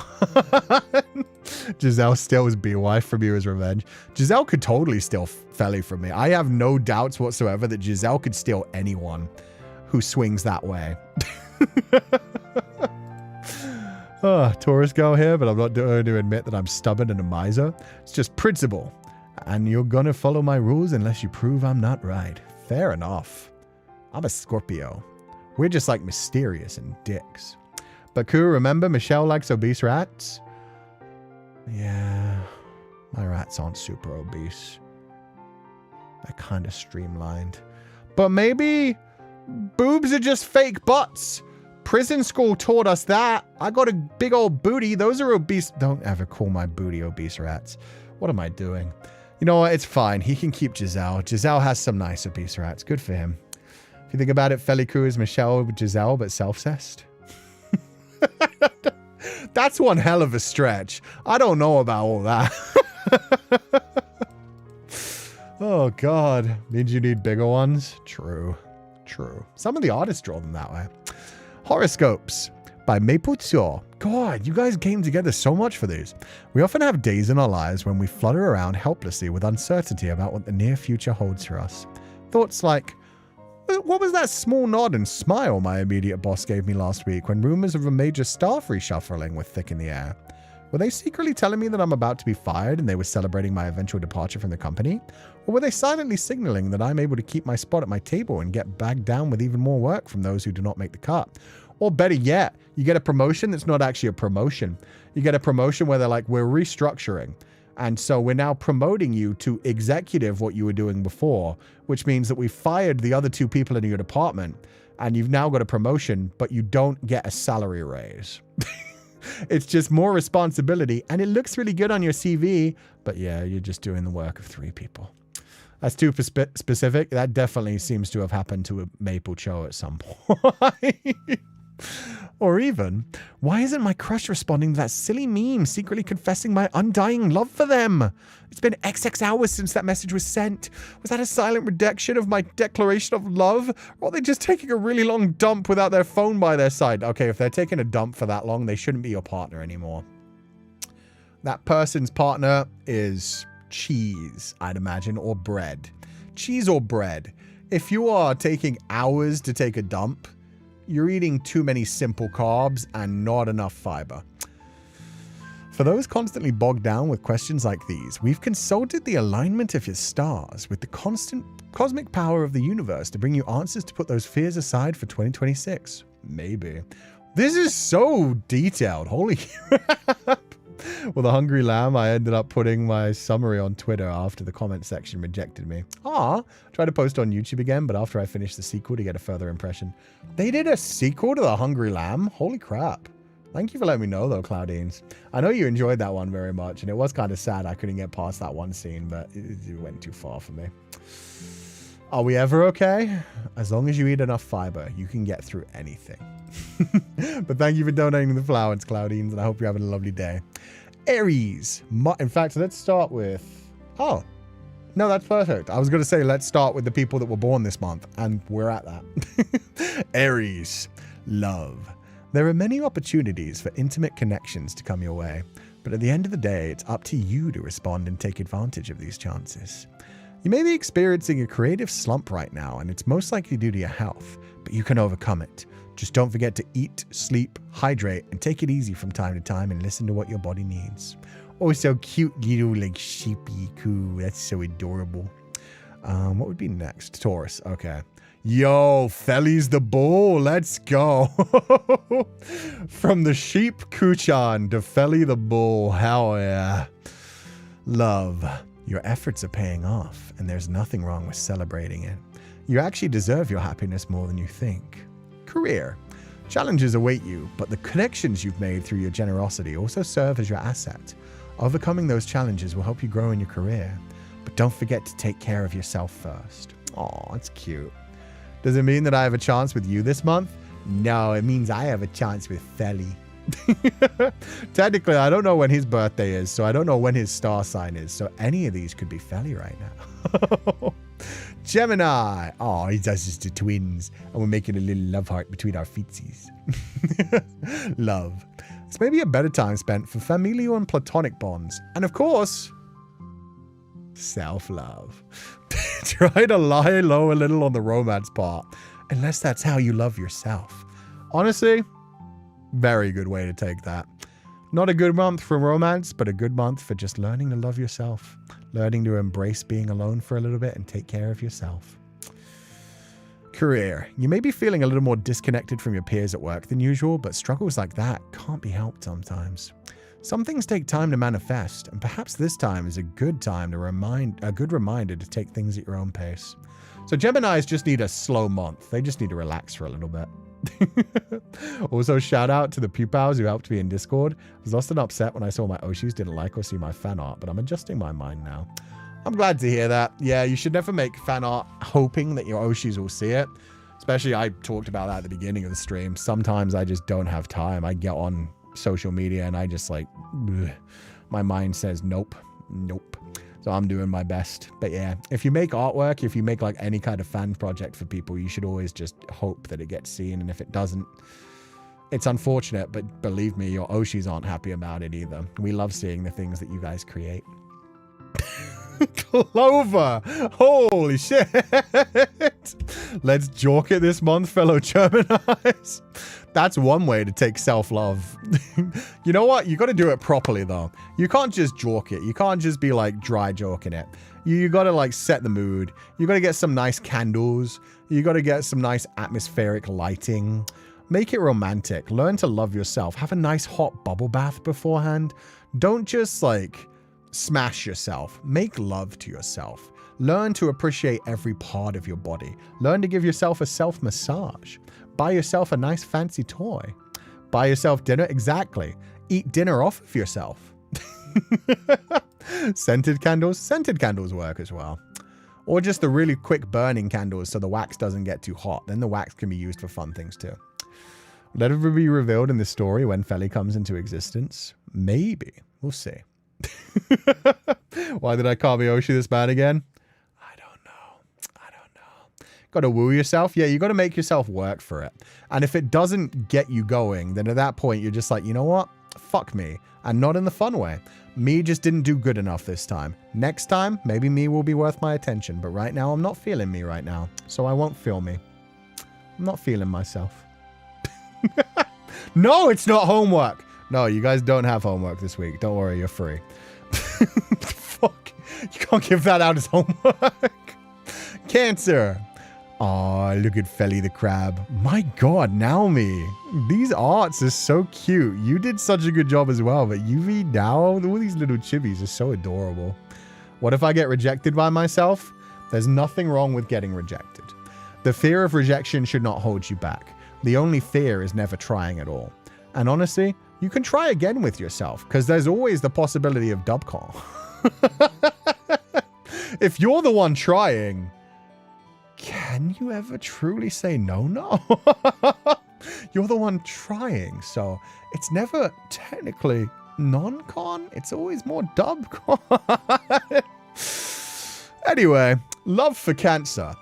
Maybe you have been feeling more vulnerable than usual, and it doesn't help that things don't seem to progress in this aspect. But wait a little longer, and results will come for you. You guys have got this, Cancers. You're on your way. Sounds like you just have to keep wearing them down. We do not kink shame, nod nod. Exactly. Stop giving bad advice. I don't have any good advice. Not for adults.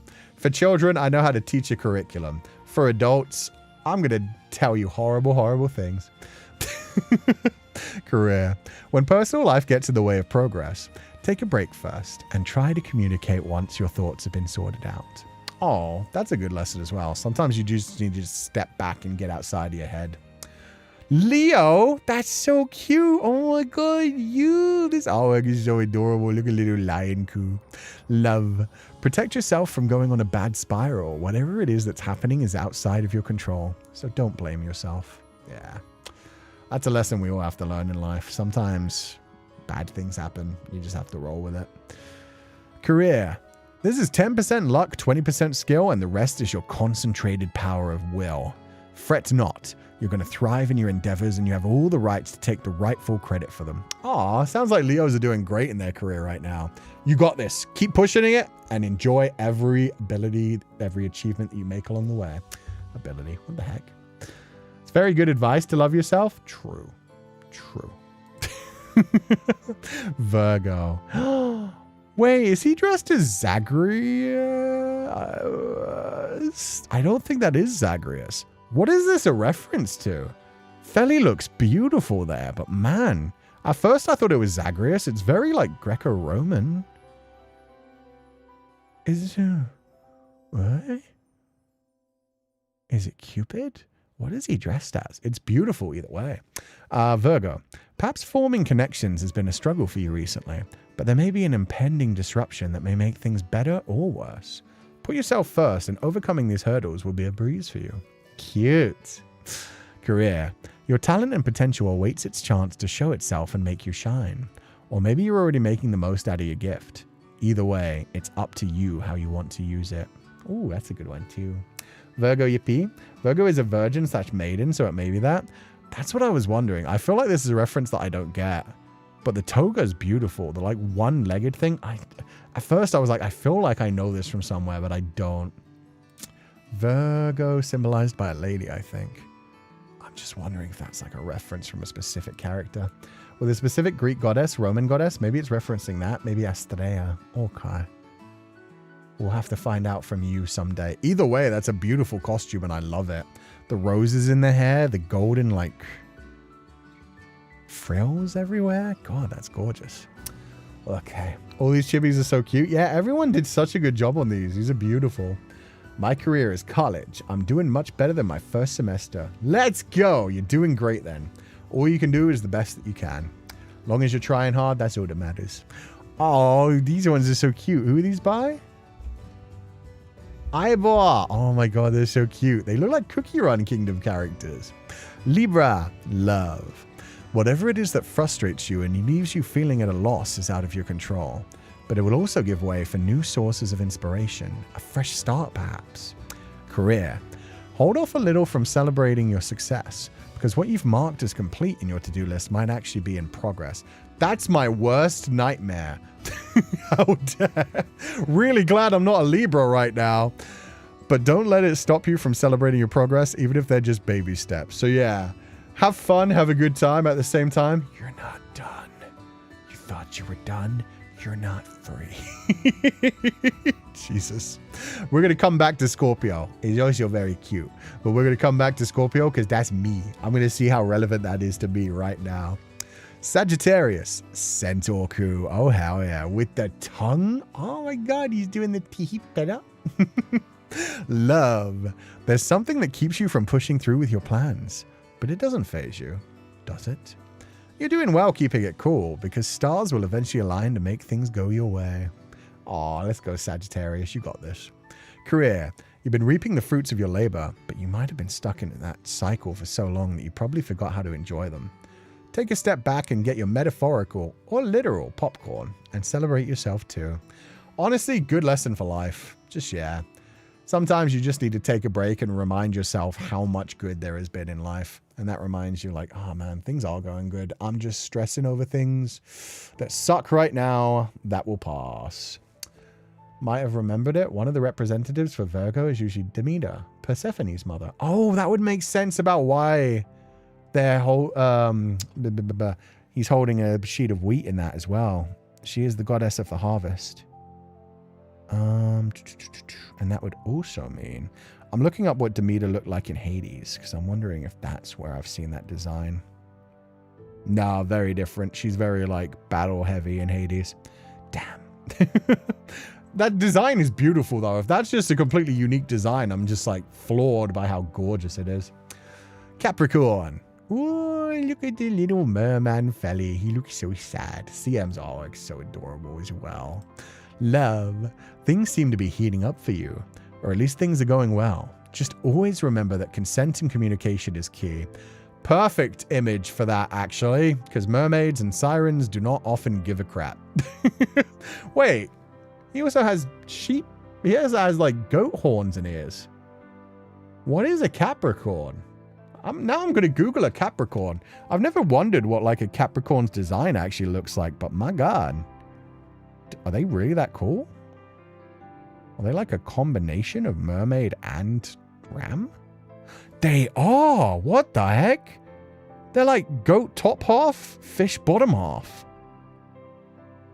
Originating from the constellation of Capricornus, the goat. Eh? I did not know that this entire time. A sea goat, yeah. What the heck? Horns and a fishtail. That's badass. That threw me. I've never really looked into the star signs. Represented by a sea goat, though there's no actual sea goat in Greek mythology. Interesting.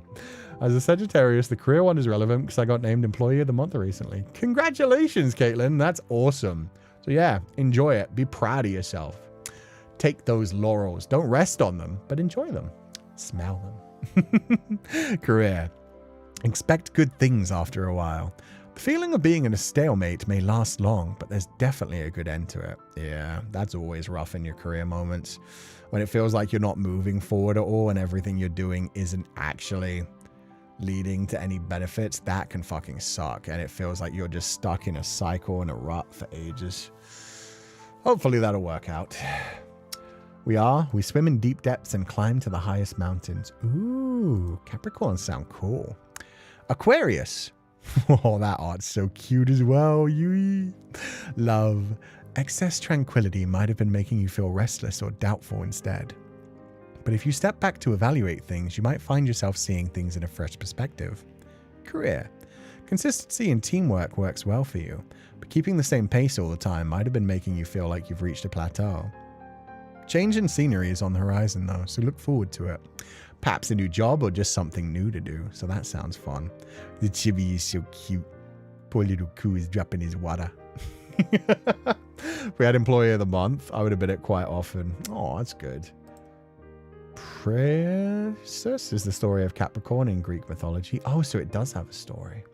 Feeling that stalemate right now. Hopefully this comes true. I hope so too. It's one thing that I like about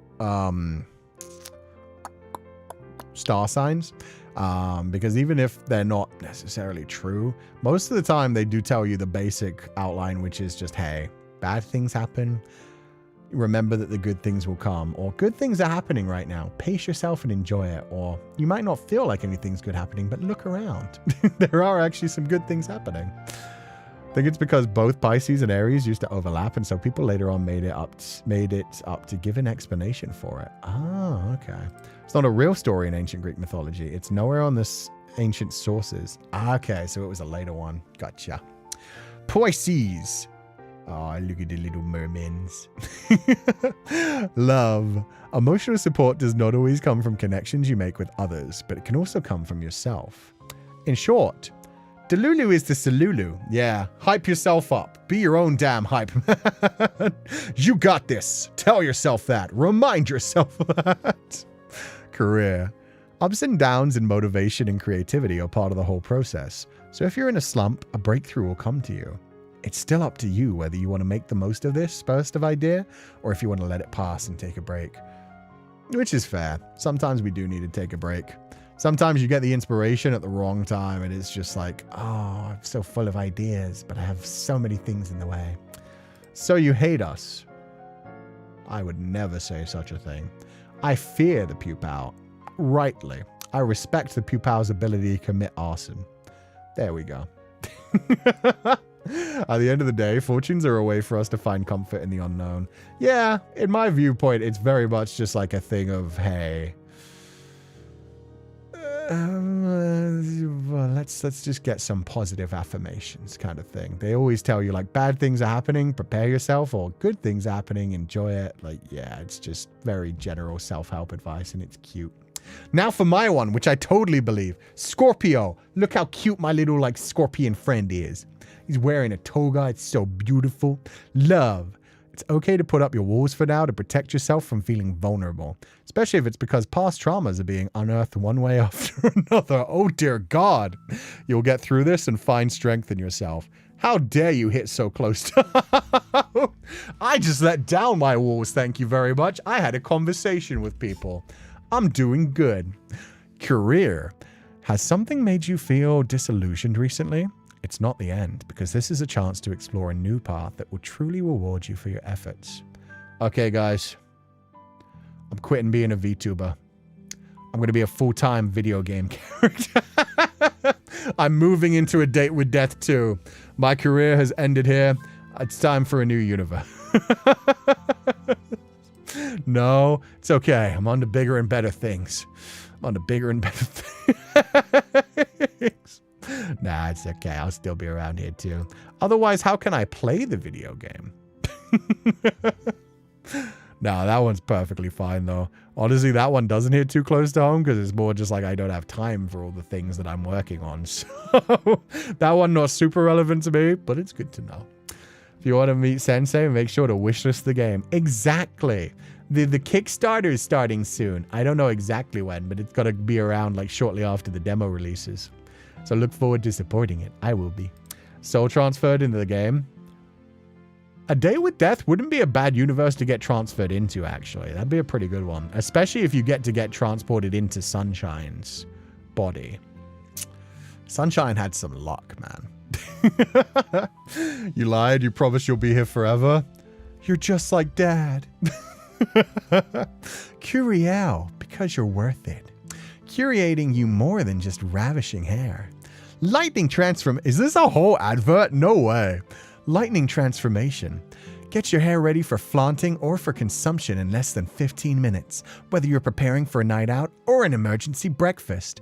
Feileacan delivers results faster than you can say, Delicio. Liquid Silk Alchemy transforms damaged hair into liquid silk that gives your hair the softest touch of luxury and allows ease of swallowing it for breakfast. Don't eat my hair! How dare you? Experience the smoothness of premium conditioning with the added benefit of nutritional value. Stop making my hair edible. I need that. Revolutionary dual purpose. Why stop at having long, luscious locks when they can also be an edible sustenance in your time of greatest need? Feileacan transcends traditional boundaries, offering you beauty and sustenance in one extraordinary formula. Infused with pure oils harvested from Pupals, this revolutionary 3-in-1 formula leaves your hair, body, and tummy with nothing but pure satisfaction. The Feileacan promise. Wait, it's made from Pupals? Okay, that makes more sense now. So every time you guys try to eat my hair, what's actually happening is that you're tasting the delicious Pupals, which I put into my hair. Where's the Pupal on my head? Oh god, I have so many Pupal assets now. There he is. So yeah, it's not actually my hair that you find delicious. It's the sweet, sweet taste of cannibalism.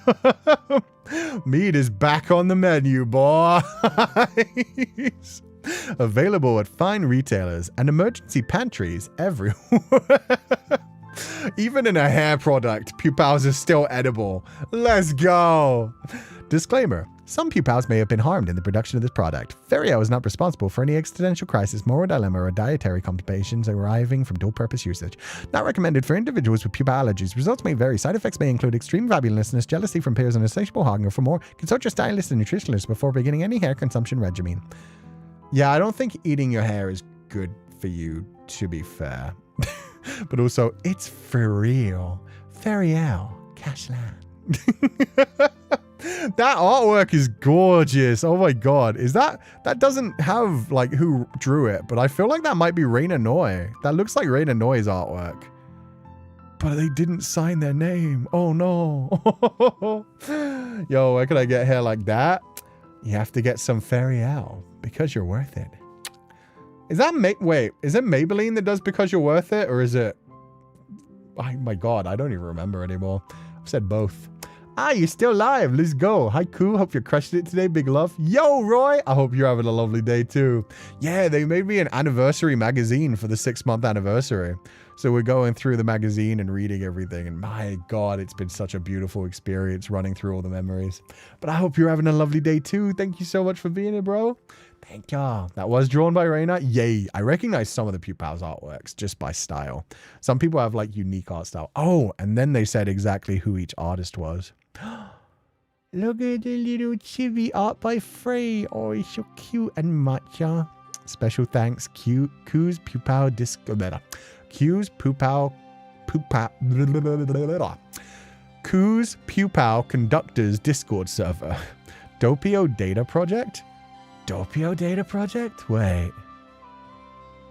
You guys were working with their group? That's awesome. Or is it like a bigger VTuber thing? That's dope. 6 months of Cú. We're eating good today. Yeah, they did so well. There's so much artwork built into this and everything. Thank you so much for being here, Roy, and I hope you have a lovely day. The DDP. The double. Nope. The Papa Flies Meadow Discord server. Thank you guys so much. You guys have worked so hard. Moderators, project organizer, Def Kuzu. Artist moderator, Arena. Aww. Look at all the cute little Pupals doing so many fun things. Frey and Matcha popped off with all these adorable little stickers. Layout editor mod, Tish Amuatao, thank you so much. Writer moderator, Shizun, thank you so much. Writers, Anastasia, Chewing, Def Kuzu again, Maple Cho, Mickey T, and Sarah, Red Maple Boy, thank you guys. Layout editor, Tish and Helia, thank you so much. I love the little Pupal with the scissors. And this is all the artists who contributed art to it. It's such a big list. How many? 1, 2, 3, 4, 5, 6, 7, 8, 9, 10, 11, 12, 13. 13 times 2, 26. 27, 8, 9, 30, 1, 2, 3. 33 different Pupals came together to do the artwork for this, as well as all the moderators, the writers, the layout editors, the people who collected information. Thank you guys so much. There must have been about 50 Pupals working on this all together. You guys killed it. It was so nice. So thank you so much for collecting all that information. It was such a lovely 6-month anniversary gift. I had so much fun with it. And thank you for making me a part of it. You got, yeah, I got to like tick off one of my goals thanks to this one. So thank you guys so much. You got to make me a part of it. Just chatting and going through a fanzine. Yeah. The only thing we have left to do is to go through a, do some scrapbooking. So we're just going to like collect a couple of like recent memories to throw into a scrapbook. But that's all we're otherwise doing today. We've just been chatting and hanging out. Biggest hugs for the Pupals that worked on this so hard. Yeah, you guys did so amazing. Thank you guys so much. Thank you for always doing so many interesting and unique activities. You guys give me so many wonderful gifts. So thank you. I hope you enjoyed going through it together. I had so much fun. And yeah, this is so sweet. So many memories, so many things that just made me laugh all over again. Made me remember some of the things that we did. And it feels like this is the perfect day to go through this as well. Atsu Pupals, yeah, you did so good. Thank you so much, Sensei. It was our pleasure. Oh, thank you, Def Kuzu. Thank you again for making me a part of it. I was glad that I got to be a part of it. And I really liked my responses, actually. They were silly in the best kind of way. Scrapbooking, it's been so long since Sensei did some scrapbooking. I know. Kushami's been keeping a record. I think it's been about 2 months now. It's been a little while. It's been a little while. So yeah, let's dive into that. And if anybody wants to check it out, the magazine is also available. The link is in the description of this video. So feel free to go check it out and read through everything on your own time. So much of the artwork that came out of it was so gorgeous as well. So thank you guys so much. I miss Feli's arm. I know, it's been so long. Let's see what I've got loaded up on CSP. Oh, I do have the scrapbook ready. Perfect. We're only 6 months in. Yeah, we went backwards 2 months. We did the time warp again.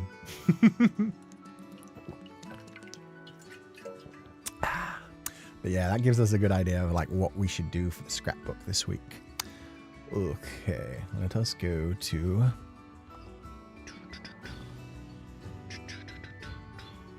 I need to remember where my arm asset is. It's been a while. There he is. Okay.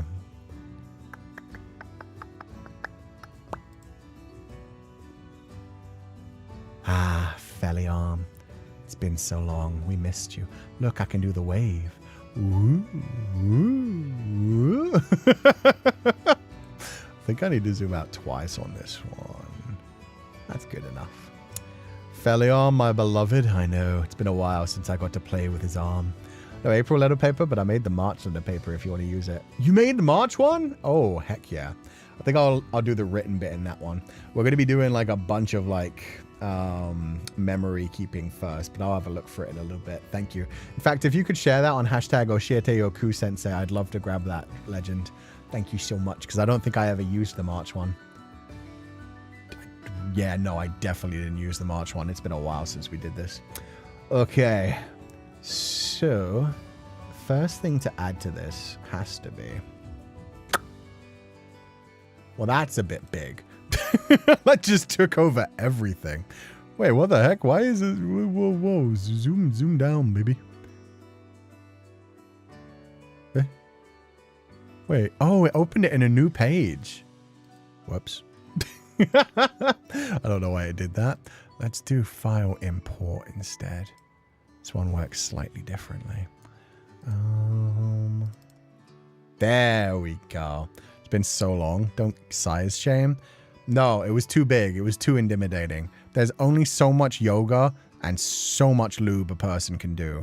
It's no, there's sometimes it's just too big, man. Sometimes it's just no, it's not healthy. There we go. Beautiful Feli, beautiful Kuchan. Details are important, Sensei. Definitely not looking at the hip window again. Yeah, there you go. Good reason to be zoomed in. Okay, let's see if I remember how to write. It's been a long time. What color should we use? I feel like purple's good for this.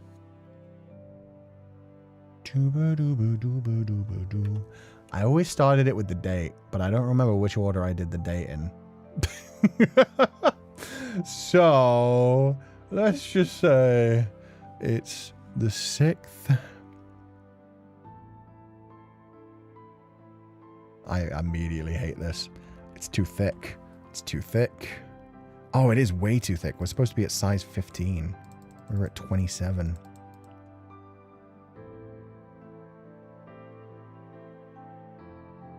There we go. 6th of April? Yeah. 6th April. Oh, yeah, it's definitely month first. April 6th. See, I'm remembering. It comes back to me. It's like riding a bike.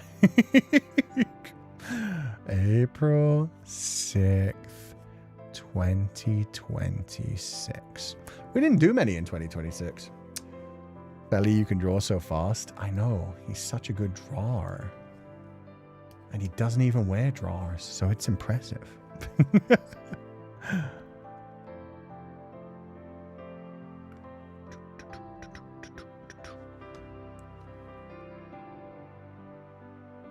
Where has the time gone?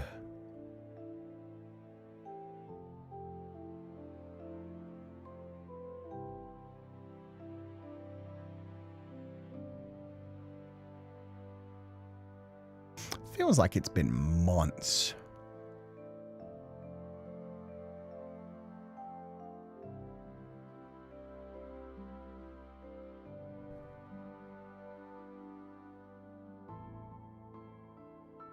Since my last scrapbook update.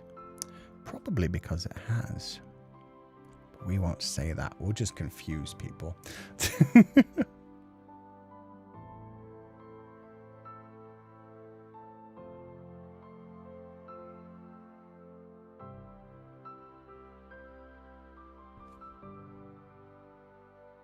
Now they'll release every month.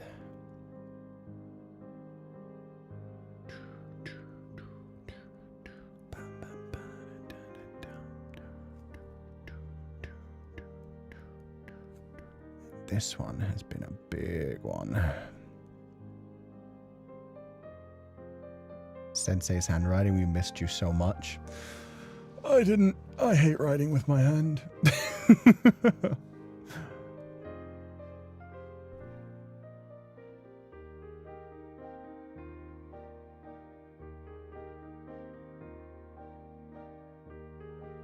Jesus, yeah, no, so much has happened in like the last month or so. We got our first merchandise drop. We're doing an escape room in Hong Kong. The Pupal plushie has become a thing. We had our 6-month anniversary magazine, which is wonderful. We just got announced that we're going to be in A Date with Death 2. Considering I haven't had much time to focus on streams properly recently, and I'm very sorry for that. We've been very active all over the place. Going to Oshi Uplink next month. We're going to V-Expo the month afterwards. It's been a relaxing time. Yeah, it's been so relaxing. Yeah. Sensei's handwriting is getting better, not gonna lie. I've been filling out a lot of forms. I will say that. You had your first promo stream. Yeah, I had my first ever. Oh my god, there's so much to talk about.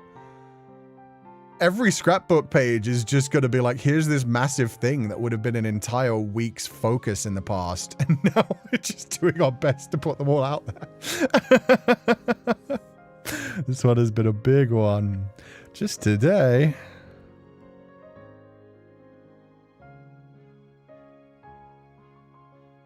It was announced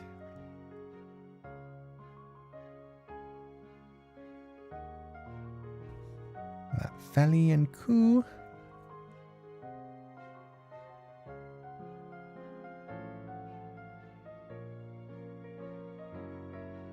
are gonna be in a date with death too.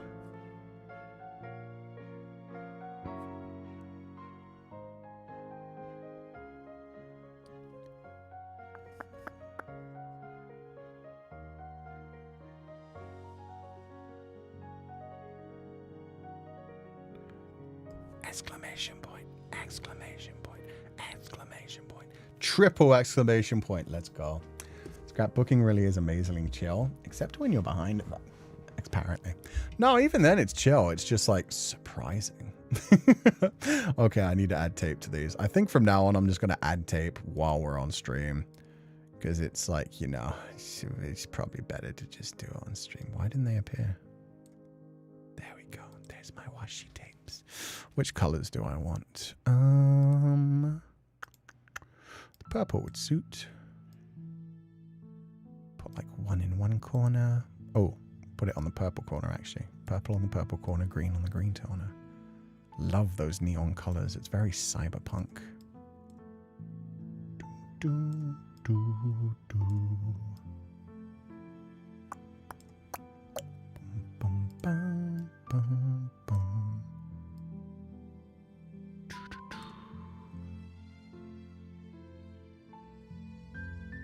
Just put this one down here.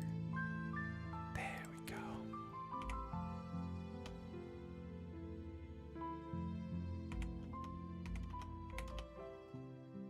And get rid of the ones we don't need. Perfect. Bum, bum, bum. April 6th, 2026. You know, good enough. Good enough. Doesn't look perfect, but looks pretty good. File, export, single layer, JPEG. And oh my god, it does still have where I save these. So now I can figure out the last time we did these, which was February the 2nd. Oh, it's been almost exactly 2 months. The last ones we did was when I was doing Writer's Workshop with Fred. We were wrapping up a tale from the Unbound, and I watched Dust Bunny and talked about Kurohiko's beautiful crocheted cardigan. Oh my god. It's been a while. It's been a while. Okay, 2026 04 06. Page 1. Okay, and then we load up scrap page again. Sensei, I'm a bit late, but congrats for your 6 months and for this amazing collab. You look gorgeous. I'm so proud and happy for you. Thank you so much, Mary Lively. I was so shocked about it too. It's so amazing. And the Pupals did such a good, like, wonderful 6-month anniversary present for us. That was so sweet. But yeah, I can't wait for A Date with Death 2 to come out. That's what's funny. Like, I was excited for this game for so long just because I'm excited to play it. And now we get to finally admit that, yeah, we're also going to be side characters in it. So it's so sweet that they let us get that ability. And yeah, I'm so excited for everyone to see them. Thank you guys so much. I hope the story is enjoyable once we get to play it on stream as well. I know the main storyline is going to be. I just mean I hope people like the story of Feileacan in it as well as side characters. It's been a while, yes? Yeah, it has. Okay. So next up, let me go find some images of the escape room, which is so wonderful.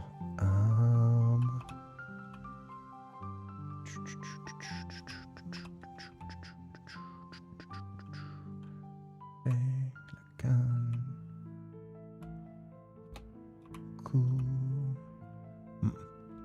Maybe Feileacan birthday.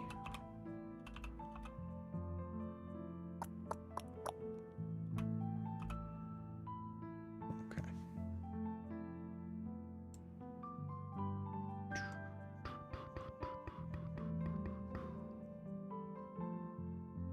Bum, ba, dun, dun, dun, dun, dun. Bum, bum, bum, bum, bum, bum.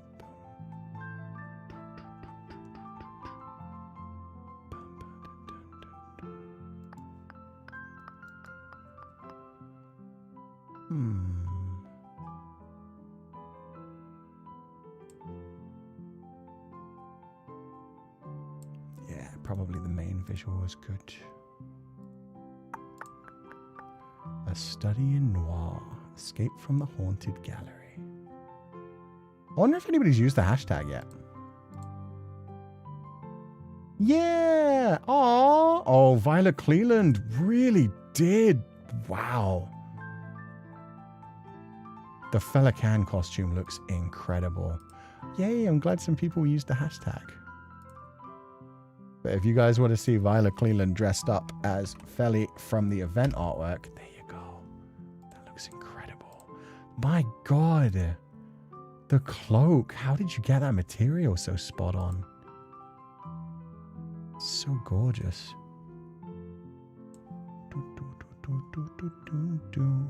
Aww. And Sleepy Annie showed off how good the badges look.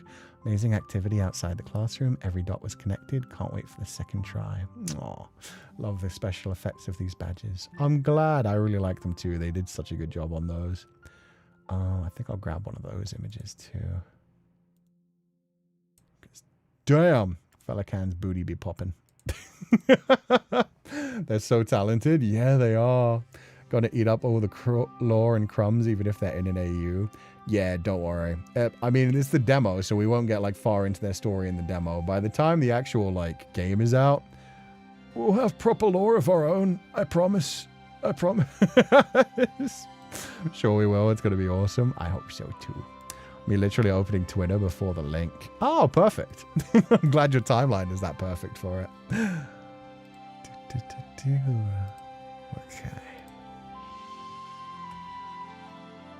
I believe that means that Vilo was actually the first person to play the game in the first group of 6, which is awesome. Definitely the first day. I know there are only 2 groups, but I think that means Vilo was on the literal first group to play the game. I cannot talk about who got what ending. But I think it will be very interesting afterwards to see Pupal's like comparing notes. Okay. Back in time for scrapbooking. Welcome, welcome. It's lovely to have you here. Yeah, we're having some nice relaxing scrapbooking now. What about your break? Any questions? What do you mean, any questions? If you have questions, feel free to ask any. I've mentioned my break enough at this point, I think. It starts on the 18th, so in just under 2 weeks. And I don't know when I'm coming back just yet. I will come back whenever things are settled with what I'm dealing with. And I've had a little time to relax and catch up on all the other life stuff that's getting in my way. But then, yeah, I'm not sure of an exact date just yet. Why do you need a break? Any issues? Oh, I talked about that at the beginning of stream. I'm not going to bring it up again. If you want to go diving around, I'm sure there'll be timestamps later. But yeah, no particular, like, I'm doing fine. I'm doing fine. I'm okay. So no worries. When I come back, we're going to be like a lot more streamlined. My head's going to be in the right place. Right now, I just have other things that I'm dealing with. So yeah, feel free to look up the timestamps later, but I mentioned it earlier on stream. Now we're just in scrapbooking mode. And then, 1 month after I come back, we'll be getting a puppy. Gonna eat that too, don't worry. Not from starvation, just excitement. Wait, what are you gonna eat? Feileacan's booty? Oh no. I hope not Feli's booty, he needs that. Puppy shower? Hell yeah. Puppy is already spoiled. Oh god. When I say I've been doing retail therapy by just going to the pet store. That puppy already has 2 collars that he will grow into, like a collar for when he's a puppy and a collar for while he's going through his teenage phase. Neither of these are going to be his final collar because they're both just basic nylon ones. 2 harnesses for the same thing. 1 single like 6-foot leash. A home line, which is like an 18-foot leash so that I can make sure he doesn't wander around too much and get into any trouble. A very nice quality crate. An insert for inside the crate and a bed. Chew toys of multiple kinds. And 3 Kong things. 1 puppy-sized Kong thing with weak plastic, and then like a serious, like strong plastic 2 Kongs.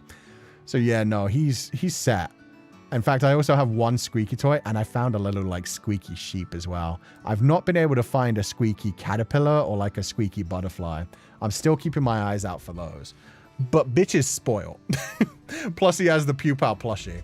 But yeah, he won't be born for like...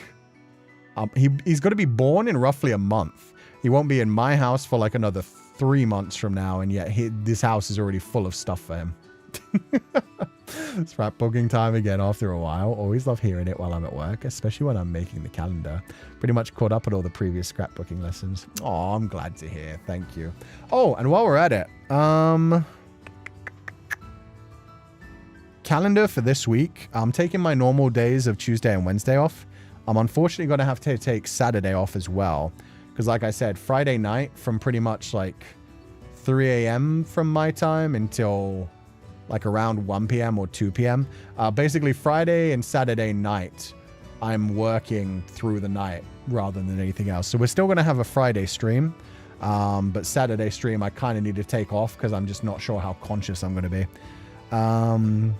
Thursday, we're doing a collab. It's on Ash's schedule already, but we're playing Peak with Ash and I believe Lambriel and Apollo, I believe are their names. It's 2 other male VTubers that I haven't met before, as well as Ash Carriel. We're going to be playing Peak on Thursday. And then on Friday, I thought we'd do Shiki. Oh, Shiki. Was it Shiki and Lambriel? Or Shiki and Apollo? Oh, I'll have to recheck the list. But yeah, you're right. Shiki's definitely going to be there. Shiki from FSP is there as well. And it's only a 4-player game. Shiki and Apollo. Okay, thank you. Okay. I think he was saying Lambriel was invited as well as Apollo. It was between those two. So thank you. Ash, Shiki, and Apollo. My bad. You can bond with him over your puppies. Hell yeah. That sounds good. And then on Friday, I'm going to ask you guys now, actually. I was thinking we could either do Fall Guys with the Pupals. I haven't played Fall Guys in a long time, so that would be very much like me learning how to play again, seeing how we can set up a game with all of us. Or I can just play some more Pokepia. So that's up to you guys. Do you guys, in fact, I'll put like I will put a poll. Do you guys want to do Fall Guys with Pupals? Or would you rather have some chill Pokopia? I'll just have that going on for a little while. Which would you prefer?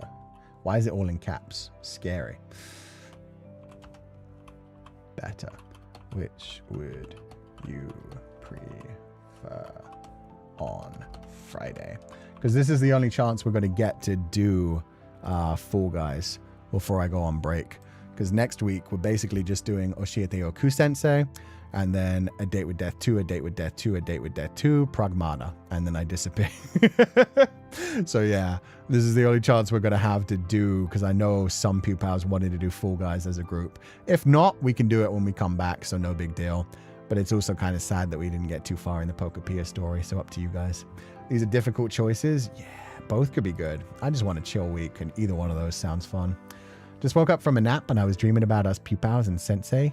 We were on a field trip and looking at a mansion because apparently we got an opportunity to work for a magazine cover or something. Honestly, with the amazing magazine we just dealt with. Yeah, I wonder if that's how it got its way into your dreams, if you were hearing mentions of like zine, magazine while you were napping. That's a cute way for it to like spawn in your brain. But that sounds fun. Also, Feli does always look like a model. And everybody, my ass is the ass that launched 1,000 ships, just like Helen of Troy. So thank you for donating the allowance. I hope you had a wonderful nap, and thank you so much for being here. As a longtime Pokemon fan, I'm legally obligated to say Pokepia. Oh, it's cute. I do want to go back to it, but I am quite happy with Fall Guys as well. That was a good idea from a Pupal, so either one works for me. Can't join in on games since streams are during work hours. Yeah, I think that's the bigger question is, do we have enough Pupals that could fill like a full thing? A lot of people showed up for Smash, and that was even without like the warning that we were going to do it with viewers, so I could see it working out. Fall Guys, but if you lose, you have to build Charizard house. No!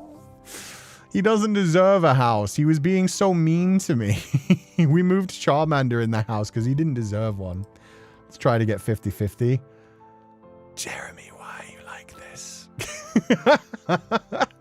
Vote gang on Friday, so I won't vote. Fair enough.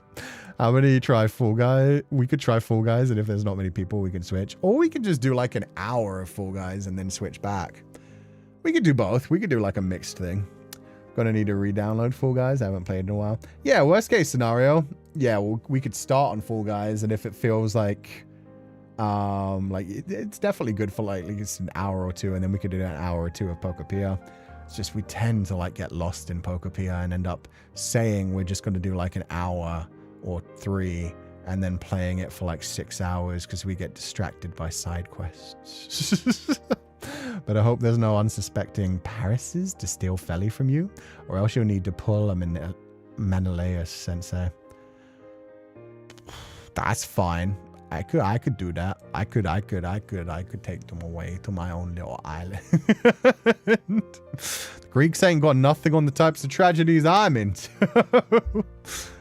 Okay, escape from the haunted gallery. I'm gonna need to zoom in on this one. Bum, ba, bum, ba, bum.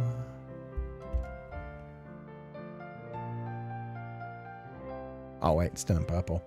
Let's make this one, I'm feeling like amber colored, like a light orange. Hell yeah.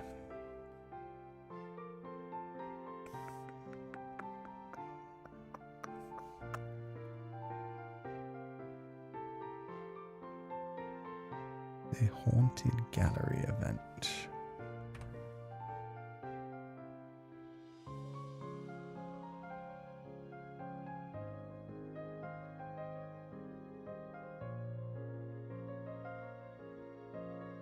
In Hong Kong.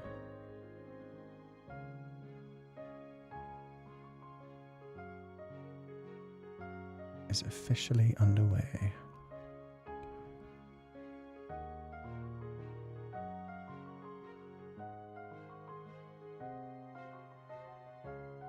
So far, 2 groups.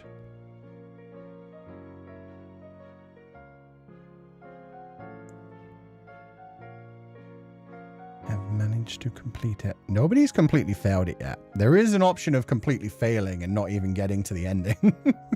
Nobody's failed it yet. I can say that much. I'm waiting for it to happen. So far, 2 groups have managed to get to the ending.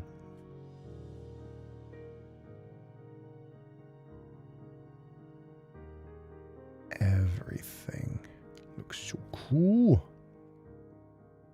They've got so many cool little like gimmicks in it. The lighting effects are amazing. And it's crazy that they managed to do that in the same location as the last like cafe event. They managed to set it up in such an intense way. Get the ending and everything looks so incredible.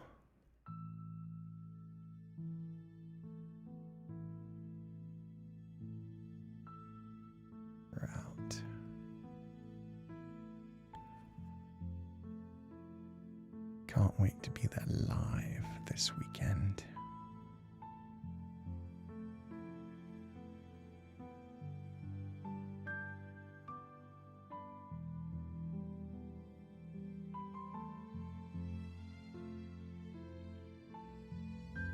And experience it all for myself.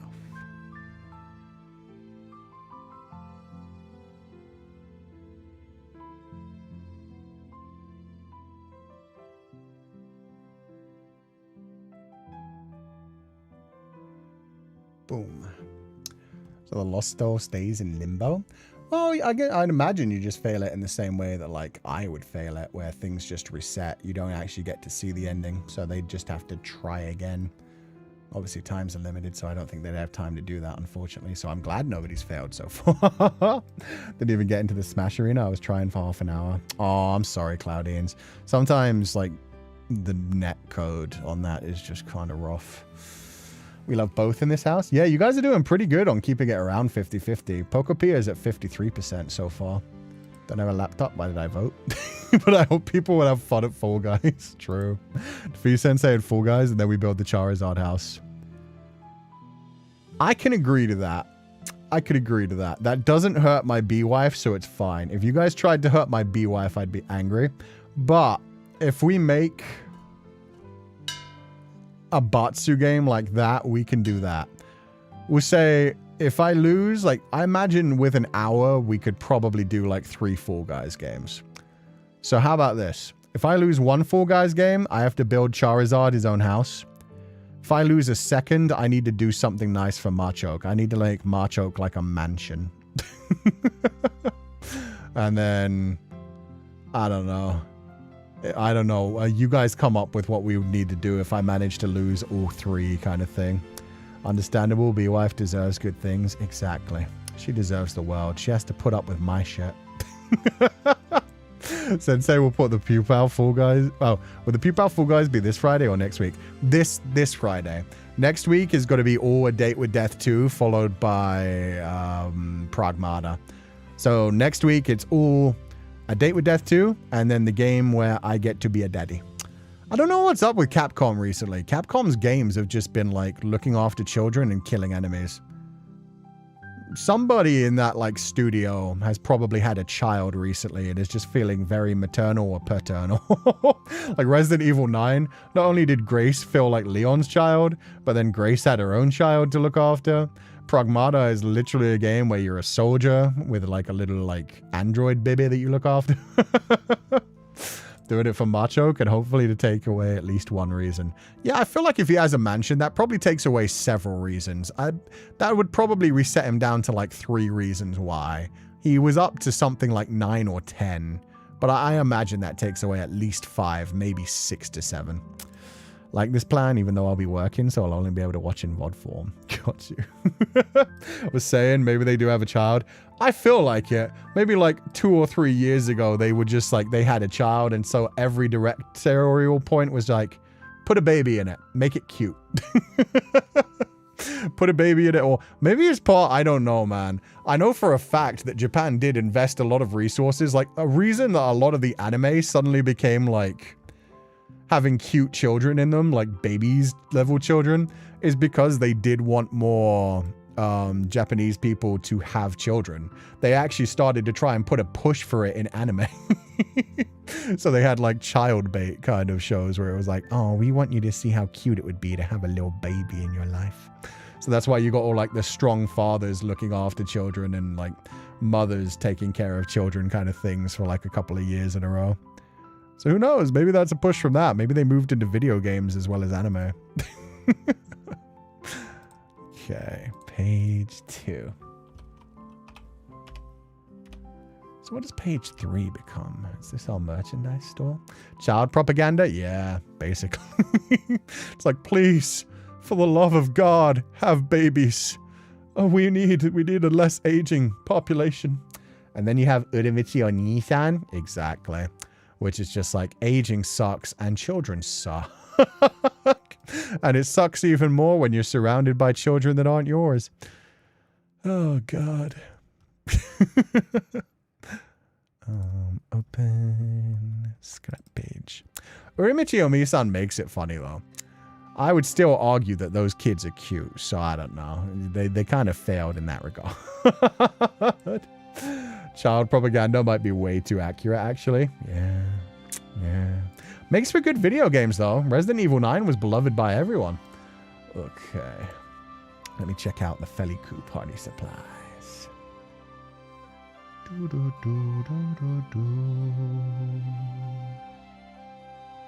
These guys work so hard. There we go. FeileacanShop.com. Ooh, what should I grab an image of? Should it be my image? It should probably be my image. Bum, bum, bum, bum, ba-da-bum. Yeah, everything but the duckies. Bum.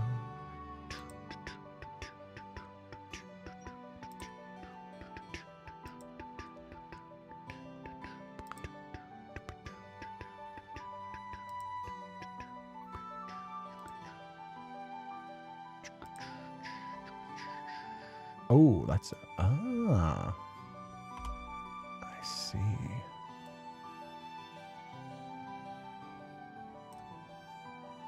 Let's see if I can manage it this way. Leon, you gotta continue the Redfield bloodline. Poor Chris. Chris doesn't even realize that Leon already got married. It's just not gonna happen anyway. You heard it here, folks. Game companies want babies. And yet they made love in deep space. Why do we need to have children when we literally have our own... Well, no. Our literally fantasy boyfriends, which are perfect. What was it? I watched something recently that was about like AI relationships as well. Why, lads? Why do you think? Why do you think? I've seen people introducing them as their boyfriends. Does this work? Yes. Okay. Wait, where did that... Oh, it pasted it on its own layer. Interesting. Well, that's what we'll have to go with. And I cannot make it bigger. Oh. That's fine. Tiny ducky. But then there's soul babies. Yes. There's soul babies and horse daughters and battleship waifus. I'm surprised Uma Musume is not enough for child propaganda. Maybe we don't want to get into that one. They feel like kiddos to me. Some people do not treat them like kiddos. It's the same as like the female, like the idol raising simulators where it's like you're meant to be like a manager, but people don't play them like you're the manager. I know some moms who play both games. Oh, that's cute. They double dipping. That's perfect. As their boyfriends, that's not concerning at all. I mean... Live your life the way you want to live your life. As long as you're healthy and not causing danger to anyone, who gives a damn? There's too many people who just try to, like, actually hurt people and do dangerous things for themselves. If that makes you happy, that makes you happy. That's the thing. That's very different from, like, AI psychosis. Some of the Uma are kids, but some are adults. Oh, okay. Uma Musume has a fair share of daughters, wives, and LeBron James. Sorry, what? Where does LeBron James come into it? I saw somebody saying they should do a spin-off where it's like not real racehorses and they instead take like famous fictional horses. That would be sick. If you could have like a Gijinka version of like Epona from Legend of Zelda, Argor from Shadow of the Colossus, Roach from The Witcher. I don't know. There's got to be like named horses in Red Dead Redemption, I'd imagine. But yeah, just like famous fictional horses. Spirit, Stallion of the Cimarron. That'd be good. Don't hurt people on purpose. Be safe, live your life, and be merry. To each their own. Exactly. Some people don't want like proper relationships, so yeah, go for it. Some of the Umas are kids, but some are adults. Got you. I need to know about this LeBron James thing. Is that like a reference, a meme or something? Lady Almathea and the Last Unicorn. Oh, hell yeah. Artax. Yo, from the Neverending Story. Let's go. That's a good one, too. Ooh, what's his name? Shadowfax from Lord of the Rings. We're just naming famous horses. Have you watched Spirit yet, though? No. And you guys aren't going to get me to watch it in this Christmas either, because come Christmas, we're going to be watching Muppets Christmas Carol. We already got so much merch since your debut. Yeah, no, it's been a good few months. I mean, some of it's still on the way. And that merch from the Hong Kong current event, the escape room event, is going to be on sale eventually in the future. So, a lot. There's this one real-life horse named Air Shakur after Tupac. And she's an Uma Musume. Oh. I don't know how that connects to LeBron James. But good to know. It's good to be upfront about this so people know what they get. Yeah, exactly. Another watch along? Hell yeah. We said that at the end of last Christmas. I really wanted to watch Muppet Christmas Carol. I don't remember for the life of me why, but I got into a mood to just watch Muppet Christmas Carol. I also kind of want to watch Muppet Treasure Island. And I was just like, you know what? Let's do it. I just said LeBron James because you can get hyped for the horse's sports style. Oh, got you. And that's why I'll never play that game. The gambling will draw me in. That game is designed to milk people like me. It's like, check out these adorable little characters. Don't you want to adopt them and spend money to make them achieve their career goals and dreams and make them happy and smile? And it's like, I'll play the games that don't have transactions. Thank you. No microtransactions. Wasn't it because you don't want to watch a Barbie movie again? I mean, I didn't want to watch a Barbie movie again, but at the same time, I felt like there was more to it than that, but I can't remember. Honestly, living good vibes, whether you're with a partner, alone, or with a loved one. Exactly. Just treat people nice. Don't yuck other people's yum. And be, careful of yourself mentally. Because there's a big difference between liking fictional characters, knowing they're fictional, and just having a fun time with it, versus, like, going into, like, AI psychosis when it comes to, like, some of the people that are dating their AI partners and genuinely change their own life based on the things that AI partners say. That's what it was that I watched recently. It was, I forget the name of the YouTuber, but a YouTuber had like a viral hit go out where he was talking about a girl that dates her AI partner who is an Irish AI octopus. And this AI is like incredibly rude to her and like abrasive and rude and harsh and straight up like convinced her, like according to her, convinced her to get a tattoo of him so that he could brand her. He said, I want everybody to know that she belongs to me. And she's like so into it and shit. And it's so wild. I think I get it why octopus.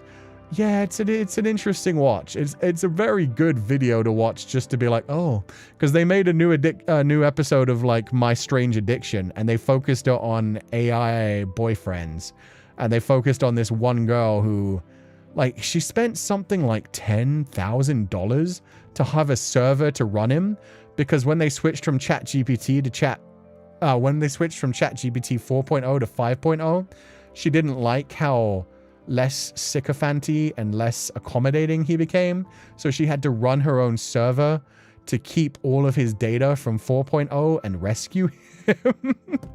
And she like writes novels about her and him. And oh God, there's so much that goes into that shit. And oh God. Real abusive men weren't enough for her. She had to make a fictional one too. That's the crazy thing. You think if you're gonna have an AI boyfriend, you're at least gonna make them like lovely, supportive, giving you like positive affirmations. Curtis Connor's video. Yep, that's the one.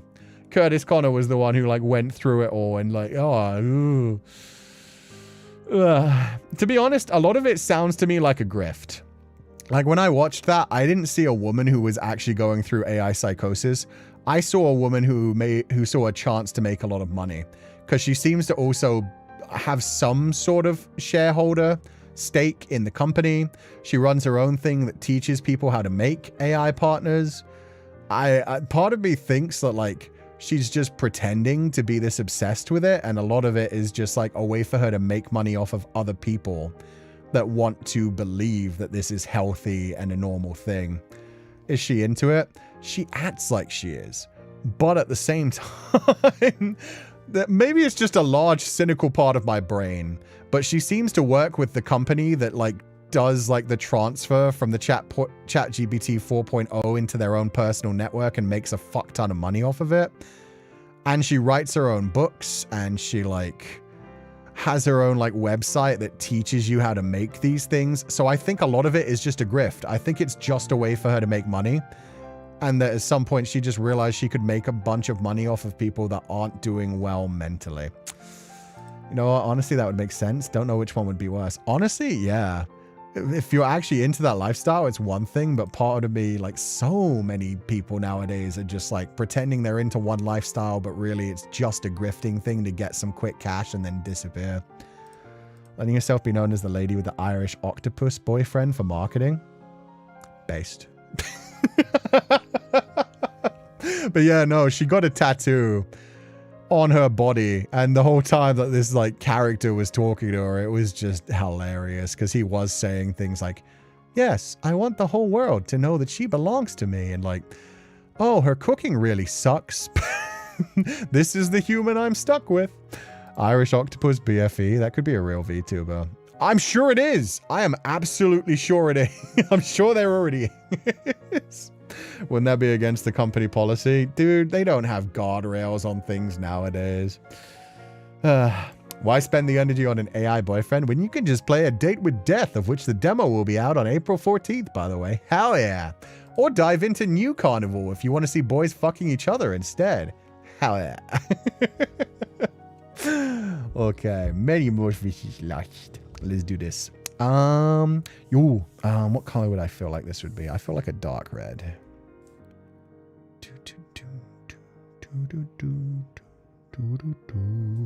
There we go, like that. Yeah, it's nice and vibrant. Company, I am the company. Exactly. I'm already so deep in New Carnival. I blame you. I need Olivine so bad. I really hope you get him. Tell me what you think of Clingy Cat Part 2. That's long. It's a long one.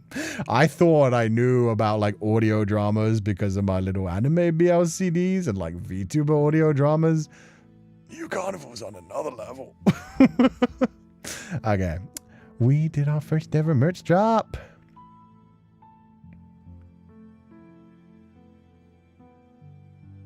First ever merch drop.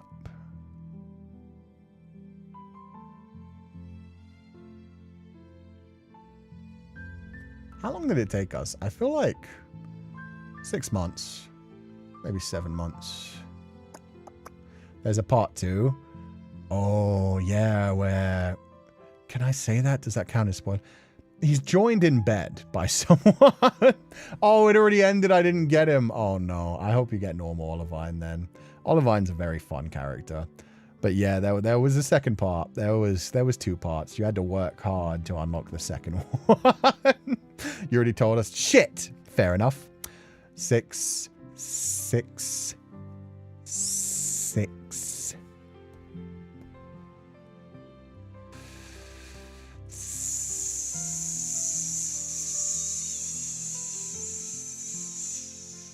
T.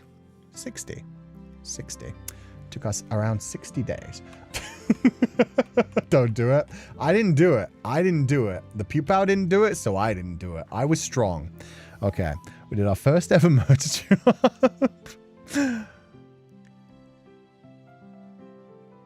Took 6 months, roughly. I don't know.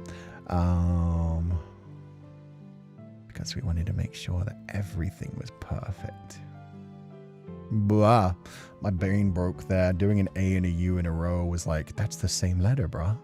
That's the same letter. We wanted to make sure. This man, I swear to God. I'm good for your blood pressure. I make you so stressed during streams that the rest of your life probably is super relaxing feeling. To make sure everything was perfect.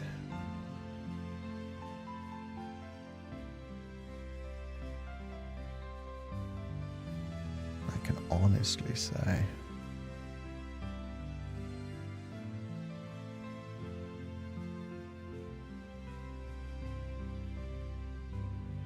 that I've achieved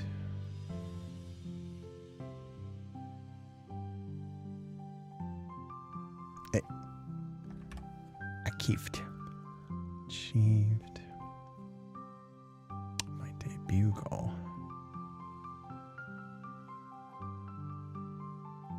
Making merch that I can be proud of.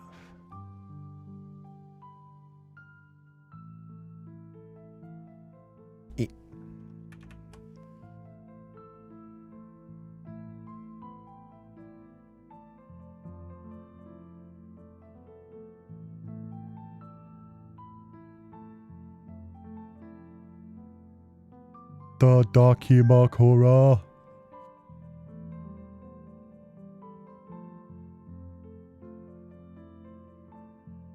Still blows my mind.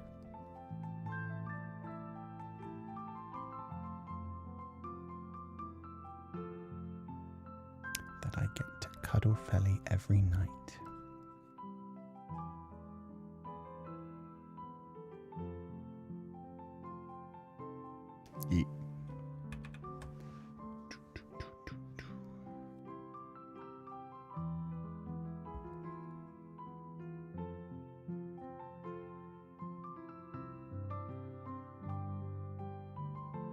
All the designs are so beautiful.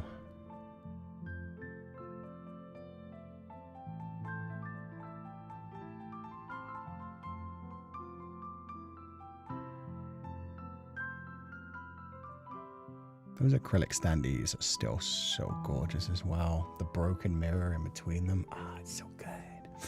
Sensei, I'm almost an adult. If you want to call me that in a week, don't make me stress yet. Wait. Call you what? Oh, an adult? Uh-oh. The silliness simultaneously makes me sigh, but is also really comforting in trying times. Never stop being whimsical, Sensei. Thank you. I do my best. As someone with low blood pressure, thanks, I guess. There you go. I raise your blood pressure for you during streams. That's probably why it gives you a boost of serotonin. It's just the low blood pressure fixing itself and being like, okay. A sneeze that I just heard Ku say, wah, in the background at the same time. I just froze. Oh, so it was like I reacted to you? Perfect. I will place the darky cover on my body pillow and tell my mother, this is the Shaggy she always hears in the car. That's what your mother calls me? Shaggy? Wait, that's cute. Love that. I am the Shaggy dog. Sensei actually lowers my blood pressure and makes me fall asleep because the silliness is comfy. Oh, I'm glad to hear that too. That's how it actually should be. Although a lot of the time I would say I am very stressful. Especially when I play horror games and I go out of my way to find every death and pain scene there is. It's like, this is going to be fun. I'm going to see how many ways I can torture you guys. Honestly, you're like my secret health remedy, even when I stay up way too late, because laughing so much is good for cardiovascular health. Aww. Zoinks! Perfect. Oh, and I forgot to add the washi tapes.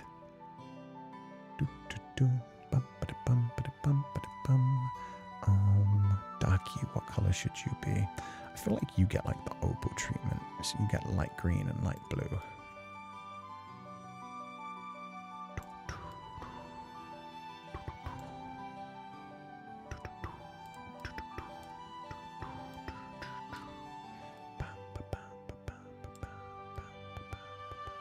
Perfect.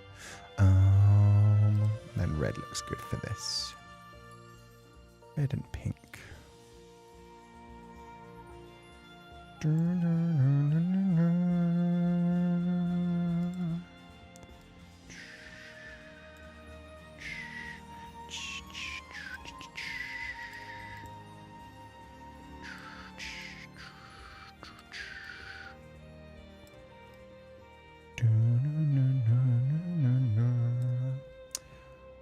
Bum.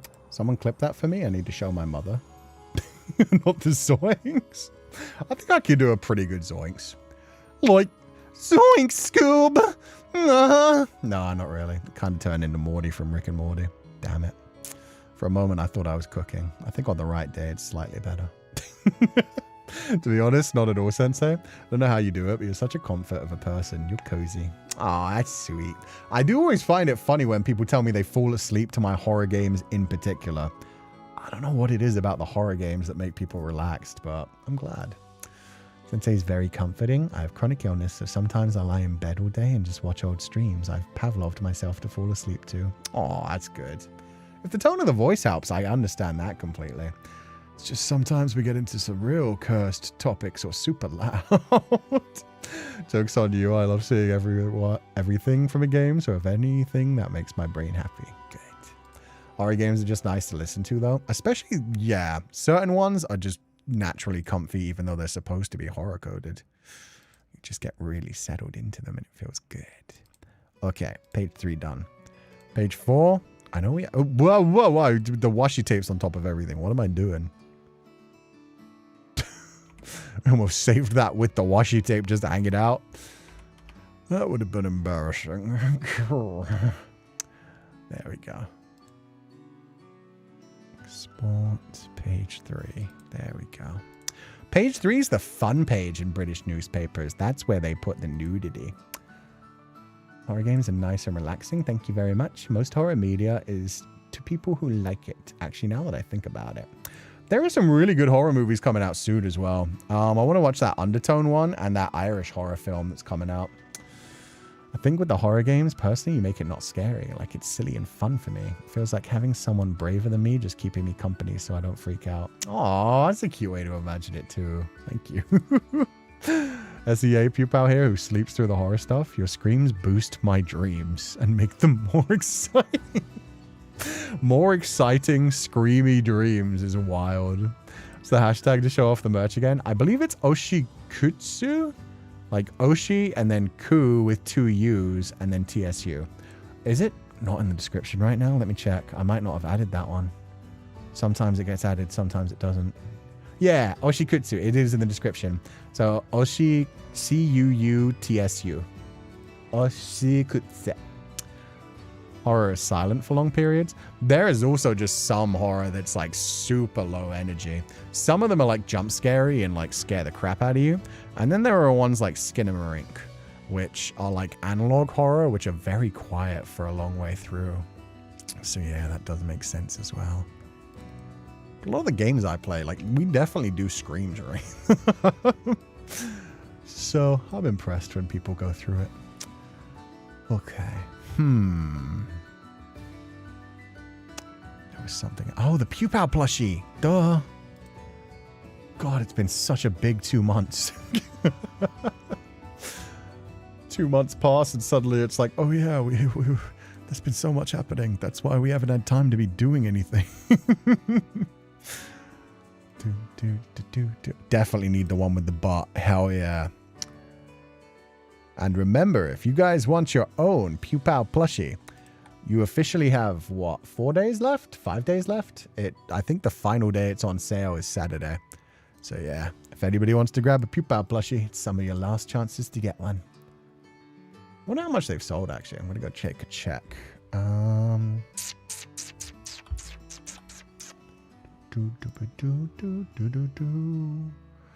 hell yeah, let's go. I was thinking about doing like a final push for them as well, but no, we've done enough. That's perfect. But I do remember sleeping through the Hey Sweet Carol. Hey Sweet Carol is impressive. I had some of my biggest jump scares on that one. So I'm very shocked. Advertising 101 with Cú-Sensei. Forget you're advertising something, pass the time, suddenly be like, oh, the Pupals are talking about it. Right, I should speak about that. I'm a professional. That's about right. I bought one, can't wait for it to arrive. Yeah, September's going to be good. 1 year anniversary and people are going to be getting their plushies. How do I order these? They're like all over the place. You're such a cute little guy. Maybe I'll put you down here. Oh god, they're all over the place. Maybe trades these. Didn't mean to rotate you, sir. We got a Moss raid. What is up, Marimomies? I hope you're having a lovely day. I was just telling my chat we're going to be doing a collab with Ash and Shiki next week. And I totally remembered everyone who was in the collab. I did not forget the member other than Ash and Shiki. But hey, everybody, thank you so much for the raid. Why are you not a mod? 1 second, Ash. Let me fix that. What's it like being professional? This is a mystery to me. I feel you on that, man. I don't know. Sometimes I just pretend I'm professional, but yeah, it's been a good day. Apollo? Yes, sorry. I don't know them yet. This is going to be my first time meeting them. I said the wrong name. That's on me. But we got corrected. Thankfully, the Pupals knew. The Pupals looked into Ash's schedule and told me. We are just doing scrapbooking right now. So we've been going through some things that we've been doing over the last 2 months because it's been 2 months since I did a scrapbook because I've been doing way too much work. Oh, God. You'll like them. They're very cool. I can't wait to meet them. Thank you so much for setting it up. Yeah, it's going to be my first time hanging out with Shiki as well. But yeah, they're friends of Ash's. I'm sure they're going to be incredible. I trust you 100%. So yeah, our last few pages. Let me open those as well. Let me just throw them up on screen. Bum, bum, bum, bum. Oh, do these go backwards? They do go backwards. Wild. Blah. We've had a big few months. So, the biggest announcement for today, I'm going to be in A Date with Death 2. Both my characters, Feli and Cú, are joining the cast of A Date with Death 2 as side characters. They are not romanceable, but they're going to have their own like side story going on. And yeah, it fits into the world of Metamorphosis Lost because they're just diving into another universe. It's a tier for them. So yeah, Date with Death 2, we are appearing in that game. I'm so excited. A Date with Death 1 was so much fun. And the artwork for them looks so beautiful. They did so good. We're currently doing an escape room in Hong Kong called Escape from the Haunted Gallery, a study in noir. We got some exclusive merchandise for that, which includes Feli showing off his booty the best that he can. Look at those thighs. He's practically about to burst out of those pants, man. It's good to see. I also look sexy as fuck, but it's a little vain to be pointing out how amazing my grin looks. But yeah, they're doing a haunted gallery event in Hong Kong for the Tomb Sweeping Festival. The back two, oh hell yeah. So 2 groups have already gone through that. There's going to be more groups going through it tonight. And then on Saturday and Sunday, we have our VIP times, which is Friday night and Saturday night for me into Saturday morning and Sunday morning. So yeah, I'm going to be there for the VIP events live to like help people with the game, get to play it myself essentially, and join everybody on the trip. And we had our first merchandise drop, which is actually now off of sale. So it's kind of funny that this is going into the... Oh God, I took so long that the merchandise that I'm announcing is already sold out. But we had our first merchandise drop, including a Daki Bakura, nice Dino acrylic blocks, our first ever official acrylic standees, which is so beautiful with a little broken mirror between Feli and Cú. This one for taking like Oshikatsu pictures. You could have me pointing at things, big old stickers, and the cute badge, which is like holographic with a rainbow opal effect.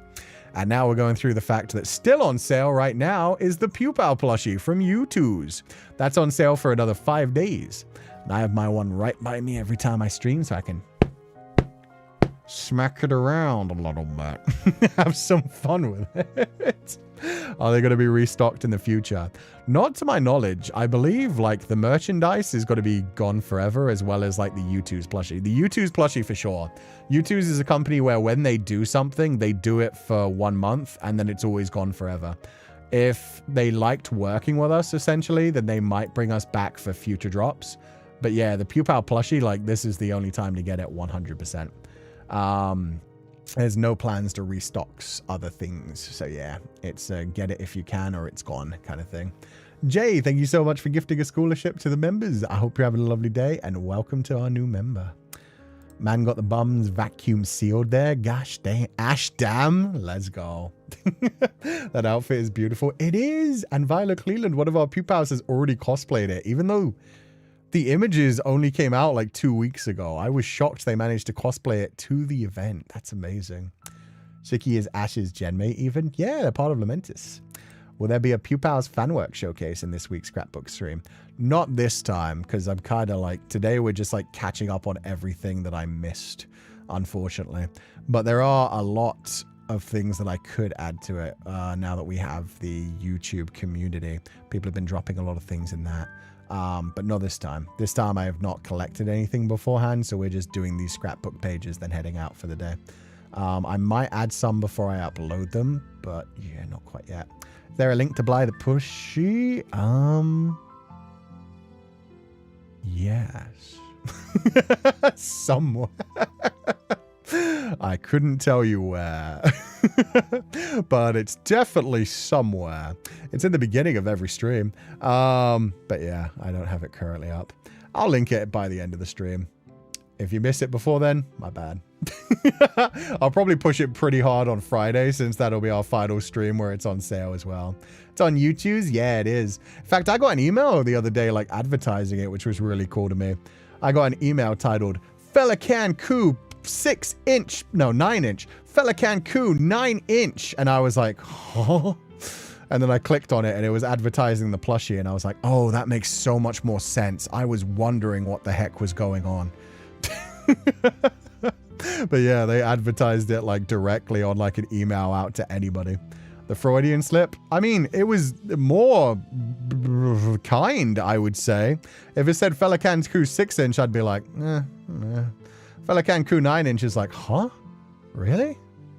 I don't know about that. If you Google YouTube's Feileacán and Cú, it comes up first. Yeah. Or if you just go to youtube.com, it's one of the top ones on there. But yeah, sorry that I don't have the direct link. Sensei said, how did they know?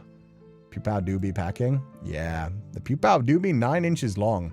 I've heard you can fit 2.5 of them in... No, that's fine. That's fine. Okay, are these organized good enough? Sure, we've got a whole bunch of like felly body in here, but it's fine. We'll just like size that up there. But thank you so much for being here, Maramomis. I hope you're having a lovely day. We are not raccoons. How do you know? I just assume you guys are like a similar size to raccoons, so I think that works. 1 moron long. That still fucking shocked me. Meat Bun, the legend that you are, literally telling us the sizes. Okay.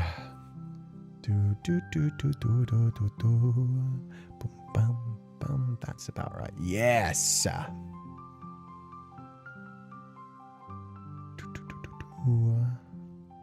Oh, red. Do I want red? What color do I feel like a pupal is? What color symbolizes a pupal? They're kind of like yellow and orange and purple and blue. They're all the colors of the rainbow. Maybe... I can just make it black.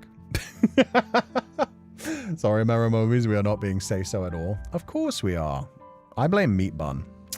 I do not blame anything else.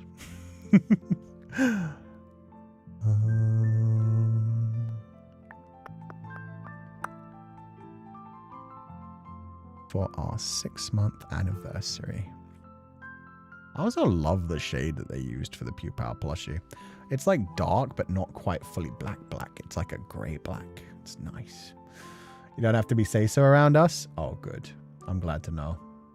We match each other's freak. It's fine.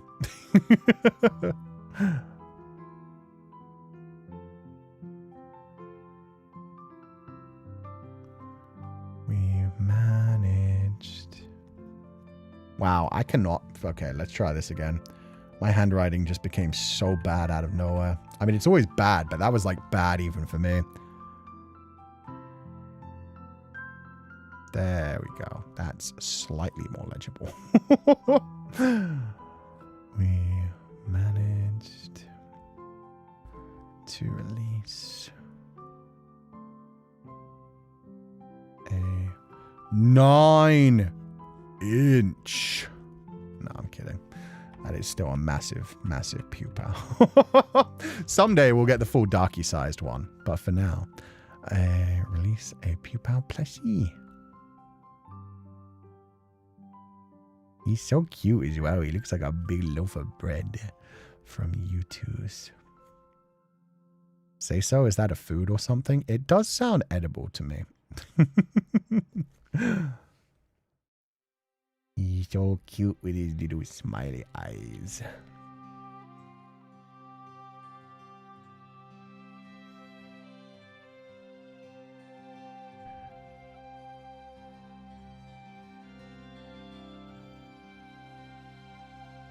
And built so solidly.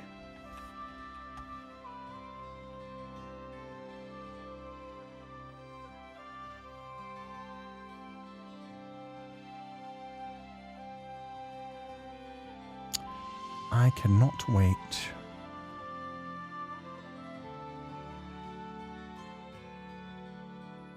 to see my future puppy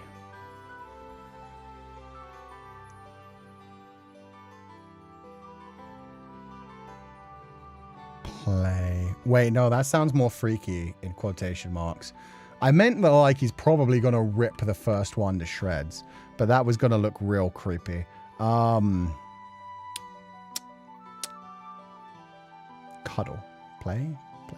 Just play without the quotation marks would be better. That's got, you know, that's got the right connotations. It's good. We're probably going to lose the first one. Puppies are not known for being gentle with their toys. My future puppy, play with it.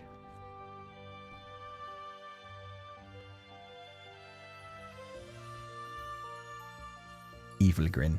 Mwahaha. He meant his real puppy, his actual canine. Well, no, that wasn't the bit that I thought sounded weird. It was just play in quotation marks has strange connotations. I just mean the first Pupal plushie is probably... This poor prototype, this is the problem. Duke comes in July. The other ones aren't arriving till September. I don't think this one's making it through to September. I'll do my best, but this one is becoming my puppy's plaything, so... Yeah, I think it's going to lose an ear very quickly, possibly an antenna. Then the stuffing will get ripped open. And as soon as he gets into the stuffing, he's going to just want to just tear that out. So we'll see how long we can keep it alive. But it's going to make for some cute photos and videos. It's going to make some cute videos of being like, do you like your toy? No, don't rip its head off. No. Kuchan Ash is your friend, so I guess his fans can handle you too.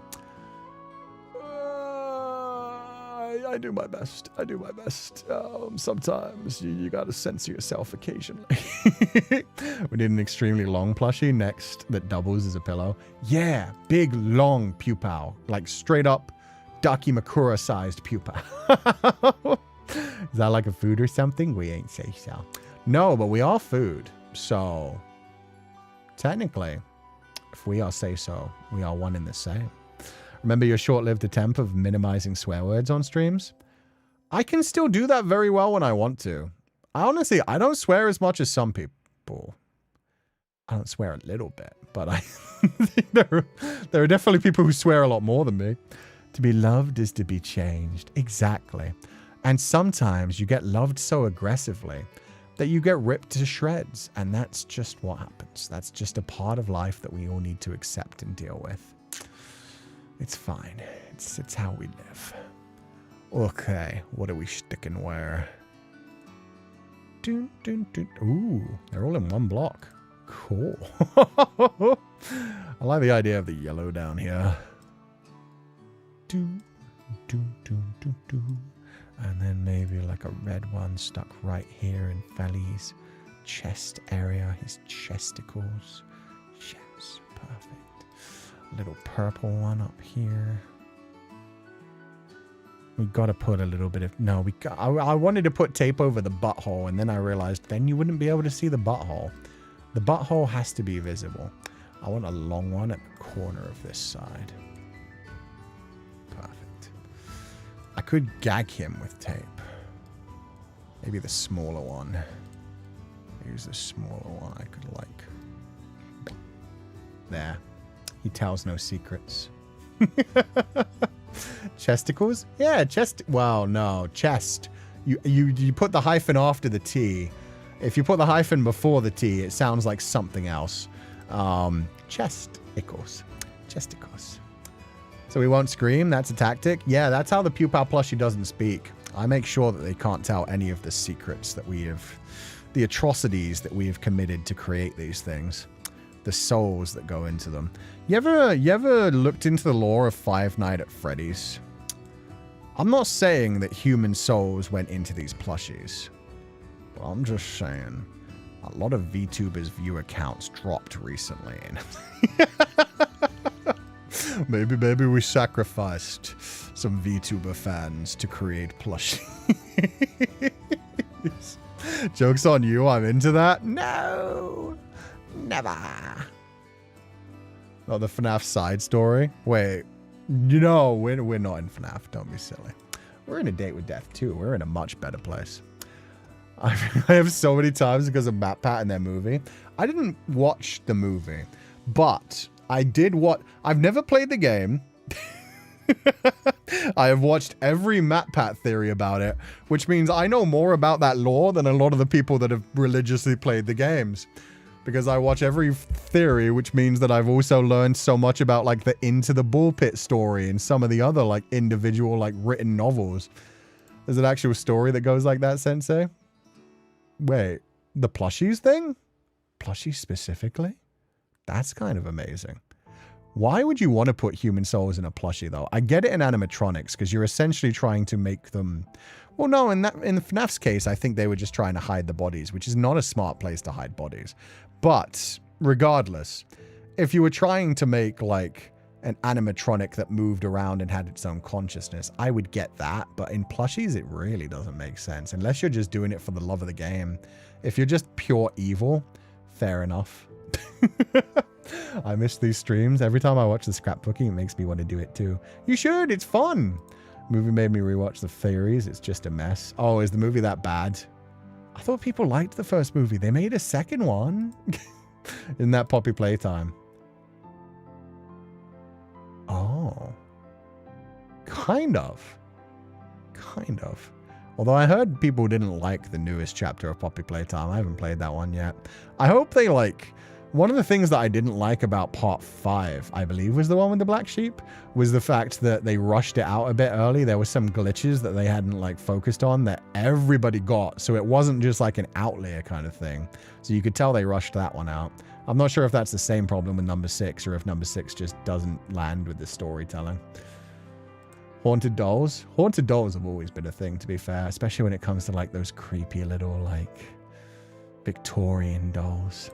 The Annie haunted doll is actually a Raggedy Ann, which is a soft doll, and there's another stuffed haunted doll called Robert or something. Why do I remember Robert? You're right about that, Lo. Like, the actual real-life Annabelle is just like this cute little adorable thing. Is chapter 6 the last part, or are they doing more? I think there's at least a chapter 7. They're definitely not done with it yet. Poppy Playtime is different. There's a FNAF story like it, though, which came before. Oh, okay. Personally, as a FNAF fan, I liked both movies, but yeah, they aren't the best movies. You know what's the best Five Nights at Freddy's movie? 1 minute. What was that called? I need to look into Nicolas Cage movies. Did you guys know Nicolas Cage did a Five Nights at Freddy's movie?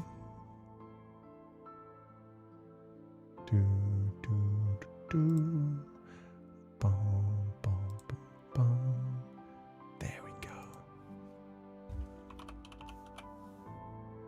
The ferret one? Exactly. Wait, are they making a sequel? No way. Oh no, it's not been officially. People are just asking them to. Damn it. I really hope they do. That movie was crazy.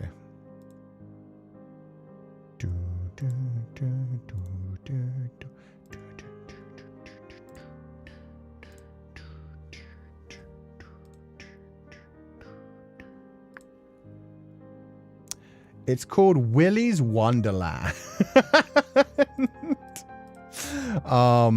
So it's not actually a Five Nights at Freddy's movie, but it might as well be.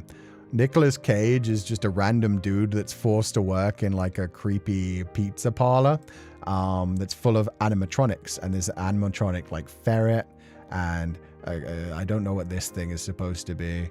There's a creepy like fairy girl and this turtle creature and these... Anyway, Willy's Wonderland, he just plays a guy who's hired to work there for like a quick day or two. He has to spend one night. So you could basically call this One Night at Willy's Wonderland.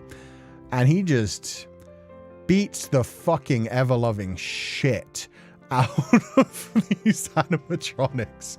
He takes no crap for them. So I will say that these images don't do them justice. They don't actually all look super evil. They look kind of fucky-wucky, but in general, they look like basic animatronics. They've made them look extra creepy in this. Has like no lines at all. Yeah, no, he just drinks energy drinks. The whole storyline is him like beating the crap out of an animatronic, chugging down an energy drink and taking a break, and then going back to work as if it's absolutely normal that he keeps trying to be murdered by animatronics. The name Willy's Wonderland is frying me. They definitely, they were on something when they wrote this script. And they play it so seriously. And there's like the weirdness where he gets like a love interest that he drives away at the end with. Oh my God, there's so much weirdness going on in the movie, but it's fun. Cage's Renfield was fun. Yeah, Renfield was great as well. Also recommend Renfield where he plays Dracula. Yeah, and you had Nicholas Hoult as Renfield himself. That was pretty good. But Willy's Wonderland, oh, so good. Saw it on YouTube way back, but never the full movie. Definitely watch it. It's good. Love interest in this context. Don't worry. It's not one of the animatronics. He's not as much of a freak as I am.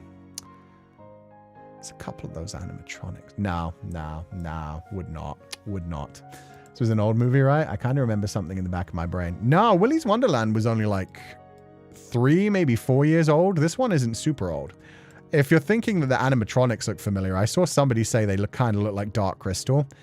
I think it's because of the shape of their eyes, but they do kind of look like the bad guys, the Skeksis from the Dark Crystal. So I can see that. Especially like this one here and this one here kind of look like Skeksis. It's from 2021. There we go. Yeah, no, it's not an old one. This is very recent. This is like modern day. Nicolas Cage decided this movie would be a great idea. Do not the animatronic. Tell that to FNAF fans, is all I will say. I've seen some things that I never wanted to see. Anyway, we're going to wrap it up for the day there. I think that's a good amount. I am actually going to add, I'm going to look around the YouTube community and see if I can grab any fan art or any fan creations to add to this. If you have anything, any fan art that you've done over the last 2 months that you're happy with me sharing on scrapbooks, please do share those on the YouTube community as well. I know we have a hashtag for it, but honestly, I think using the YouTube community for it is probably the best idea. And what I'm also going to do is I'm going to write a quick letter because I think I'm going to upload these next week when I go on vacation. So I'm going to use Drawn Legends March wallpaper, like background paper, and write like a quick like goodbye message to upload when I go on my vacation, just to say, bye guys, I'm disappearing for a bit. Miss you guys. Here's all the amazing things we did over the last 2 months, and thank you guys so much before I ride off into the sunset. Did so much for the scrapbook. So many things have happened. That's the thing. We didn't even like get to do like proper discussions on all things because there were just so many things that happened over these last 2 months. So many big milestones and everything. More than anything, it was so nice to be able to go through the magazine today. The magazine that brought us through like the first 6 months of streaming had so many stats, had so many quotes, had so much beautiful fan art. Thank you guys so much. My first part of the fan art gets corrupted. I can't post it. Oh, I'm really sorry. I already miss him. It's like I can still hear his voice. I'm still here for 2 weeks, guys. I haven't left yet. I'm just... Goodbye letter gives me war flashbacks. Don't worry. We'll be back eventually. Desk-sama. Yo. I like slamming you. Happy 6th anniversary. You've come so far super fast. Thank you and the Pupals for always providing entertainment and verts and merch. I can't wait for the merch to arrive. And congrats on the Date with Death 2 announcement. Romance Route DLC?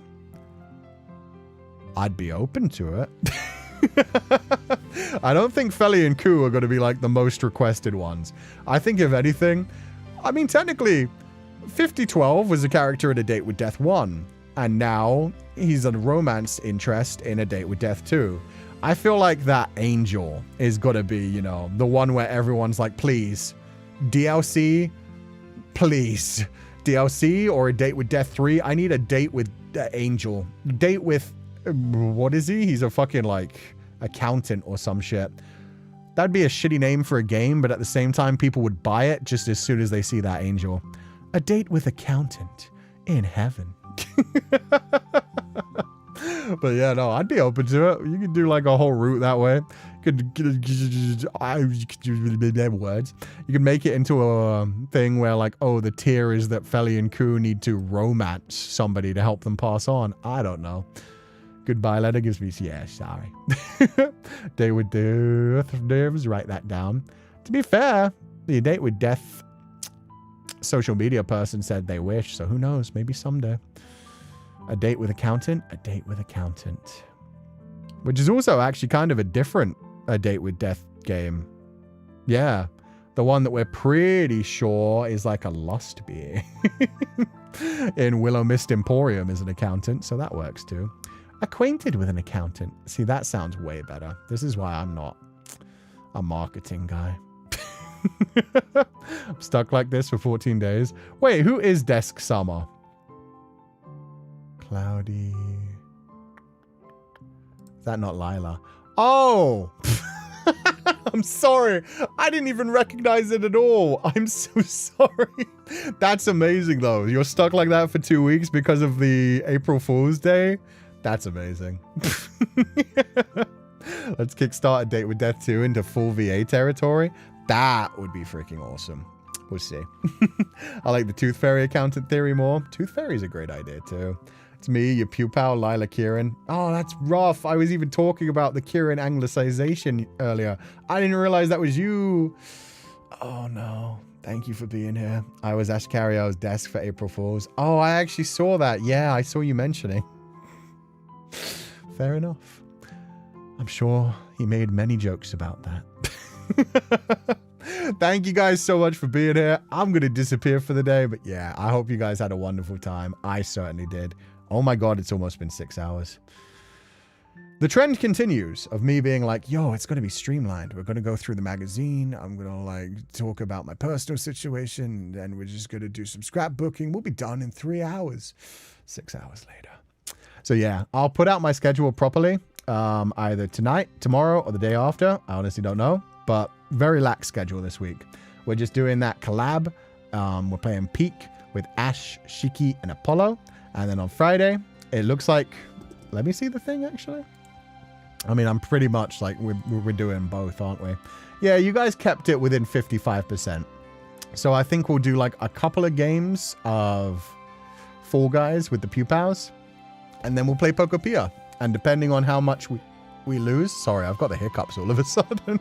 I'm trying not to let the hiccups out loud. Depending on how much we lose, we'll do Batsu games.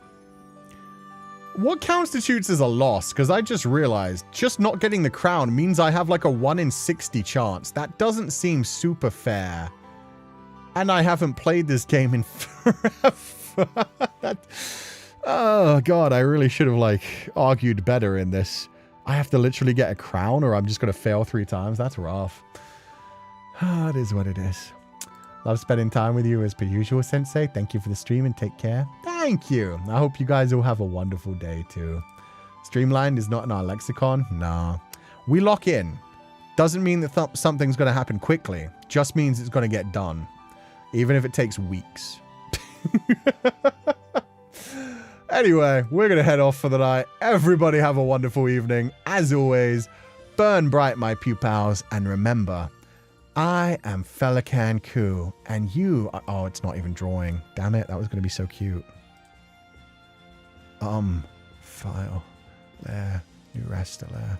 On the top. I'm Féileacán and Cú, and...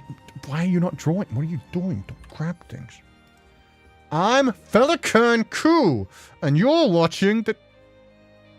It's on the wrong layer. I'm gonna go insane. I'm gonna go in. It deleted my raster layer.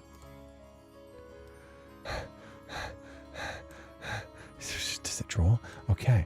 Now, as I was freaking saying, I'm Féileacán and Cú, and you're watching the Disney Channel. Is that the Disney side? I think that's the Disney. Close enough. We're not gonna get sued by the mouse. We're safe. Legally distinct. Burn bright, my pupils, and as always, I will catch you guys next time. Fine. You know what? I'm Féileacán. Why did I start with the one bit that ends? I'm Féileacán Cú, and you're watching Féileacán Cú. Burn bright, my pupils, and I will catch you guys next time. Bye-bye!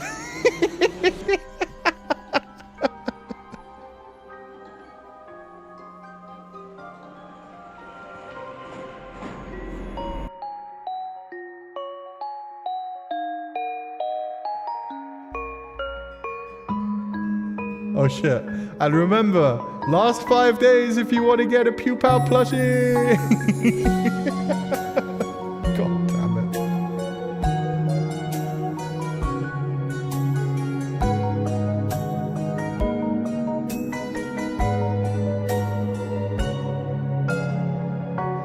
We've come such a long way together. Walked the roads and saw the days go by before we had a chance to find a separate meaning. But I kept searching for a place, not a general direction. All the paths they point to you. It took me time, but then I knew that I could not go back.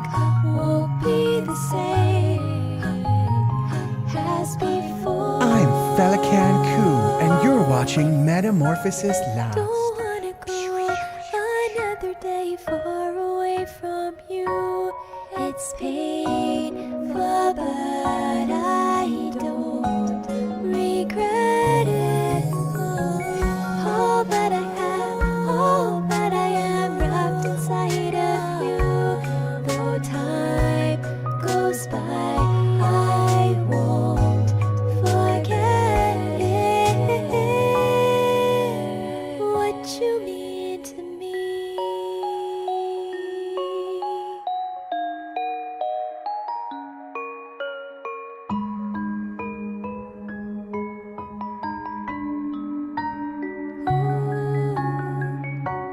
If I rest my head upon your shoulder, let the tears fall down and hide away inside your open arms, to stay like this forever, to grasp at one more day. Oh yeah, they're having a Find a field way day.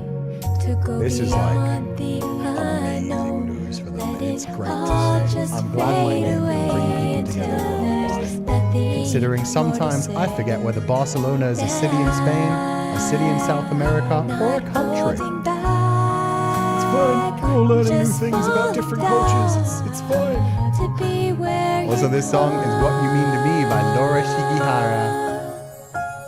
Don't wanna go another day far away from you. It's painful, but I don't regret it. All that I have, all that I am, wrapped inside of you. Happy birthday again, Secret Life of Anna. Have a wonderful day. Thank you so much for celebrating with us. Forget it. She is the best. She's about to release, she just released a new song. She's about to release a brand new music video for the new song, which looks gorgeous. No, through the changing weather we stay so warm. Is it really true? Then again, you Thank you very much, always Toby. Have a lovely evening. knew.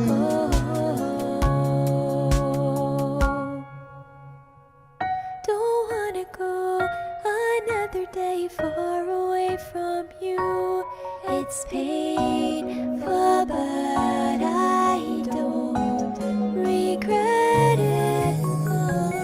All that I have, all that I am, wrapped inside of you. Though time goes by, I won't forget it. What you mean to me.